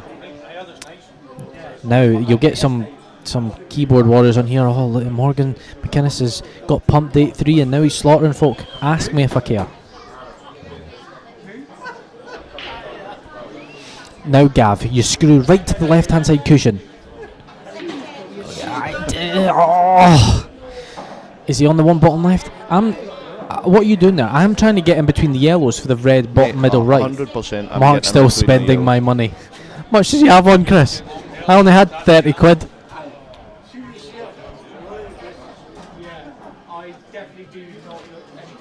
Me and Chris actually became really good pals after he bet against me. Really? Oh no. He better watch Dizzy fall in this pocket. No. Who are you asking, Ivan? I don't understand. So what are you doing here? Screw into the black? I'm actually playing it off the yellow by that side. Nah. That's fine. Okay, what are you doing here? Just drop this in and then put the one at to the bottom right and go back to the left hand side? Actually, no. Screw it back. Bottom right. Yeah, just stun it in. Yeah. Like maybe bring it back an inch, half an inch. And then just bottom right. Get an angle and play black bottom left. It is perfect. Banging. Are you going high on your last ball to go through the gap, or are you getting low to go side cushion? I've not got a clue, mate. No, I'm not doing that. Oh my god, man. I don't understand this. Watch this, mate, he's just going to screw into the yellow and he's plumb. You can't keep playing pool like this.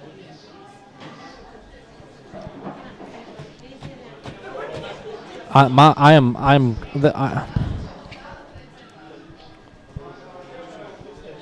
can't, mate. They're too expensive.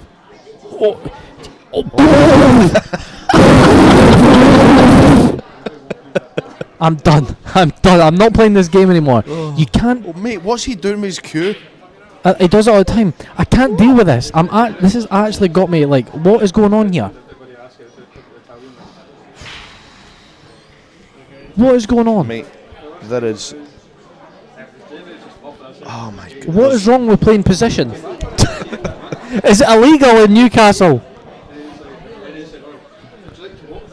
Jesus, thing is, he'd probably scalp me in a cash game, but it's not the point. You can't keep doing this. Oh, the Rangers. The Gers are coming. Go on, the Gers. Coming nowhere. Aye. Nowhere near. Oh, there's the Alloa Athletic young team. Where? Is that how they're playing? Aye. Why? Because it's a cup. Oh. So I am not getting to watch Man City versus Wolves on the opening day of the season because the Rangers are playing in a cup game. yeah. That's how big they are. They died. Mate, And the power survived. Honestly, don't start. What? He's did die though. Just don't start. Why? Don't. Was it a bad time in your life? No. Don't start. Switching off comms. Are doing it not a good watch? Right, well, Steve, you need to go back to school because you're making no sense, pal. No, But you can't even hear me. Switching off comms are not doing it not a good watch. No. Switching off comms are doing it not a good watch. What? It doesn't make sense. No, He can't even put a capital S in his name. Bye, Steve. So, Gav's gone and off. He somehow got back to 3 each when he should have been 4-0 down.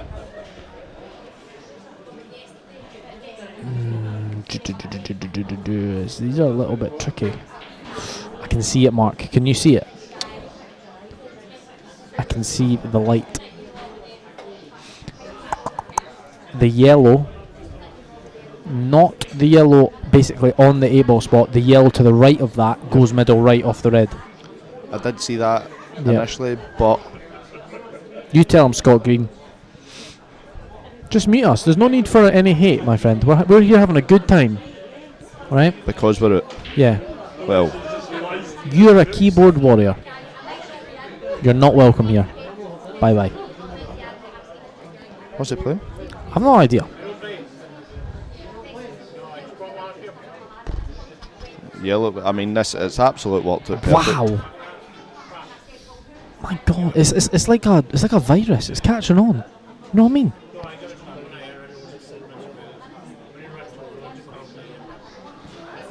Ivan, I'll just go and. I can guarantee you I'm not the only entertainment you'll be having in that hotel room, pal. I think we all know what you'll be having in that hotel room, pal. I feel sorry for them. Wee kebab. What a stoner that you've got.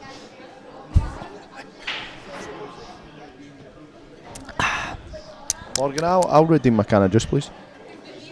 Sorry? I'll redeem my can of juice that you owe me. I don't know you fuck all, mate.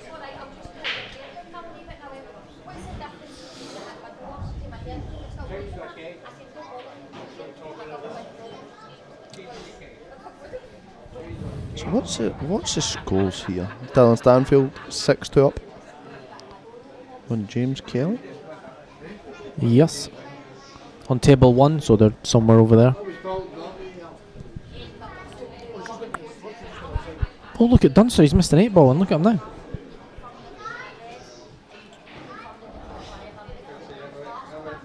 Does Doomsday get this? Well, none of them can see it. Yeah, I actually think the table's that slide I would go 2 cushions here with right hand side instead of the.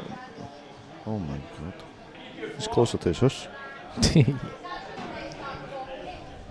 Oh well, Wally Wallace has got 2 shots with. Anton, keep it down, please.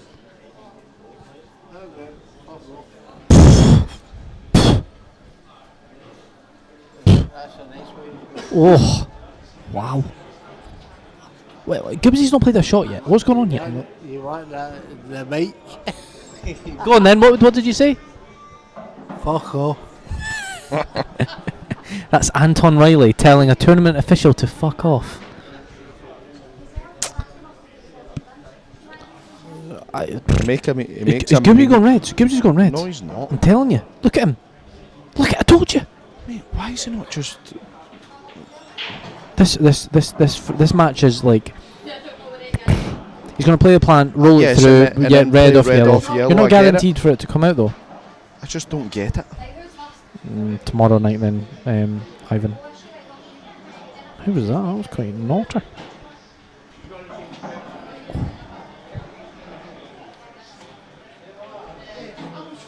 Oh, he's okie dokie. Screw back for the one he's just nearly put in the cushion. Indeed. Now. If any children are here trying to learn how to play patterns, don't watch this game. Oh, William Wallace is about to go 6-4 down, but yeah. Yeah, but he's staying there. He would take it. Especially from, what was it? Don't know. There, he's played a good shot. It's came out. Hearts good. came out nice. Now just I mean, still not brilliant. What do you think? Ideally, you want to be high on your next ball here, Mhm. so you can just float down to roughly. What do you think about dropping the red in middle right to go low side? Or you can just mute us, Barry. To go low side of the red, to go up the table and down the table. No, No? that is absolute kamikaze. Nah, you drop it in, you come low side of the red to the middle left. And smash it in off the top. To the mid, you put it middle left, but the white goes up and down. So you drop it into about here, Yep. and then you go pot and you go dink, dink, dink, dink, dink, dink. No. You just touch it in. You hopefully you're high, and then you just pour it in and come side cushion in line with the black spot on our snooker table. William Wallace must have, if you It's just dry. Barry, what's your issue, mate? We're here having a laugh. Like you can just put us on mute. Oh, there he is. Who's this? Gibbs. It's just floated through the gap of the two yellows and come down for them now.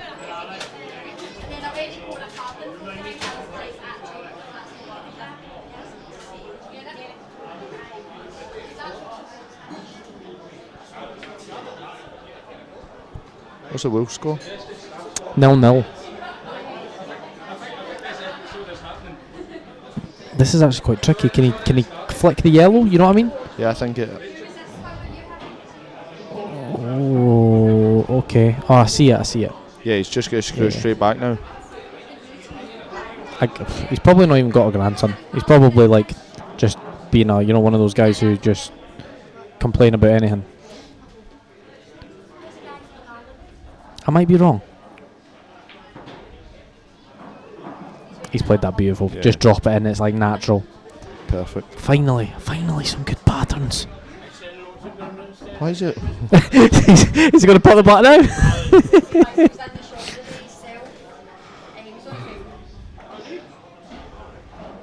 I think he's going to try and get close to this. Nah.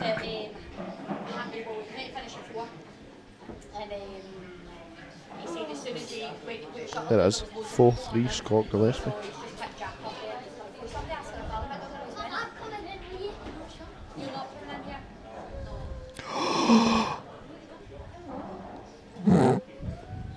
Oh!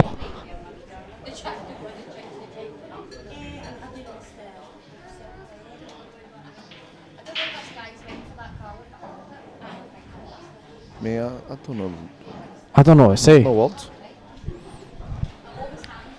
Yeah, that's fine, Barry. I do apologise, but yeah, just probably best just meet us. I think that's probably best. I have no words. That is.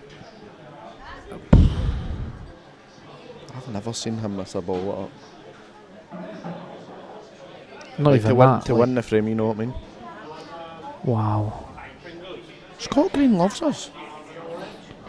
I mean, we're just talking nonsense and having a laugh, but I feel like we need to get serious now because my 9-3 prediction's flying in right now. What the hell? Just so everyone knows, Scott Gillespie missed that 8 ball for 4-0, and it was fairly simple. So he's missed 2 8 balls. And he's dry. Oh my god! I'm actually like worried. Not worried. No, I'm not worried. Like he's a fucking grown man. He'll be fine. But like, wow, that is mental.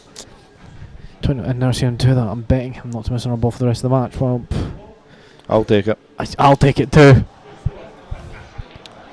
Oh my god! I've seen him recently just do that a couple of times. Oh my god, he's got the plant. This is the rule I feel like they should change in pool.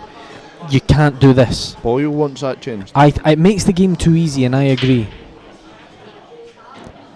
Yeah, but there's so many rule changes. I'm shocked. Any new viewers, go back and watch the last couple of shots of the last frame. He played the frame so well. It's just quite tense now. I'm quite tense, you know that? Wow.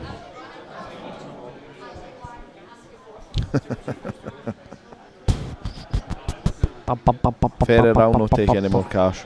I love Ferrier cash. Mate, He's probably due to buy a new queue.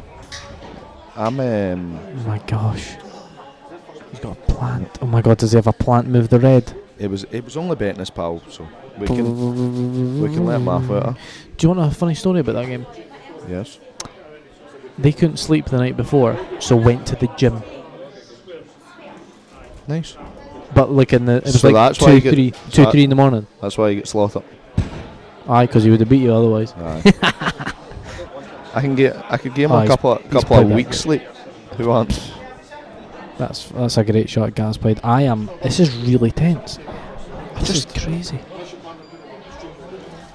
I just got that he got a Paris. That's nice. Mate, no. Oh my god, it's disgusting. Worst cues in the game. They're in the gym at 4 AM. Mental. Chris, what machine were you using? Vending. Ivan was probably like deadlifting, I don't know, but like 2 cars or something. 200 kg. Ferrer's God. just absolute banging in the whisper goals. I've just realised what Craig's done. Look, he's put the camera on the football. Look, it's just the TV over there. Hello, Dylan. I've got a date with you soon. Correct. For the vending parrot, mate. What's the point? Like you, probably like. Sonny Akani, I heard, is a new. Oh, it's the new boy. Yes. Nah, I mean, John Paris never made that cue, mate. It was probably Gav Robinson made that cue for you. But that's a really, really good shot there. Whisper goals. He is, yeah. Well, Williams doing great. I mean, he looks like he's. Woo! Come on, the Wolves! Ah, woo! Oh, it's offside. Oh my god. Oh, you Oh made my yourself god. look right. Hold on. VAR. Oh no. That's actually okay. Play There the we right go. side. 5-3. Just needs to stun this in and get to the other side. Be onside. Ah, he's offside a mile. He's offside the country. Oh, that's 5-3 calf after. Oh my god. This match has been crazy.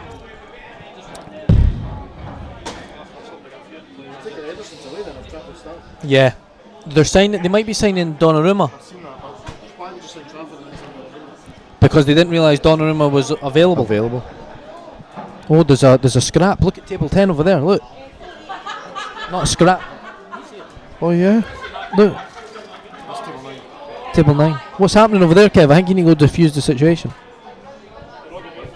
Kev, you're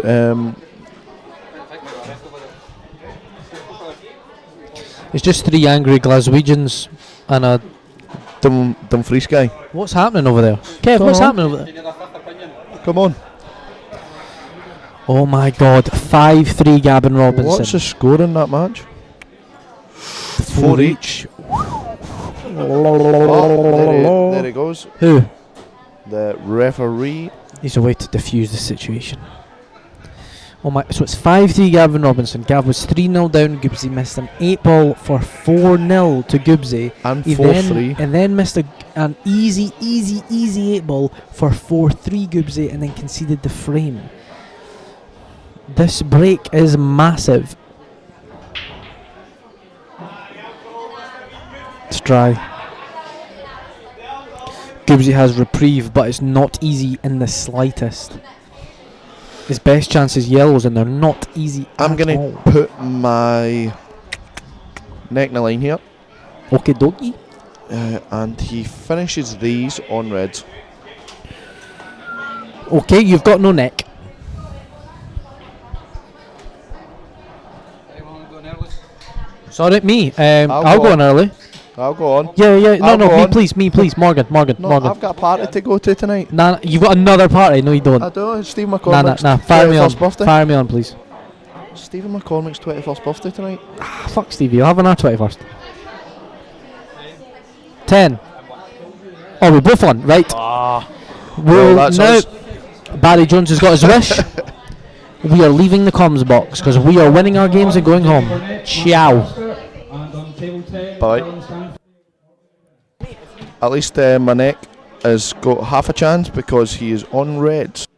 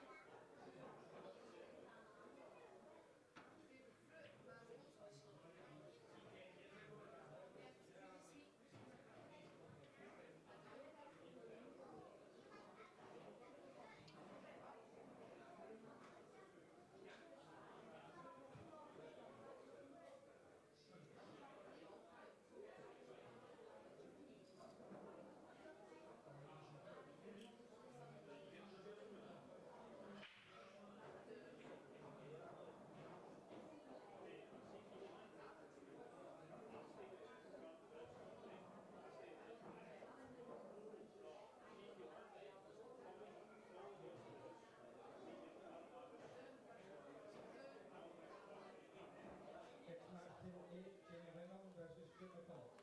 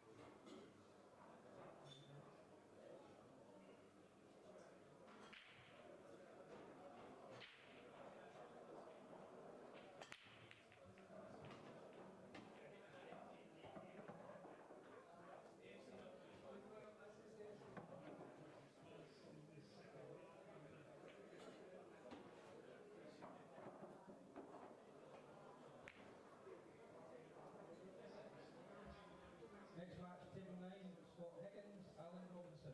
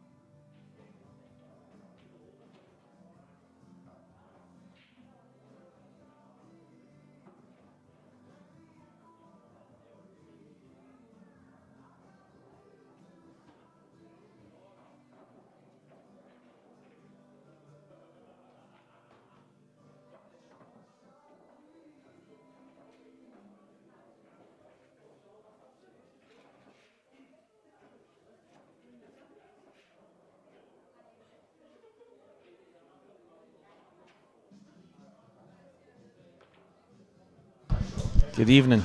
Good evening. First and foremost, I'm going to apologise to anyone that might be on from earlier. Apparently there was some foul language. Unfortunately, I was playing my matches, and apparently there was a couple of complaints. I think the guys were just getting a wee bit overzealous, having a bit of fun, not realising that it was maybe not in the best taste. But I can 100% assure you that is not the two lads that were on. Both of them are class acts and would never ever deliberately try and offend anyone, so I do apologise. Here is Corey Reese with a chance against Jake. One that looks like he has to take. 4-1 down. I think this is a race to 9 in the winners' qualification, so still a long way to go. Made a mess of it myself, guys. Couple of cracking finishes, then snookered myself in the black, then snookered myself on the last ball and the one after it, and you just do not deserve to win any match when you make silly mistakes like that. Tables are so reactive. It's the only excuse I have is I've basically overplayed, overscrewed, over just that little flick too much, and it's the cue ball just flies away. But it has ended up catching me out in the end, and it now means tomorrow I can leave my cue in the house, which is rather disappointing. So it is what it is. Jake Dylan Newlove, who I started against yesterday, that boy gets away with murder. He absolutely does. What a talent, what a talent, the butcher indeed. He searches his gym bag, make sure he's not getting any machetes in it.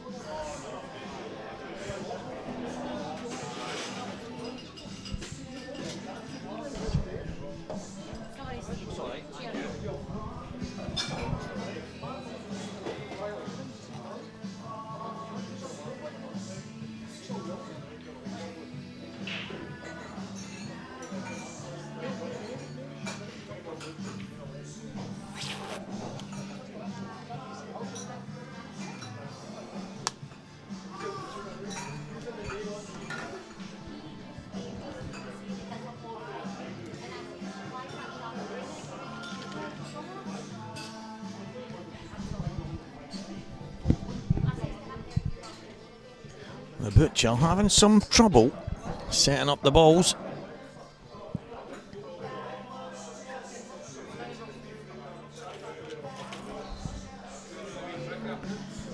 Oh, but REM in the background, if you can hear it, the tunes are blasting this Saturday evening. We're in Falkirk in the Players' Lounge.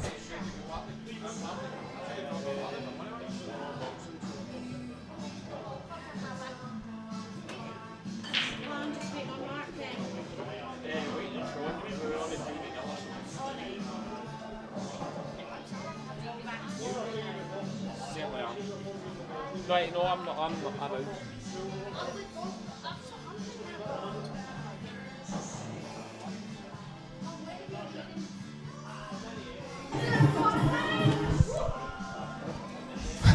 Oh, fuck's sake. What was that? It's just music. What was that? Could have been in it. Yeah. Just as well as they watching something dodgy. Oh, sorry about that. It was rather loud. Craig accidentally having his phone linked up to the speaker there. Nearly, I had earphones on that nearly blew the eardrums right off me. Yeah, a little bit of fun, that was good.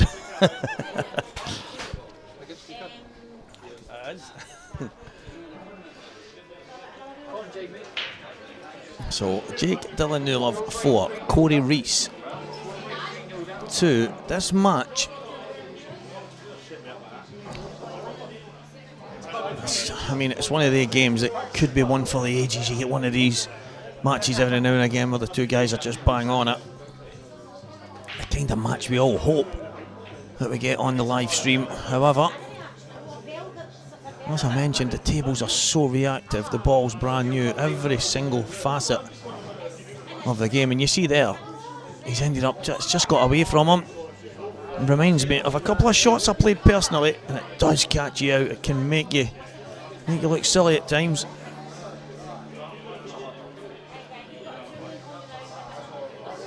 Jake, he's obviously going to want the yellow on the left-hand side as his last ball.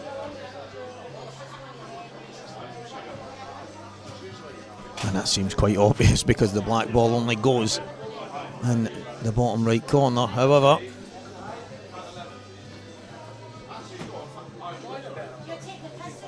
is he maybe thinking the ball upstairs for last? But he could take the yellow in the middle, one at the top. So he could come across and take the yellow on the left-hand side, down the cushion, take the yellow to the top, and then just screw back for the black. So, listen, there is options here.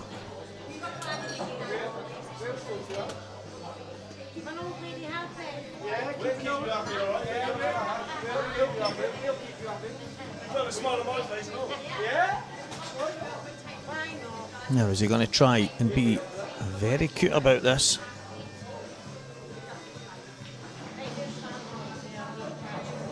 That's a fantastic shot from Jake Dillon-Newlove. I think he might just slide this in off the red and just push forward. Yeah, fantastic. The shot off the yellow at the top right corner was absolutely fantastic. And this match about to go 5-2 to the butcher.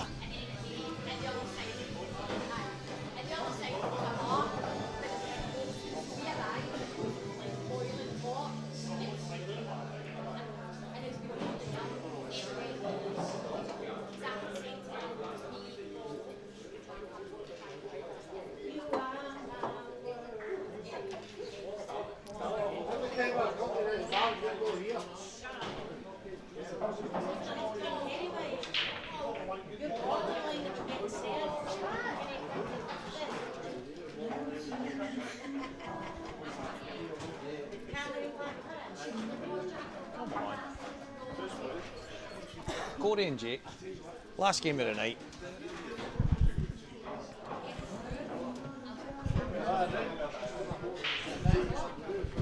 Last game of the evening. He's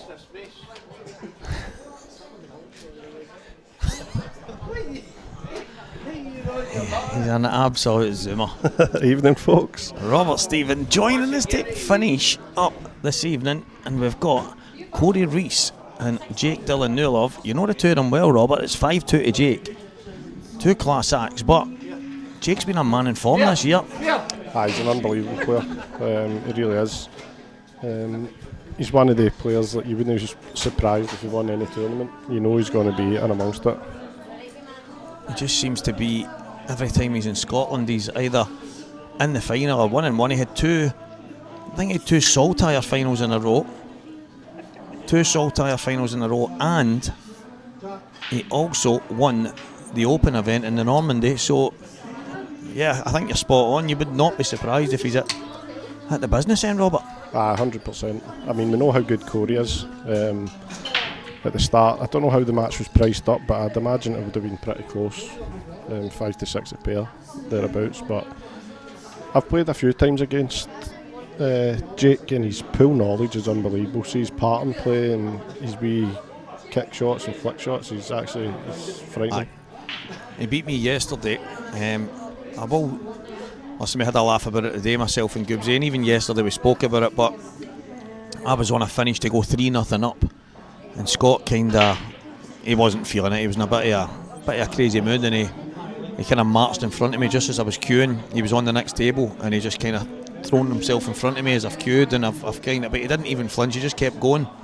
But Jake's put his hands up as if, whoa, what happened there? And then a few of the guys, Alan Robinson and stuff, looked over and they're all shaking their head and thinking, whoa, what? But I kind of looked at Goobsy and thought, what was that? It was just. Then all of a sudden the match turned on its head. I got a wee fluke but I landed on nothing. It was one of these shots. I had nothing, so I just kind of bashed something, got a fluke, and as I'm walking around the table, he goes, "Shot."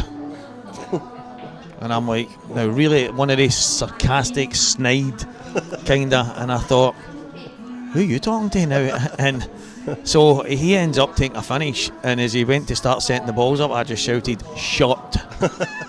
And he kinda looked over his shoulder in a sense of, I think he knew he probably shouldn't have kind of said it the way he did, but I just thought to myself, he's got a wee bit of a snarl in him as well. I've never really seen that side of him when I've played him right enough, but apparently he's broken a few cues. I've heard that. I said to him, I went, "Jake, I would not have believed butter would melt in your mouth," and he kind of looks at you again like, yeah, you need to check under I've his seen a couple of floorboards. his Facebook posts when he's lost and stuff like that. They're quite comical, but I think Corey will want to smash his break cue after that. I know how he feels after my match. The break drives you mad. I mean, you can't hit them much better than that. Well, but I find it incredible that the way the break is. I've played Logan Hunt on this very table, and I thought my break was outstanding in the match. I started off quite poor, but then I was quite a few, I think it was maybe 3 or 4 dishes in a row off of his and mine, and the break was massive. He was breaking okay, but he wasn't getting a ball. But then against Anton there, I wasn't getting a ball. The break was, you go from one table to the next, you feel as if you're doing the exact same thing, and you've mentioned a million times how the break has been doing your head in, and it's... I don't know if you've seen any of my game there, but genuinely incredible. I've lost 9-3 to Dan Davey. I've seen you getting off. I've actually played alright. I've went straight in off twice, but every other break I've hit them really well, and I just can't get a ball. And when I did get a ball, I was on nothing. Aye. And I'm just like, you can't compete when it's like that. You really can't.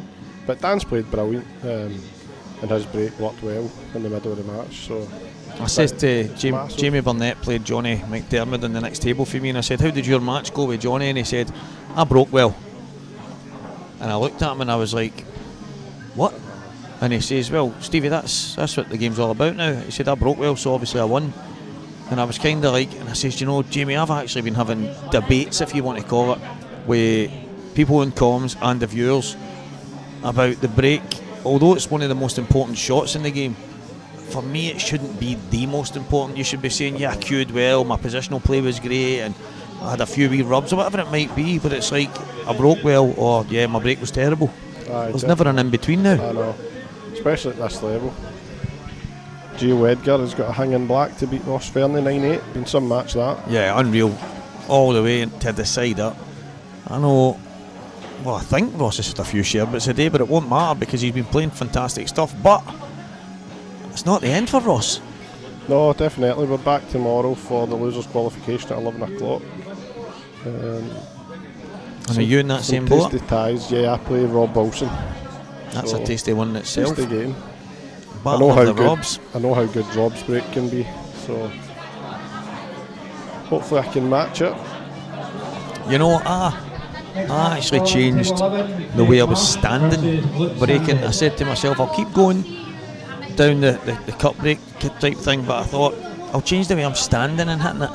And I ended up getting a ball a couple of times, and although the chances weren't amazing, the break was a lot better. And rather than changing from side to side and going to the front ball, I think that'll be my new thing. Just a tiny little manoeuvre, if you want to call it that. But I think in the past I was guilty of chopping and changing my break far too often during matches, and now I tend to just try and stick with the one break, and if you can get it working, then magic, but you end up just frying your head completely if you chop and change and none of them works. There was about a good shot with Corey 18 months ago, I was playing in the IPA in Coventry, and I posted on Facebook about how bad my break was. Barry Thompson sent me a message and said, "You have to watch Robert Stevens' break. The way he hits them so perfect and gets a ball and a chance every time. Study that, my man, and you won't go wrong." He must have been drinking that night. No, seriously, but I, obviously when we used to put a bit of time in together, your break was pretty good, but you didn't used to hit them very hard. You just had a timing, but you used to use your playing cue. And I've actually said that your break for me went downhill since you started changing to the break cues. I just find it mad that it's 100%, and that Barry Thompson, he always swore by your break, and he's probably onto something. But I see, and I felt like when I played in the local comps back home, and my cut break was always really, really good. And I don't know if I just mastered it because I was in McGoldrick's and I was used Maybe. to the table and stuff like that. But then I found when I was going to the tour events, I just couldn't get my cup break working at all. And then that's my reason for changing it. Oh, a bit of fortune there. Yeah, he's not played into that. No, definitely not. Big frame this as well. Does that black go? I'll slide in it. Aye, it does. Aye. Especially with the new cloths as well. Tables are playing lovely. They are. I think the one thing they're guilty of when they're as new as this is if you've got that long kind of slow rolled shot the length of the table, it's in the hands of the gods because everybody's chalk and finger marks and everything all day. And I actually had one, I think it might have even been on this table, and it zigzagged up and down the table, and I'm like, but I couldn't play it any different. But that's, if I'm going to be hypercritical, that's the only thing I can say. But that's every cloth To when be it's honest, brand new. Aye, I think it's even more so on this blue. Yeah, it is. Cloth though, because you can set the shot up again and play it, and it doesn't do it. Aye. And it goes as straight as it dies. So. No, the tables, the brand new balls, everything's fantastic.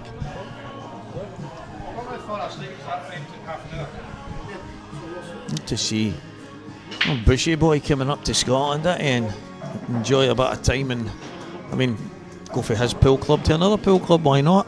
Aye, fair play to him. I said to him, did you just get a flight direct from Thailand to here? And he says, come on son, I don't go there that much. Mate, you're never here. I was laughing at Marcia this morning. He was telling me they stayed overnight in Carlisle last night and then they were just travelling up this morning. And he went to get ready and he had forgot to pack his trousers.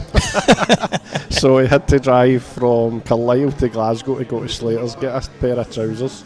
And they didn't have any length trouser wise, so his trousers are about 6 inches too long for him.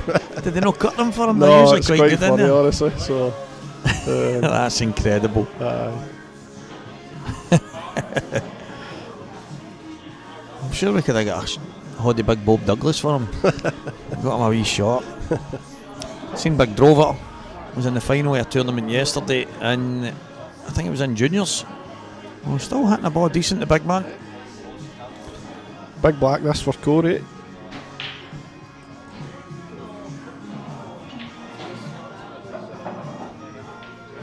Jamie Craig. Jamie was saying he missed 3 blacks in his match yesterday. He did. We had to readjust the cameras and that after it. He flung his head that high into the air. Nah, it's just... Robert, he actually took a couple of beautiful finishes. Oh wow, what a miss with Corey there. That's miles away. He didn't even get close. Miles away. You had to play that into the near knuckle there. Allow the cloth and balls to take effect and just slide in off the took. That's I mean, miles I know away. it always looks much easier on the stream for you sitting course. here, but a player of Corey's class, that wasn't even close. He'll be absolutely gutted himself there. I've got to give Jamie his props in the sense of he took some beautiful finishes yesterday, but it's like me there. I've took a couple of really cracking finishes. Snookered myself on the black in one, snookered myself on my last ball on the other. When you've just got to make sure you've got, and it's careless stuff, and the cloth and the balls, I love it when they're like this, but it kind of just caught me out. I've tried to be too perfect rather than give myself a shot, and Jamie, he got on the blacks by taking good finishes. You got to take the positives. I'm one of the world's worst for that, but at this level you don't get a lot of second chances, Robert. You just don't. No. I was watching a bit of Anton Riley's game earlier against Greg Davis, and Anton should have been 4-0 up. And he kept snooking himself on the black. First 2 frames he snookered himself on the black, and it's a massive difference. You know, the very first frame I said, I've got a feeling Anton's going to Anton him here, and he's went bottom cushion, crashed the black off a red in the middle of the table, and it just hung on the lip in the middle bag, and I seen Greg's face and I thought, oh, that would have been so Anton Riley like, but he's half scooped right now and he's still just strolling around the table as if it's nothing, just banging in finishes. And oh, that's not a good shot with Duke. Just play the snooker now. I think where the black is, see if it was right over the bag, yep, I would understand going, but where it's situated right now, just 100% snooker. Tasty tie on the table 11, Craig Marsfield, Luke Sanges. Yeah, battle of the Welshman. Looks a very consistent player. I spoke to him, obviously I've interviewed him a couple of times and stuff, and I told him that I believe he's one of the most consistent performers in 2025, and he went, I appreciate that, but, and I says, well, there's nothing, it's not like I'm speaking at semi-final of the World Championship, finally the first pro event. He said a couple of semi-finals. He's never far away right now, and obviously you've still got to go and try. I actually thought he had won one, but I was corrected, and people have said no, he hasn't actually got over the line in them, but he's not been far away, and he's a good all-round player. He can be very attacking when he needs to be, but he can slow down also, play the tactical side. So Marshy forget his shoes as well. I didn't want to slag him earlier, but what are they? What is going on? He's turned up with a pair of brown shoes. Nah, that's not happening. Nah, we'll need to have a rub. I'm not wearing that. They must be comfy because but they should. I know you guys watching this match can't see what we can see, but he's got a pair of brown shoes on with white soles. Maybe he's colourblind and thinks they're black. That's not happening, man. That's not allowed, is it? Does he get some kind of... He better have a doctor's letter. I'm not sure.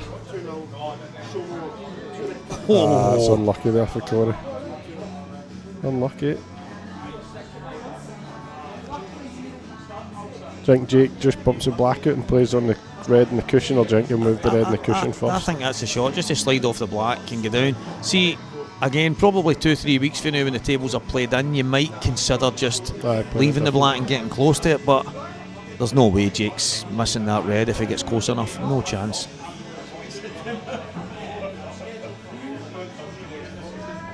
I mean, he probably didn't have to get it out as far as that, but you can't really go wrong now.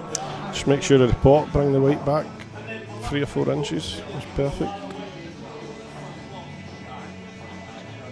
Yeah, sweet as a nut. I'd love to know where that came from, sweet as a nut. I've yet to have a sweet nut. Strange, isn't it? Aye, definitely. 6-2. Big ask for Corey to come back for this now. It's Jake's break next. Well, do you know, it was funny, the match that I played against him yesterday, after it, I think it might have even been Rob Wilson, and said, unlucky there, pal, but he's one of the most ruthless front runners you'll probably get in the game. And I said it's not something that I've really noticed or anything, and yesterday I had a few chances. It wasn't that I was just sitting in my seat and he was dishing, although he dished the last 3. I made mistakes, but when you look at some of his scores when he's quite far in front, they seem to end up quite big, unless he's playing Dunster. I mean, he had 6 breaking dishes against Liam and a monster, and he still only managed to beat him 7-6 in that final. Crazy, isn't it? It's like he actually, when I interviewed him after it, and I said 6 breaking dishes and an absolute monster. What a performance. And he says, it's great, now I know how you beat Liam. Just did 2 breaking dish virtually every single frame. It's the standard you need to play to beat Liam's just genuinely incredible. Interesting, I was watching him earlier, and he had such an easy wee screw shot, and he miscued, and I was talking to him, and he's changed to tie-him chalk, because obviously he was getting a lot of kicks all the time, and although it pleases a lot of the players, because we couldn't stand the chalk he used, because it made some mess of the table and stuff like that, but he says it's in his head now. He's miscued that many times that any time he's on a screw shot, it just feels like he's going to miscue. Well, I said to him straight away, that's one of the biggest things that comes up, Robert, when there's a chalk debate. Even when I had Mark Farnsworth in, we were down in Newcastle at the racecourse, and we were talking about it. Mark says, listen Steve, he said, I'm one of these guys I'm ready for banning it in the club and stuff like that, different chalks, he says, but he says I do hear more and more these days, and he says, but I'm not 100% sure why it's happening, because I don't see it myself. But I mentioned to Liam earlier, I was playing in McGoldrick's, I'm sure it was one of the IPA events, and my opponent turned up with his break cue and his playing cue, and he used 2 different chalks, Robert, 1 for each. And I said, it was after the match, I can't even mind who it was, if it was Richard Swarfield, I can't mind, it was whoever it was anyway. And I said, why you get 2 different chalks? He says, oh, the talent stuff doesn't stick to my breaking tip, doesn't stick to it. And I went, well, obviously a break tip's a hard kind of one, and he says, yeah, some hard tip, whatever it is, he says, but it just won't stick. He says, and when I'm breaking, I don't feel like I'm connecting with the cue ball right, so I'm kind of sliding off it, and it makes me wonder if certain tips, the tail stuff just does not stick to it. It's funny you say that, because I've actually just started playing with one of the crystal clear brick hard tips. I don't know what they're called, but matte iron chalk doesn't actually really stick to it, and I've noticed that. But you get away with it because you're hitting the centre of the light. So it's possibility it's that tip. Yeah, that's what I think, and I said that to Liam, and Liam, he actually said, well, he's not really looking to go and change his tip just because of a bit of chalk. So I said, well, obviously it might be the case and you need to change the chalk. It's really as simple as that. But I've definitely found that seems to be the case on certain situations, that certain chalks just stick better. And so you get people that will say miscuing has nothing to do with the chalk, it's just the way you've cued the shot. But see with the tame chalk, see if you are playing with extreme top or extreme bottom, I find it more so playing so high on the white, the time chalk, because it's so thin, like your tip will just skid off it and you do miscue. But then it's, do you play with the risk of miscuing or getting constant kicks? Liam was saying he was getting like 3-4 kicks a match, and you know that can be costly. Aye, I mean,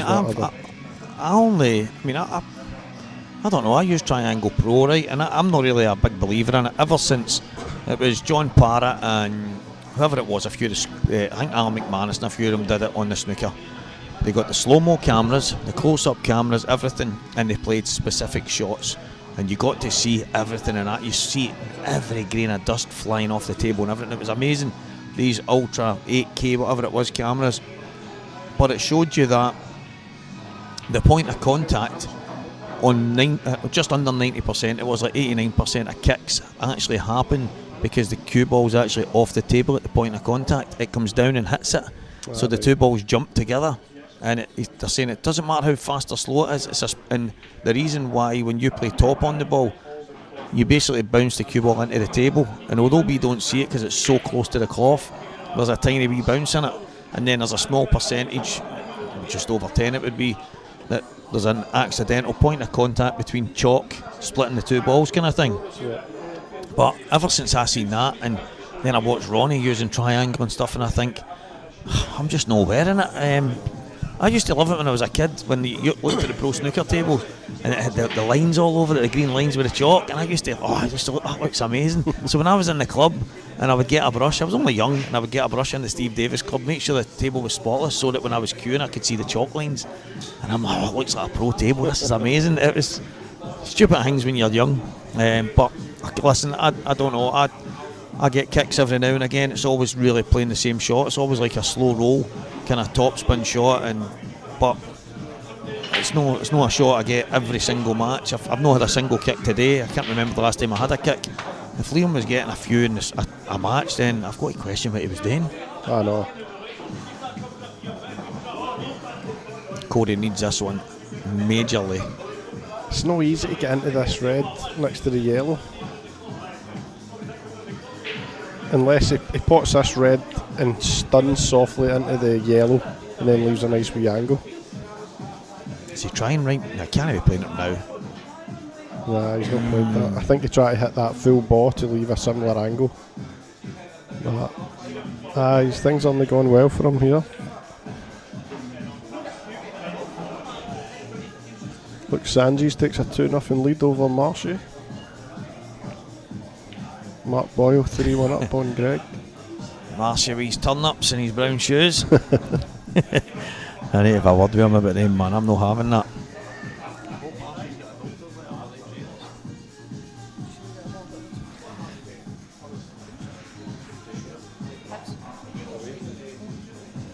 Comfort is key, Scott. Comfort is key.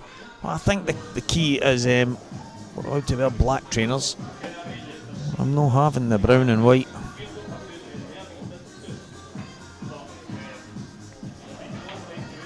The thing is, they must be shoes though, because... No, they're not shoes. But you can't get away with wearing brown trainers. No, so I know, but... they have to be shoes. Listen, you don't get shoes with white soles like that, wrapped all the way around. They're a pair of sannies. Listen, he must have turned up with a letter for his GP.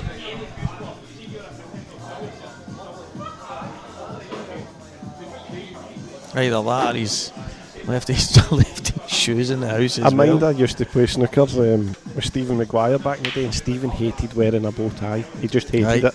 So he went to a doctor, and before he went in, he would scratch his neck where the bow tie would sit. What a shot. And he would say, I can't mind if it was that he said he had psoriasis or dermatitis or something, and the bow tie that irritated it. So he constantly got letters, and he was the only one that could play without a bow tie. It's funny because I'm seeing him in my own eyes right now. I'm visualising, and I can't actually. I've not got a memory of Steve Maguire with a bow tie on, I don't think. He didn't. He just hated wearing them. Went to the doctor, was scratched, got his cat to set about him. Turns up to the crucible, looks as if he's been attacked by a tiger. Mr. Maguire, nice wee rub there. Wonder if that yellow passes the black. I think you can drift that in. That's one of the ones where, you think to yourself, it doesn't go, I'll just take the bag, and next thing it slides in. Yep. Oh, boy. Okay, there from that. Mind one of the tours last year, Greg Davis actually beat Mark 8-0. 8-0, mate. It was on with a second stream table in Coventry, and absolute. I said to Marky after it, what happened, and he said he was just brilliant. He just dished everything. Jay, there is in the tour events, but not in the. What are these called? The Grand Prix? Grand Prix. The Grand Prix.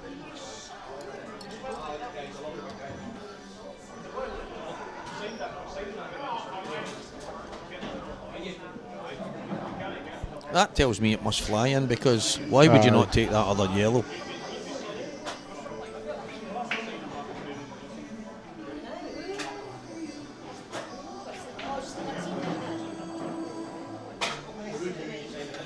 I think a lot of the players, Robert, like Greg, doing that to Mark. When we talk about the break, he said his break was great that day and Mark's wasn't, and I think he'd said he'd maybe dished 7 out of the 8 that he'd won that. I mean, that's... At pro level, anybody is capable of doing it to each other, but there's not many matches the top boys go where their break's not working.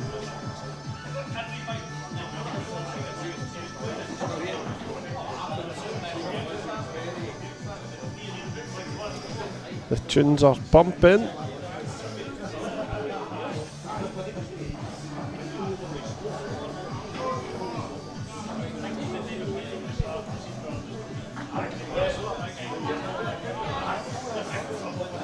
Fly in. Looks perfect. Yeah, he's played that well. He looks in ruthless form here. See, with the double elimination, I think, I was 7-2 down there to Dan, and you kind of just get into the stage, right, you're out. Yeah, I'll go again.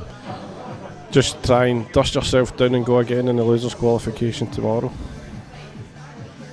See, I asked that question yesterday.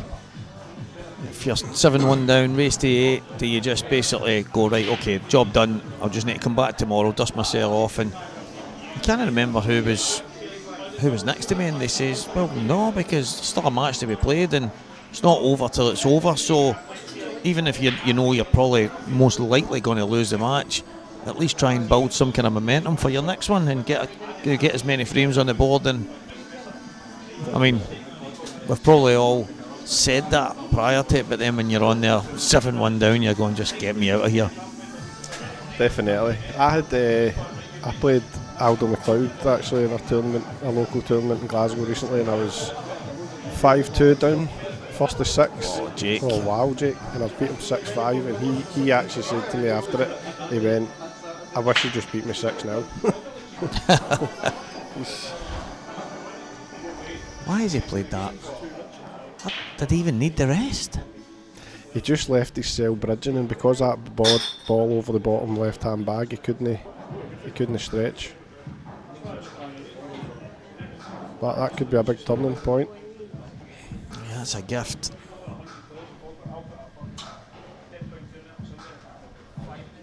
See the amount of times in pool where you make a mistake like that, and you know the next frame Corey's going to dish, no matter whose break it is, he's going to get a chance. You'll always get punished the very next frame. and it was actually him. It was Dave that was sitting next to me last night when I was talking about you're 7-1 down, do you keep going? And Dave's saying, well, why not? You need to just keep pushing, and if you get there, you get there. If you don't, at least build a bit of momentum. And well, that could have been and should have been 6-2. Now 7-2. It's going to be 6-3, and you just know Corey's going to probably breaking dish, reverse dish, and all of a sudden we've got a match in our hands. Definitely. Jay asking how many approximate break and runs should you be hitting in a 1 hour session before you consider trying to enter tournaments like these? Are you talking about a practice session? If you're talking about a practice session, I would probably say 40. That's a bit low. I would say 55. No, in all seriousness, Jay, I don't know. It's an impossible question to answer. Right, so I do every now and again. I've not done them in a while. It's the breaking dish challenges, Robert, and you do like 50 breaking dishes, or you try and do 50. You get 50 attempts. And so I was saying to myself, I said to Claire one night, listen, I'll be up the road shortly. I'll have this done in no time, whether I get them or not. I'm not playing anyone. All I need to do is, if I miss it, set them up again and go. So I had my 50 attempts, regardless of how many I got. I can't even remember, but you add it to your handicap, all that stuff. But I was 4 hours for 50 attempts. Wow. And I thought, that's quite long. But yet Johnny McDermott was doing them in the Gartcraig on my table as well. And yet you were talking for 50 break and attempted dishes. Whether you got them or not was neither here nor there, setting them up, having a go. Yeah, you're talking not a million miles off 4 hours. So they give you, after 25, you can have like a half an hour break if you want them. So you can do over 2 25s, but it needs to be in the same day. So, but I was just continuing on and on. So even, I think that first one I got 17, but the break and everything was killing me. And I actually said to the guy that was running it, I said, listen, I'm on a blackball elite table. The bags are so tight, the middles are cut. Even breaking, it was a nightmare to get a ball. And even though you can reverse dish, doesn't matter as long as you break the balls and take a finish. And he said, no, sorry, I've spoke to some of the guys. There was like Gav and Gareth involved in them, and I think Arfan Dad and all these guys. And I says, but where are you getting your information to give me my handicap? My handicap is down no far away for these guys. Oh, well, Gareth's, he's like minus. He just breaks and dishes. It's not even normal. I'm not even convinced I think his bags are 9-ball bags. The guy just does not miss. Honestly, mate, but I was like, I says, mate, this isn't good to me. I'm just giving you money. I can't even get close with the kind of handicaps that you're giving some of the other guys and then handing me. And you're watching some of them and they're potting them 8 inches up the cushion and stuff, and I'm going, I can't wait. But yeah, that's what it took. It took 4 hours for that. So if you're going to break and dish, in all seriousness, in an hour, you might be lucky if you get 15. Do you know what I mean? Depending if you're actually going to take care over them. And me and you could have a race to 6 in an hour, no bother. But if both of you are dishing and having a 6-5 or even 6-1, you could have had done in half an hour. Do you know what I mean? Yeah. Would you be happy, say you had 10 breaks and you dished 5 or 6 of them, you've got to be happy with that? 100%. So Jay, I would kind of go with that. Like 1 every second you would be happy with, definitely. Good shot with Corey there. One of the things I do now is we call it playing the ghost. A lot of people will say playing the table, but I'll break the balls, and if I get a ball, obviously it's going to be a breaking dish. If I don't get a ball, I'm going for a reverse dish. But if I miss at any time in the frame, I then try and just take out the other set, because there might be times when your opponent misses. But what I do is 2 points for a breaking dish, 1 point for a reverse dish, and a half a point for an 8-ball clearance. And I'll race against the ghost to 10. But it's actually amazing how, see, when the breaks start going against you and that things start landing awkward, you're not even playing anybody, but you can start to get frustrated. Definitely. But it's a good game, so that you're not just kind of pulling the balls in and breaking them for I play that myself, and it is good because you need to set yourself the challenges in practice to keep your mind switched on. There's no point just playing and going through the motions. Exactly.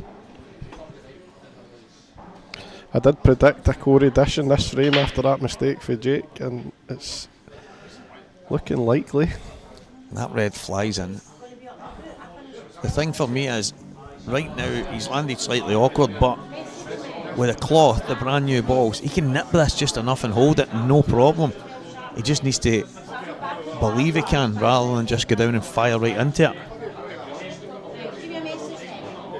Oh, that's even better. Use a yellow, and again,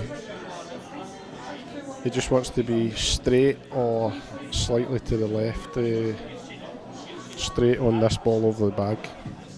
You don't want to be playing it and having to kick the red over a bit.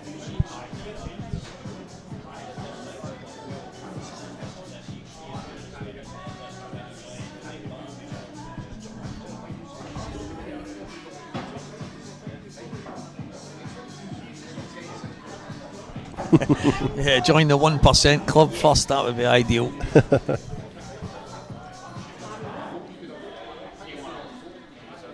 The thing is, it depends on your goals, but one of the biggest parts of any, I mean, going and practice and put the time in, if you can dish, brilliant, you're going to have a chance against anyone, but it's totally different when you're playing against people, and playing against better players 100% improves your game. So I would always say to anybody who's want to play pool and improve at it, try and play as many competitive games as possible. Just for a learning point of view and experience point of view, you'll learn better that way. Yeah, just as predicted, it's looking very likely that Corey will get that breaking dish. When it looked like there was nothing else but a 7-2 lead for Jake, it's about to be 6-4. Slightly awkward black, he's landed a bit straight here, but I don't foresee, is he going to just pull it right back past the yellow? No, I took his medicine, I like it.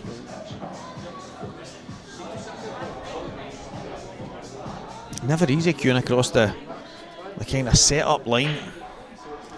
Nah, you've just got to play this with a wee bit of conviction. Don't be playing it too slow.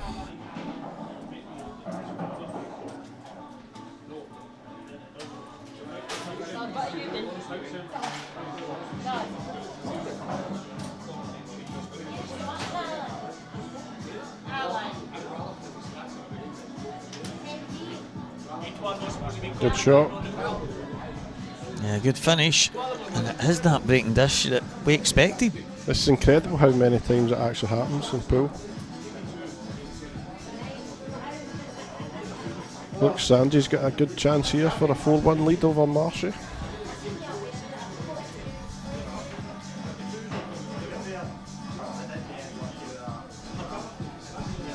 Yeah, Greg Davis 4-1 behind against Mark Boyle, but he's on a finish to try and get back within 2.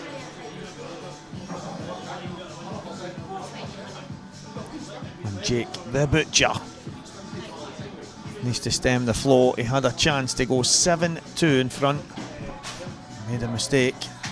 Corey took them out and then broken dished in the next frame as expected, and now it's a lot tighter than it could have been and should have been. Taking his time to set them up. Seeming to have a couple of issues as Jake. Let's see. He's got a bit of a break on him. The cue ball leaves the table, it actually jumps up. I don't think I've ever done that in my life, made the cue ball jump up. Yeah, me either.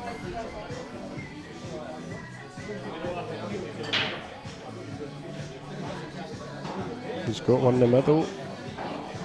And Yellows. the yellows are lovely. Wow. Should be finished here. Wow. Gio Edgar just off a massive decider victory against Ross Fernie has just wowed. Back tomorrow with a chance of maybe going all the way. He's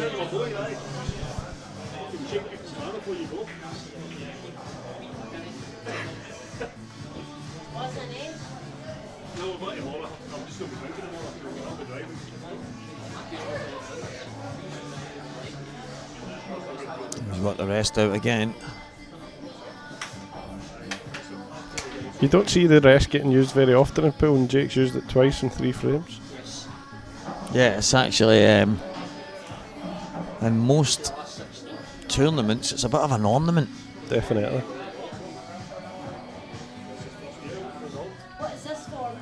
These are a must.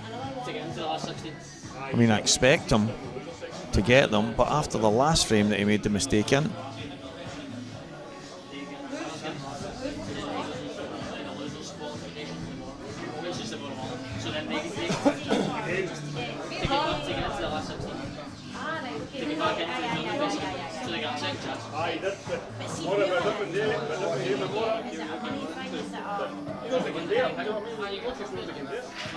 what you using, Robert, for the black, the last ball for the black? What's the what you're seeing as the obvious connector? I think probably the one closest to the blue spot.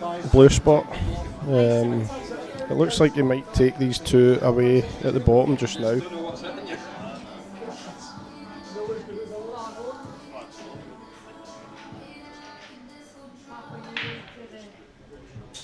Yeah, I like the idea of take these two away, because it kind of takes away the... I was going for this just now. Yeah, see, I think having those two there, you kind of get the urge to end up leaving those two to last, and if you land between, even slightly off, all of a sudden you can be in a little bit of bother. And unless his plan is to leave one of them just to pot and kick into the red and guarantee being straight on the black. Yeah, I would have probably liked leaving the one on the one closest to the line. Could have took the one closest to the black, got himself out, top two, down the table, just past the middle, and then just run onto that red. But see, I don't think he's on that. I think he is. Might need to sit in Corey's lap to play it right now. He's down quick. There's a little bit of side on that. This isn't as easy as it looks. Do you think he just runs us through, plays the yellow in the middle, and just kind of just run slightly high and then... or he could leave a wee slight angle just to go into that red softly. Yeah. Do you just play this plain ball, run through, or do you risk running into the red? Nah, he's just running through. Yeah, just taking his medicine, giving himself a shot.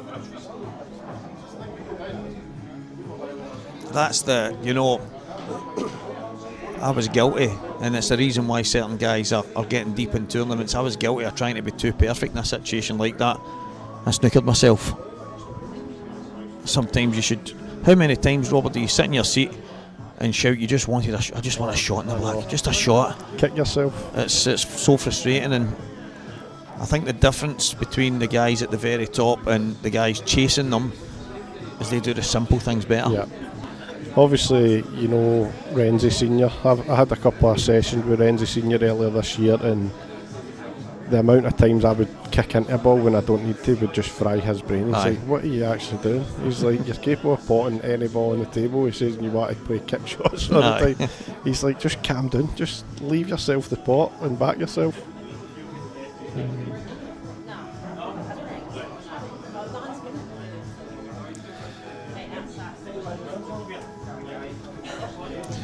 Jake will feel a good bit better with that finish. It's one of the... You're getting to that stage in the match where you're chasing the line and your opponent's chasing you. He had a chance to leave clear daylight between them, and all of a sudden it was getting closer. I'm not saying he needed it, because you need every frame that you win, but it was probably quite crucial at that moment. It's a bit of a smash. And the Reds look absolutely fantastic. Yeah, some break that. Do you know, that break reminds me of the Gav Robinson break. That's a bit like Gav's break.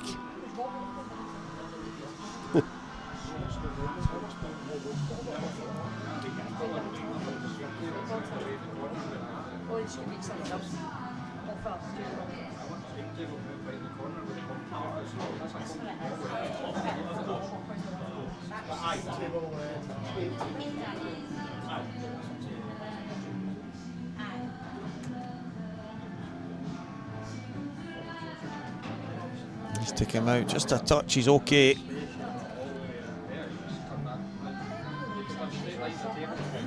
He's just getting out.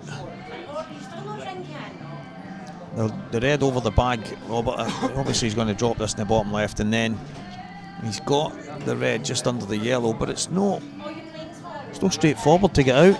You would ideally want to get a wee bit high this, so you could have played it thin and just come back out, but it looks like he's straight, so do you just bring it back and take the red in the middle of the table long? Good shot. He's perfect. Good shot. That's basically what you were thinking, but just being a bit higher on it. Definitely. I thought he was actually too straight to play that shot there.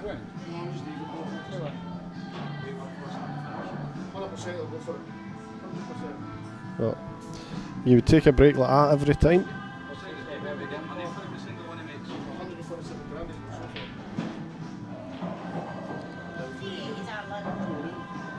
Yeah, all of a sudden, this match has sparked into life. Definitely. Do you know who you play tomorrow? It was looking like Rob Wilson as he was 5-1 up, but I've just checked there and he is now 6-5 in front against Anthony Grimley Atkinson. Oh, the Grimster. It was a bit of a game.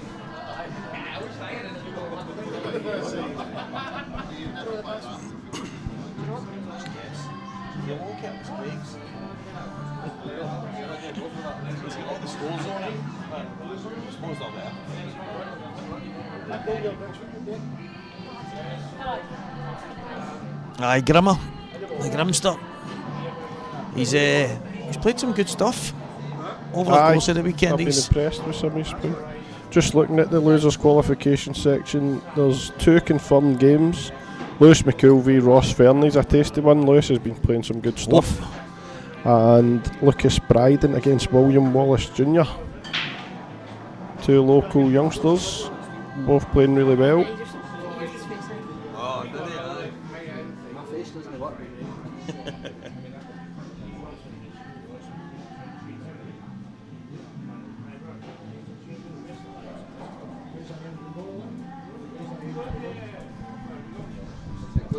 So who's the chat backing to win it this weekend? Who's your money on? Now that the talker is out, it's opened up. I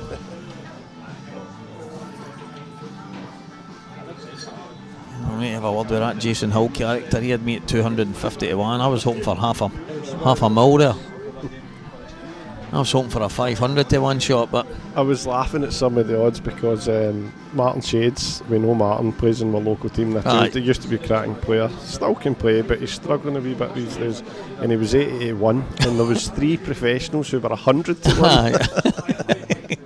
I've got to wonder where he got his information from. Definitely. One of the ones. I remember Martin Shades. He's some player. He was superb in 1984. Cheers, guys. Good to see that there's some confidence in you, Bob. My best mate saying I've no chance of winning. If you're good buddies can't back you, then you've got no chance. To be honest, they've just watched how I broke there against Dan, so they're right if I keep breaking that. Good evening, the IPA. Get up there. Pete Fisher, the fish cake. What a guy. What I'm going to say is, obviously there's a thing called the pro chat. You guys do not know what you are missing. In the actual just IPA, anybody can come in and chat. Pete Fisher is absolutely class, man. The videos, the voice notes, the stuff, it's just incredible. Every single day of the week, it's brilliant.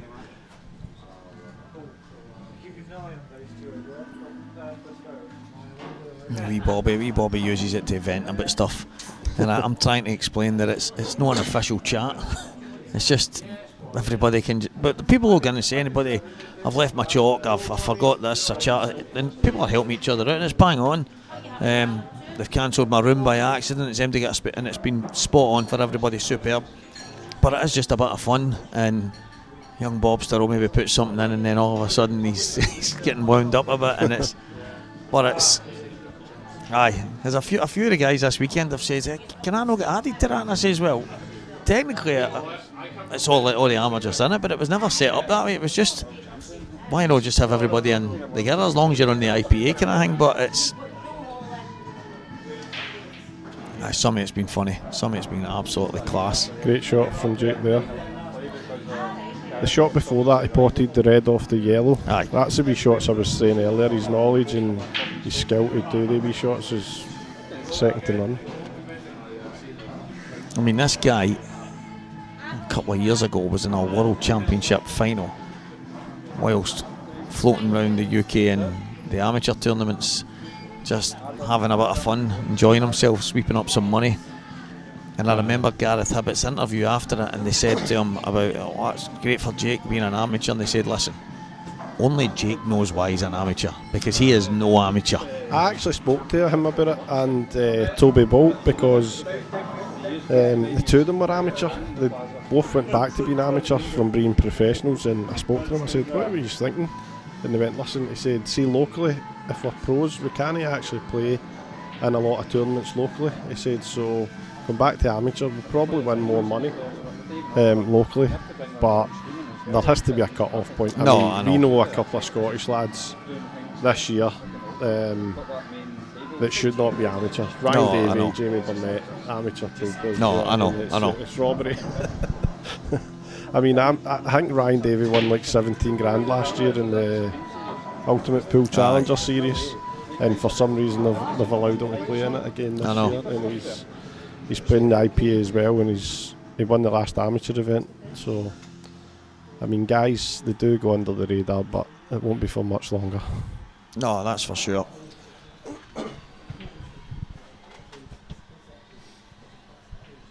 Yeah, Andy, Neil and Isla Man always giving Craig a shout for the stream. Good to see you watching, Andy boy. Hope you're keeping well. He's just counting down the months before we all invade his island once again. A new venue. Yeah, looking forward to it. I'm bringing my sand wedge. Go out and practice my iron plate in between matches.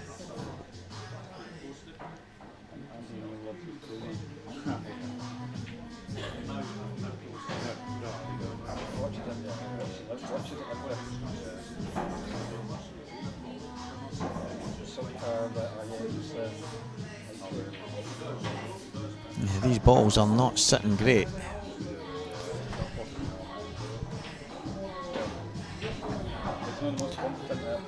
Nah, it's not a great table this at all. I think if you're Jake sitting in your seat right now, you're quite chuffed. They're not all hanging over the pockets.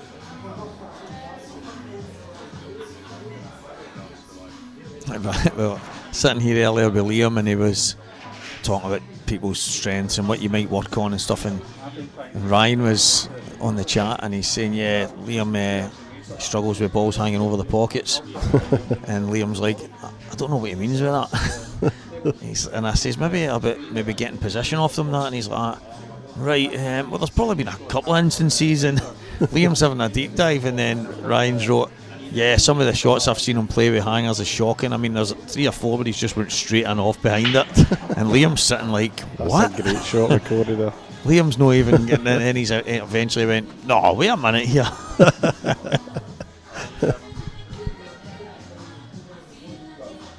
We know Liam's a perfectionist. He'll be going to dig out the videos to try and find them. Oh, it was amazing the time when he was playing. And me and Boyle were commentating, and we said that both of us actually weren't convinced that he played the shot he played. It was kind of play a ball down, come round off kind of 3 cushions and land absolutely plumb. And we says that he was playing something different. But about 3 months later, I've walked into the corner pocket in Dalkeith, and I've played a match. I've played Matt Ingles as far as I can remember, and I've come off the table, and he shouts to me, "Hey Stevie, I did mean that." And I'm like, and I'm looking, and I'm thinking, what? I haven't even spoke to you, mate. I'm thinking he's talking about that day, and I'm thinking he thinks I've said something about his pool, and I went, Liam, I didn't even see the shot you played. And he went, no, I'm talking about a few months ago on my goal jigs when I played the shot to come round the angles and land, and I was like, what? He's waited all 8 months to tell me that he meant that shot. It's a bit unlucky there, Corey. Actually, it's one thing I never ever do is watch my pool games back, and I probably should to try and learn. And I actually had a conversation with Corey, because Corey actually improved like drastically, quite quickly in the pro scene. And I said to him, what did you put that, didn't he? And he said, see, during COVID, he said, I just became obsessed with watching all my pool matches back, and I just studied everything, what I can do better and stuff like that. And obviously it's helped him massively, so it is probably worth doing. The frustrating part about it, I watch myself every now and again if I've been on stream, and there's times I go back and I go, that was excellent there. What a shot, brilliant Corey Rees, absolutely brilliant. There was the match I played Gio down at the Welsh Grand Prix, and I've won the match, Robert. And at the time, I felt really in the zone during the match. And after it, he's like to me, Stevie, you were brilliant there, all that kind of stuff. Spoke to Boyle after it, said, yeah, I felt great. See, when I went home and watched it, and although I did play really well, nowhere near the level I thought I was playing at. I mean, obviously I played good enough to win the match. I should have won the match more comfortable. I've took a couple of really good finishes. I felt like, now concentration wise, I was really on it, but there was a few things during it, and I was actually scratching my head and thinking, what was I doing there now? What was the... And I think that's where, had I not went back and watched that, I might have just been floating around thinking I've just played the game of my life against Gio and blew him away. Wasn't it the case? There was quite a lot of stuff in it. I'm like, that needs to be better. So there's probably something in it. There's obviously been times where I've played outstanding and I watch it back, but there's still moments where you think, what was that? What are you thinking? Do you know there was well, this was hilarious. I'm on stream and I have played awful, and I came back to the comms box and I sat down to start commentating, and I seen one of the comments in the chat, and somebody had wrote, this maniac sits in this seat and tries to tell us what shots get played, and he cannot pot a single ball to save himself. I get slaughtered. And I was on the stream and I was like, oh my word, the guys are all saying, this guy's trying to tell us he knows what he's talking about, and he can't even play a single shot. I get slaughtered, absolutely slaughtered. Thanks for watching, Spanner. Main man. But it's a good thing as well, because a couple of times I've won, I thought I've come off feeling brilliant, thought perfect performance, and then Paul Corrigan will send me a couple of clips of the poor shots I've done, and I'm like, I didn't even think it was that bad, but his outlook is, Robert, everybody else can give you the praise, he says, but see the couple of bad shots, just learn from that, because that can cost you matches in the 100%. future. You know what I mean? And it's actually a good thing to have, somebody that will just point out the couple of areas that you can improve on. Good evening, everyone just joining us if you are, or if you're just popping on the chat. This will be the last main table match for this evening, and it is almost over. Race to 9, Jake Dillon New Love to break. So if you are just joining us, there is other stream tables that will be on until the match is finished, but they will be without a little bit. This game's turned into a dish fest. I think that's the last 4 it's been from the break. No, the two of them weren't really at the races for a couple of rounds before that, but this will take some dish, Robert. I've got the shot. Screw the red right in the top right corner, into the black, get it out, and then pot all the reds. I mean, the reds are lovely, but it's just obviously the black's the problem. The opening shot in the reds. Listen, it could be a no guts, no glory kind of thing, but there's also an argument for just handing the table back to Corey and say, on you go, mate, you fill your boots. Sometimes when you have a break that good and you kind of feel hard done by, I know, and it annoys you, and sometimes you can let frustration kick in and just go for something daft.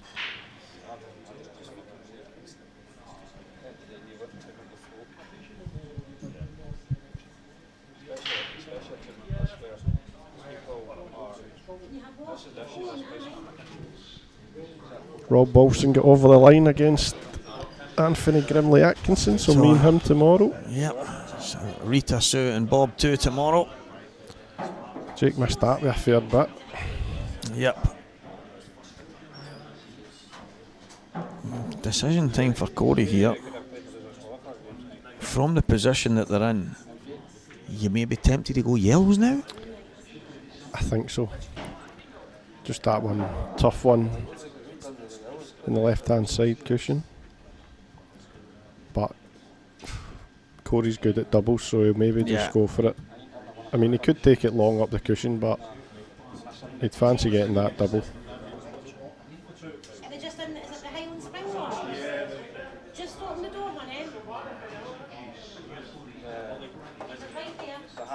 Would it be worth potting the hanger in the middle and going for the double early?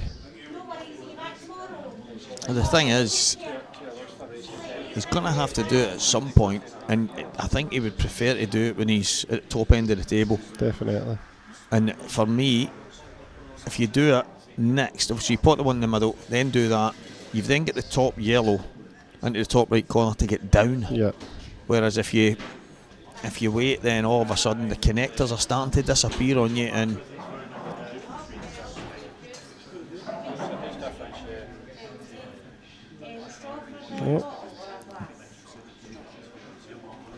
yes. I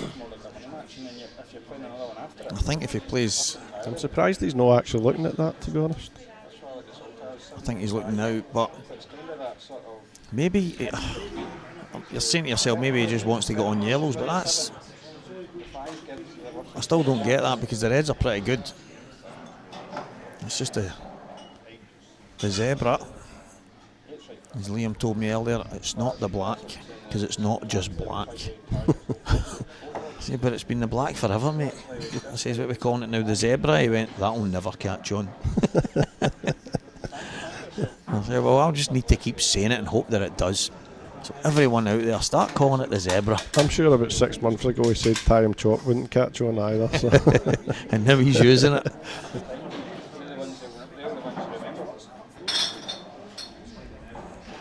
Yeah, he's using that chalk and complaining about the miscues. There's just no pleasing the guy.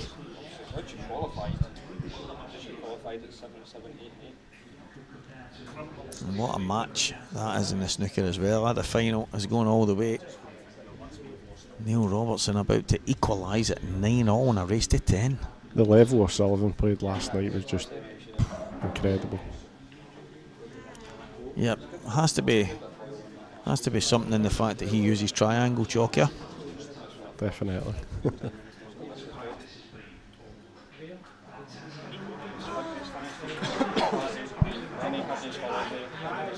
So Corey has just potted, it looks like. Yeah, he's just played a sensible shot. So getting yellows and then playing a little snooker. The only issue with me in that is he's obviously trying to get that yellow into play, then it's his connector to the one that's awkward on the left hand side, but if Jake hits the red, there's still work to be done. He's still got that, and he's opened up the black a bit more as well. And the yellow next to the black, at one point it did go, I don't think it goes anywhere now. Might go in the top right corner, but unfortunately there's a couple of balls in front of it.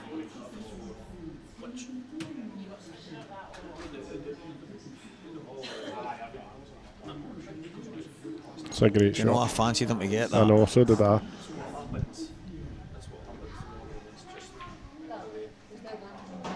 The thing is, if he gets this finish, Corey will be kicking himself if he didn't have a go at that there. Yeah, exactly. I would rather lose a frame having a go at something than, although it's a sensible shot and it's a percentage shot, but see when you lose the frame for it, you're annoyed with yourself. I was going to ask you, a number of years ago there was a situation where a player had the chance to go, didn't, played what they felt was the right shot, and then lost the match. And afterwards there was a conversation taking place with a few players, and Ross Fernie was there, and he said, you know what, I would never like to go down that way. He said, I would rather go out on his sword by having a go, and if it doesn't come off, at least he's lost trying to win rather than lost trying not to lose, kind of thing. Definitely. And I was going to ask you that there, is that maybe that is it's not a terrible shot Corey's played, and obviously the percentages of Jake Pott and that, they're not exactly high, but it's different if you're actually getting a snooker where you're proper welding them and they've no chance of actually potting, but he's left an easy one cushion hit there. Obviously still luck involved potting it, but I'll be kicking himself.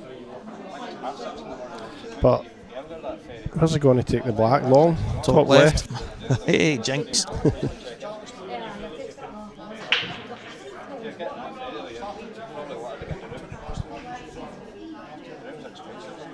Yeah, I think this match is maybe only a minute or two from being over, because I fancy Jake to get these.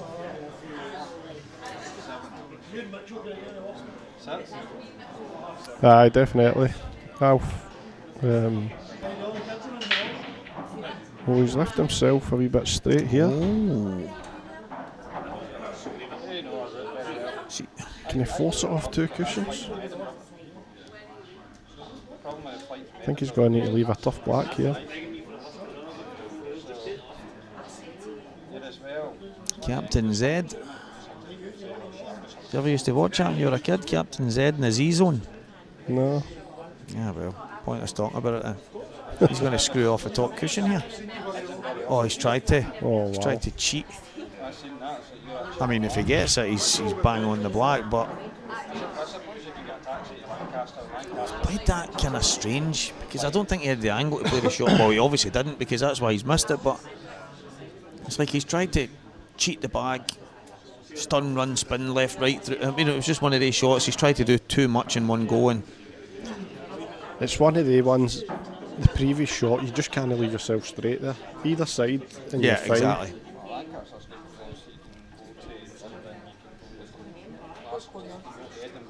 Yells.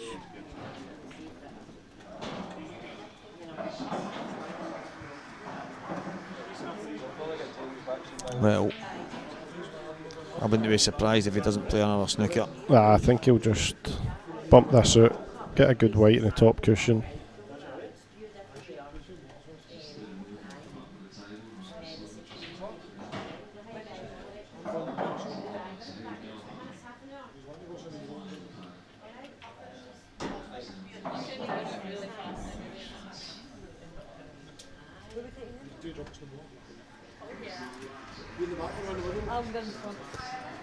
What you planning here, Steve? You just have a crash, bang, wallop?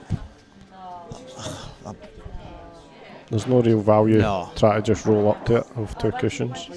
The thing is, obviously, he could go 2 cushions here, half ball the red, double it in the right hand pocket off the left cushion, and land absolutely plumb in the black. And what a fluke that would be. Or he might knock the black in the top back. I know.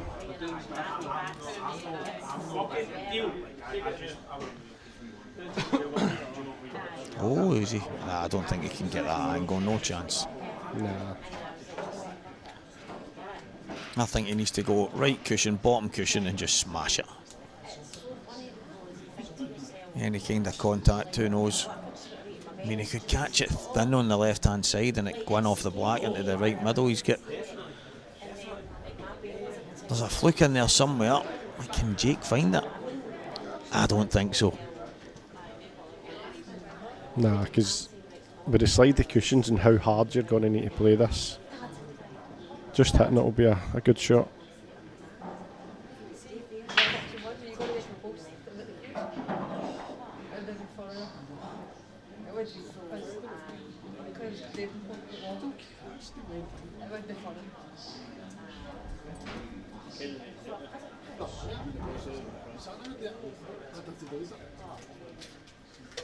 Very settings. He's actually waiting on Mark playing his shot in the next table. Oh, Mark's realised and letting him.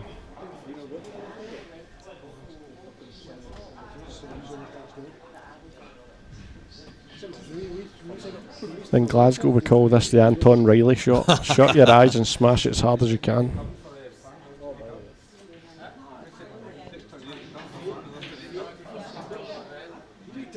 This time. Ooh. Probably take that. Settle for that. Put in the black safe. Yeah, I mean, yeah. I mean, it's an easy wee kick shot, but you're relying on a wee bit of luck.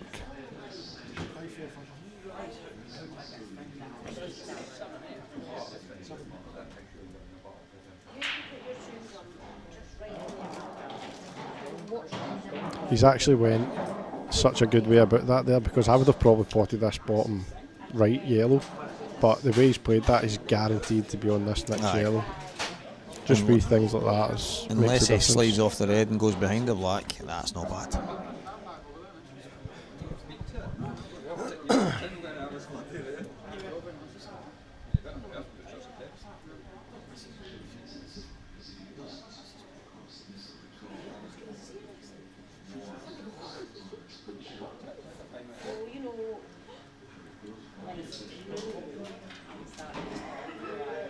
There's been one or two kind of half chances, obviously, but Jake made a cardinal sin, landing straight on the one to the bottom right, Robert, and all of a sudden. Definitely, and it's Corey's break next, so I think he's dished his last two from the break. It might end up. He's going to have to. Oh, Jake might need to dish to win on a decider if it goes that way. The thing is, with these two players before the match, you knew there wasn't really much separating them, so I had a good chance of going the distance.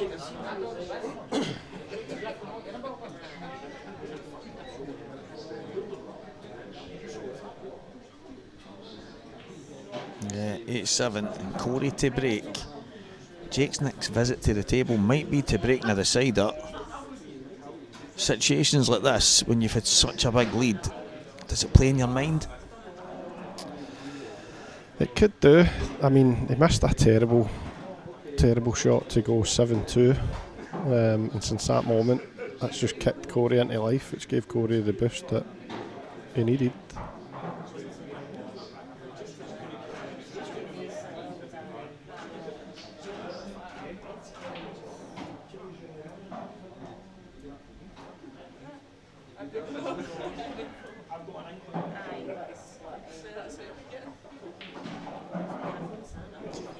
Mark Boyle goes 7-2 up on Greg Davis. Luke Sanji's 5-4 up on Marshy. Yep, no repeat of the Greg Davis hammering that he gave to Boyle not so long ago. Greg with the producer on the back of his top, that's an interesting nickname. Where does that come from? Listen, I'm not having it. See, unless he tells me that somebody gave him that nickname. Mm-hmm. I'm not having people just having their own nickname. You don't get to pick your nickname. That's something that you're happens not organically. picking the producer either. No, I mean, unless he tells me that he works on EastEnders or something, and he's creating TV shows, then fair enough. Now, all right, okay, the producer, I get it now. But if he's just giving himself the producer, no, that's not happening. Anybody in the chat know why Greg Davis is called the producer? Fill us in, please. No, you don't get to pick. I mean, years ago, there was some hit from Corey there. There was a mad looking good. A Roadhouse Singles League and everybody, what's your nicknames? And Slacky the Tish Tiger, all that. And I'm like, I've not really got one. I just get called Walker. That's been my name all my life. And so they called me the Bullet. The Bullet. Yeah, the Bullet. But then one of the times I was at a party and this crackpot kept calling me Vin all night just because I was bald. And I'm like, Vin, what are you talking about? And she's talking about the Fast and Furious, just this long jacket and that I had on, and she went, I only see Vin, so I'm calling you Vin. So on the Scottish Pool page I was called Triple X. But again, that was just, they didn't really happen organically, but the walker the talker, my school teachers called me that. Do you know what I mean? I was known as that when I was a boy, so that was one of the... it just kind of made sense. I mean, even you, Hotshot. Do you know, I'll tell you the story. There better be a good story to that, or you're getting that whipped right off you as well. I don't like the nickname Hotshot, right? But what actually happened Unless you tell me that Charlie Sheen's your cousin or something, I'm not accepting it. No, how that actually came about, I was actually 15 and I'd won the Scottish under-18 snooker championships, and at the time there was a snooker magazine, I remember that. a monthly snooker magazine, and they posted my picture, done an article, and they worded it, Hotshot Stephen lifts the title. And it's just stuck since then. So it wasn't me that picked it. But my mates say it's the worst nickname in pool. Yes. You know, it's weird, right? Because obviously Hotshot, but it just reminds me. Do you remember that telly programme where you get a hotspot? You remember that? Hotspot would flash up and all that. That's the only thing that comes into my head. I was thinking hotspot. We'll get you a better one than that, mate. But that one came organically, if you want to call it that didn't. You weren't sitting in the house one night and just said, I'm going to call myself Hotshot. No. But there's a few of them, like people going, I'm not having it. I'm not having it. I don't know if Corey's got one. I know Scott Anderson's Lionheart.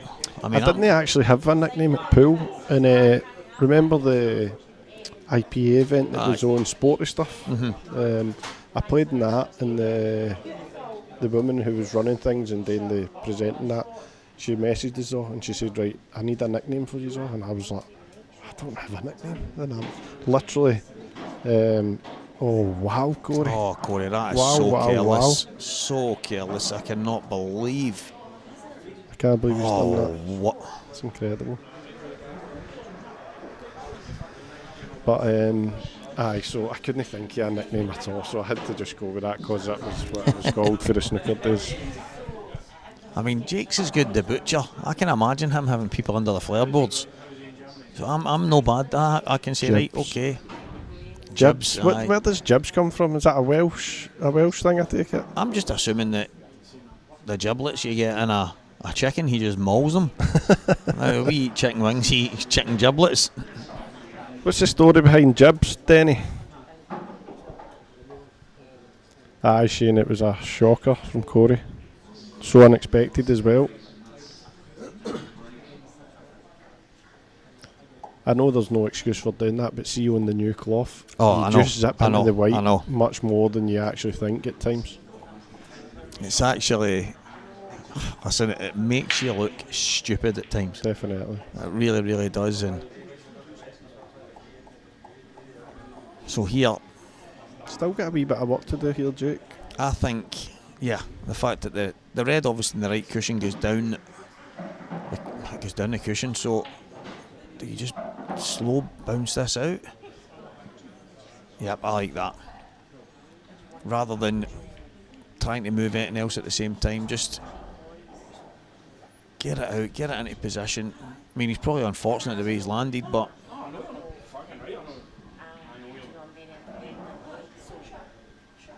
Lee, that's my favourite comedy of all time. What a scene that is as well. Why is that your nickname? Do you look like that guy? Or did somebody hit you with salt? Big sea bass. Well, what we should be calling you, mate, is Salty. Kick his ass, sea bass. Shaker. That's my cousin's nickname, Salty, because his name's Michael Galt, and they said they used to call him Galty when he was a boy, and then it became Salty, and he's been salty his full life. And I'm like, that's mad.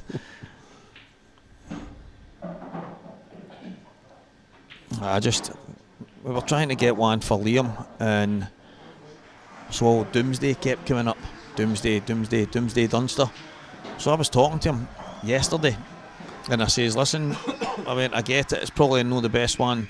There might be better ones, Liam, but I said it just seemed to gather arms and legs, the amount of people that were saying Doomsday, and he went, really? I says, aye, and so he was kind of looking as if, hey, maybe there's something in it, and he's like, I just don't understand it. And I said, I think it's because the Doomsday Marvel character or whatever it is now in the comic books is like the destroyer of worlds, and he's like this powerful bad guy or whatever. So he's looking at me and he's went, well, wait a minute here. He went, I didn't know that. He went, I thought Doomsday was just like a bad day in the calendar. And I'm like, what? So he's ended up, he went, I'm going to need to have a wee look into it. I say, that's actually no bad. He's definitely picked his own nickname, the Duster. I know, I said that to him. I went, 100%. I'm just not having that. That's why I've started these campaigns to get new nicknames for people. I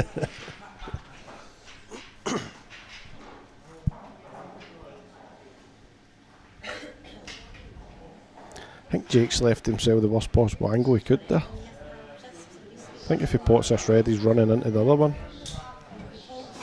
Was very close to it. Yeah, I thought once he had bounced, as I say, the last ball, he bounced the red out, landed in the one in the bottom right. I thought it landed really awkward, so He'll maybe need to take the one further left here. And I know it's a harder pot, but see if he gets it, he's actually perfect because he'll be low in the next red just to stun through the gap for the one down the cushion.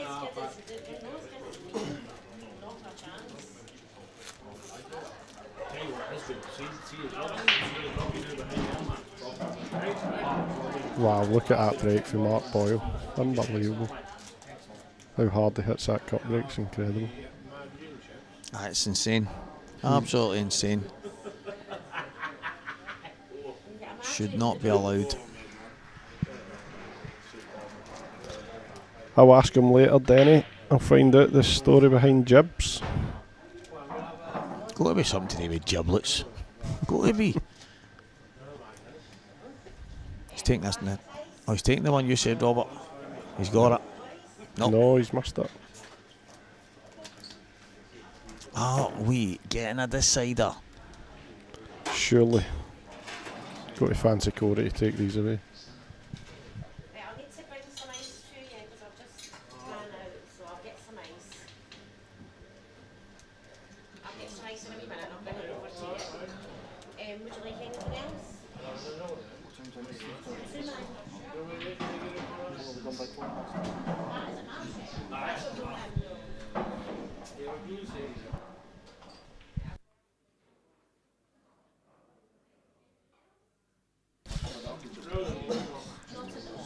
Be Jack Corrigan dishing out the Maltesers here. Cheers, son. The lighter way to enjoy chocolate. Nonsense. Don't listen to them, people. Again, your Wayne's diabetes. So earlier, before I came down, right, the hotel I'm staying in, Santa's Hotel, the Plough, I looks out my window and I sees Italian takeaway. I thought, perfect, I'm going to have a wee pasta for my dinner. I goes in, looks at the menu, there's no pasta, and I'm like, mate, do you not sell pasta? And he's like, no. I went, it's an Italian takeaway. He went, aye, it's just Italian pizzas. And I'm like, nah, that's false advertising. How can you have an Italian takeaway that's not selling pasta? How can it be Italian pizzas if it's in Scotland? I know.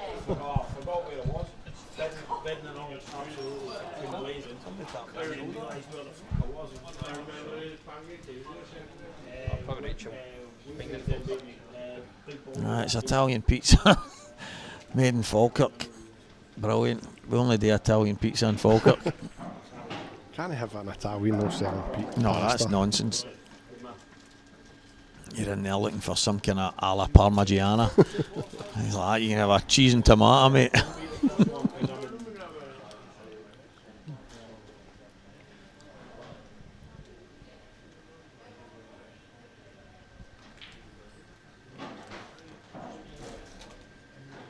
Should be a decider here.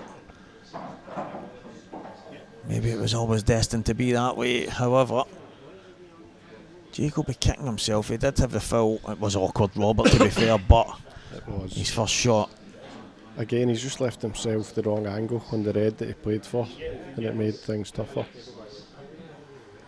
Oh, Mark's missed a relatively simple last yellow for his standards. Still 8-2 in front, right enough, but I'd have fancied him to get that.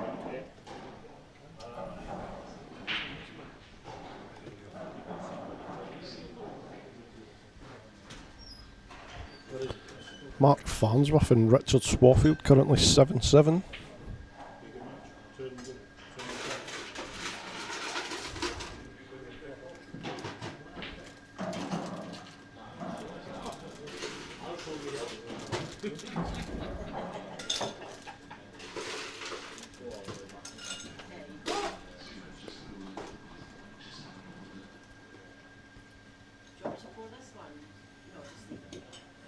He's landed slightly wrong side. Needs to just nip this a bit. Needs to land right side. Yeah, held it well. That's a shot you can play when the cloth and the balls are brand new. You've got no chance 2 weeks down the line of holding that like that. It's just it kicks forward rather than. It's crazy how it becomes a totally different game. It's mad. On this cloth.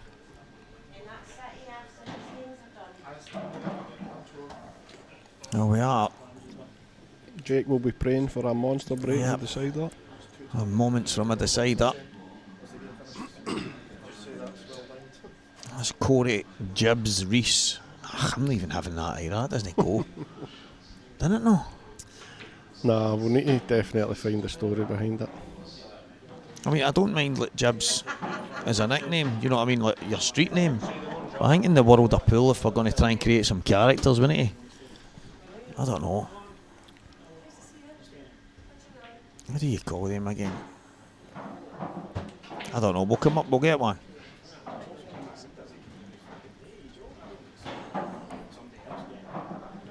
So you're talking about how has it been shot? Let's just get 2 shots here. Oh, that guy, yeah, well.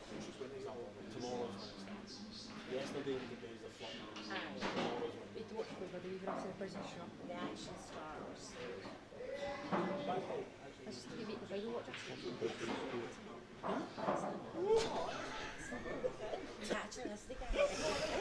Well, Jake's break in the decider. It's been a mixed bag so far in this match.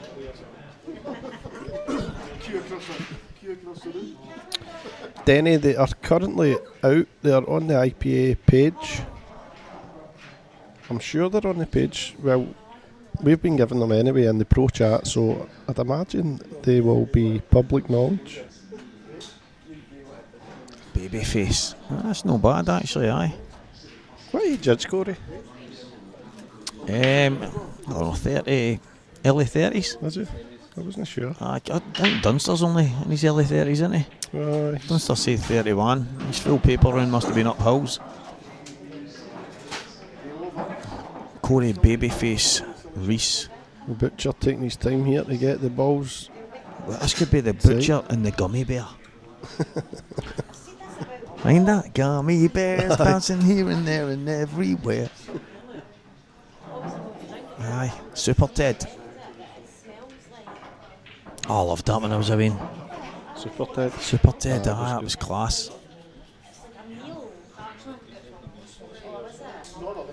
I know he's been Gibbs obviously for a long time, and I remember him talking about it. I think it was maybe in Newcastle. I can't mind the exact story behind it, but at the wheel in Wales, pulling a jib means pulling a face. Funny look, Corey pulls plenty of jibs.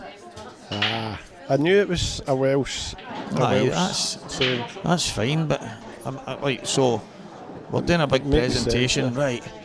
I've got Jake, the butcher new love against Corey Gibbs Reese. That's just no washing. It's just no. Or maybe the Jibster or something. Corey the Jibster. Boyle Sports.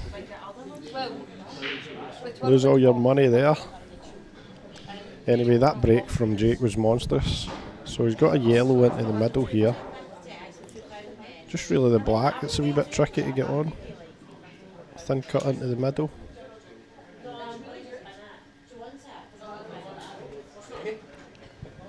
But you definitely take a break like that and every decider.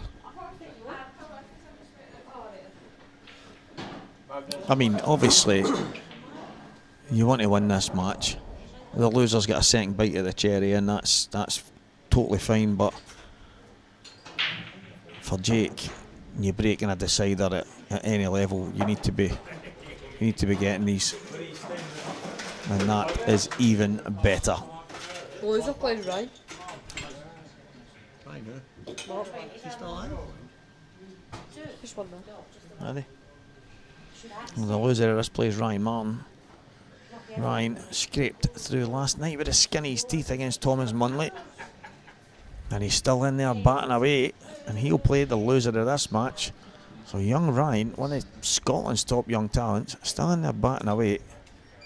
Which one of these two will he play? Sometimes coming through the losers qualification game tomorrow morning can benefit you because you've had that match to warm up. So when you play one of the winners qualifiers at 12:30, they've not had a hit on the table.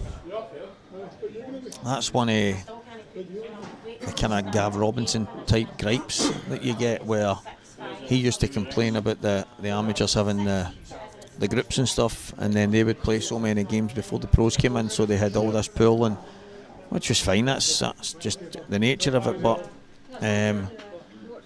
you could go and lose in the first round, or you could go on a run.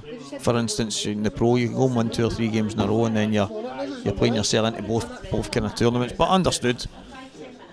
But they were obviously trying their best at giving certain value to keep the numbers so that it would help to cover certain things. What a chance from Neil Robertson. You did, Lee. I'm not sure why, but I know a couple of guys use different flags, so it's easy to find their name in the draw.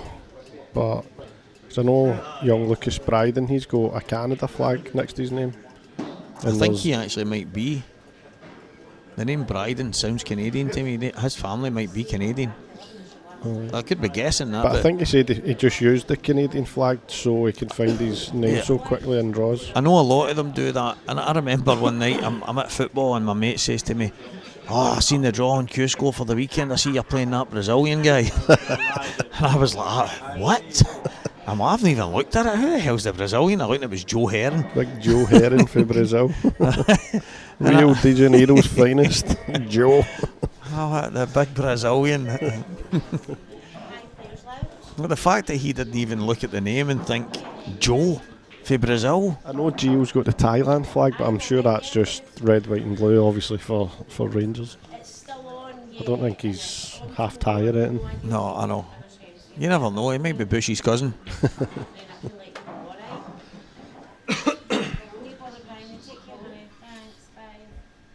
Cheers for that info, Gaz. So he's got a Canadian relative. He's definitely got a Canadian name, hasn't he? Lucas Bryden, it sounds Canadian. Who knows? Who knows? Anyway, all but getting the right angle on the next yellow here for Jake. And he's perfect. Absolutely perfect. And the jibster sitting in the corner, jibbing away to himself, making jib faces all over the place. It does make sense now. Aye.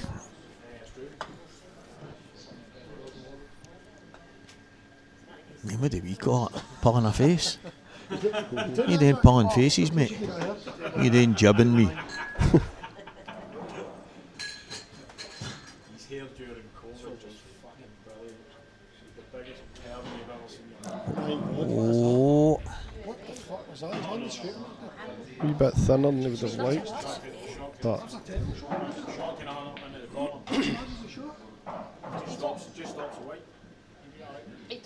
fair play, Mark. Tom Hughes, his sponsor. Yeah, it's all over. Good finish with Jake. Good match that. Well done, Jake Newlove. He's managed to go over the line in the end, but do you know what? I actually was told that. I still don't think. But that's, I mean, so if you're getting sponsored off a guy in Venezuela, are you turning up with a Venezuelan flag? But I do get it in the sense of, well, if he was going to pick any flag to stand out, he's picked that one, so that makes sense. But yeah, I think people should. Do you think he would have put Tom Hughes if they were for Ireland? Do you think he would have had the Ireland flag? Well, that's the thing. If Big Tom was for Dublin, would he have a tricolour? I think not. So we'll just stay away from that one right now. Anyway, folks, cheers for watching.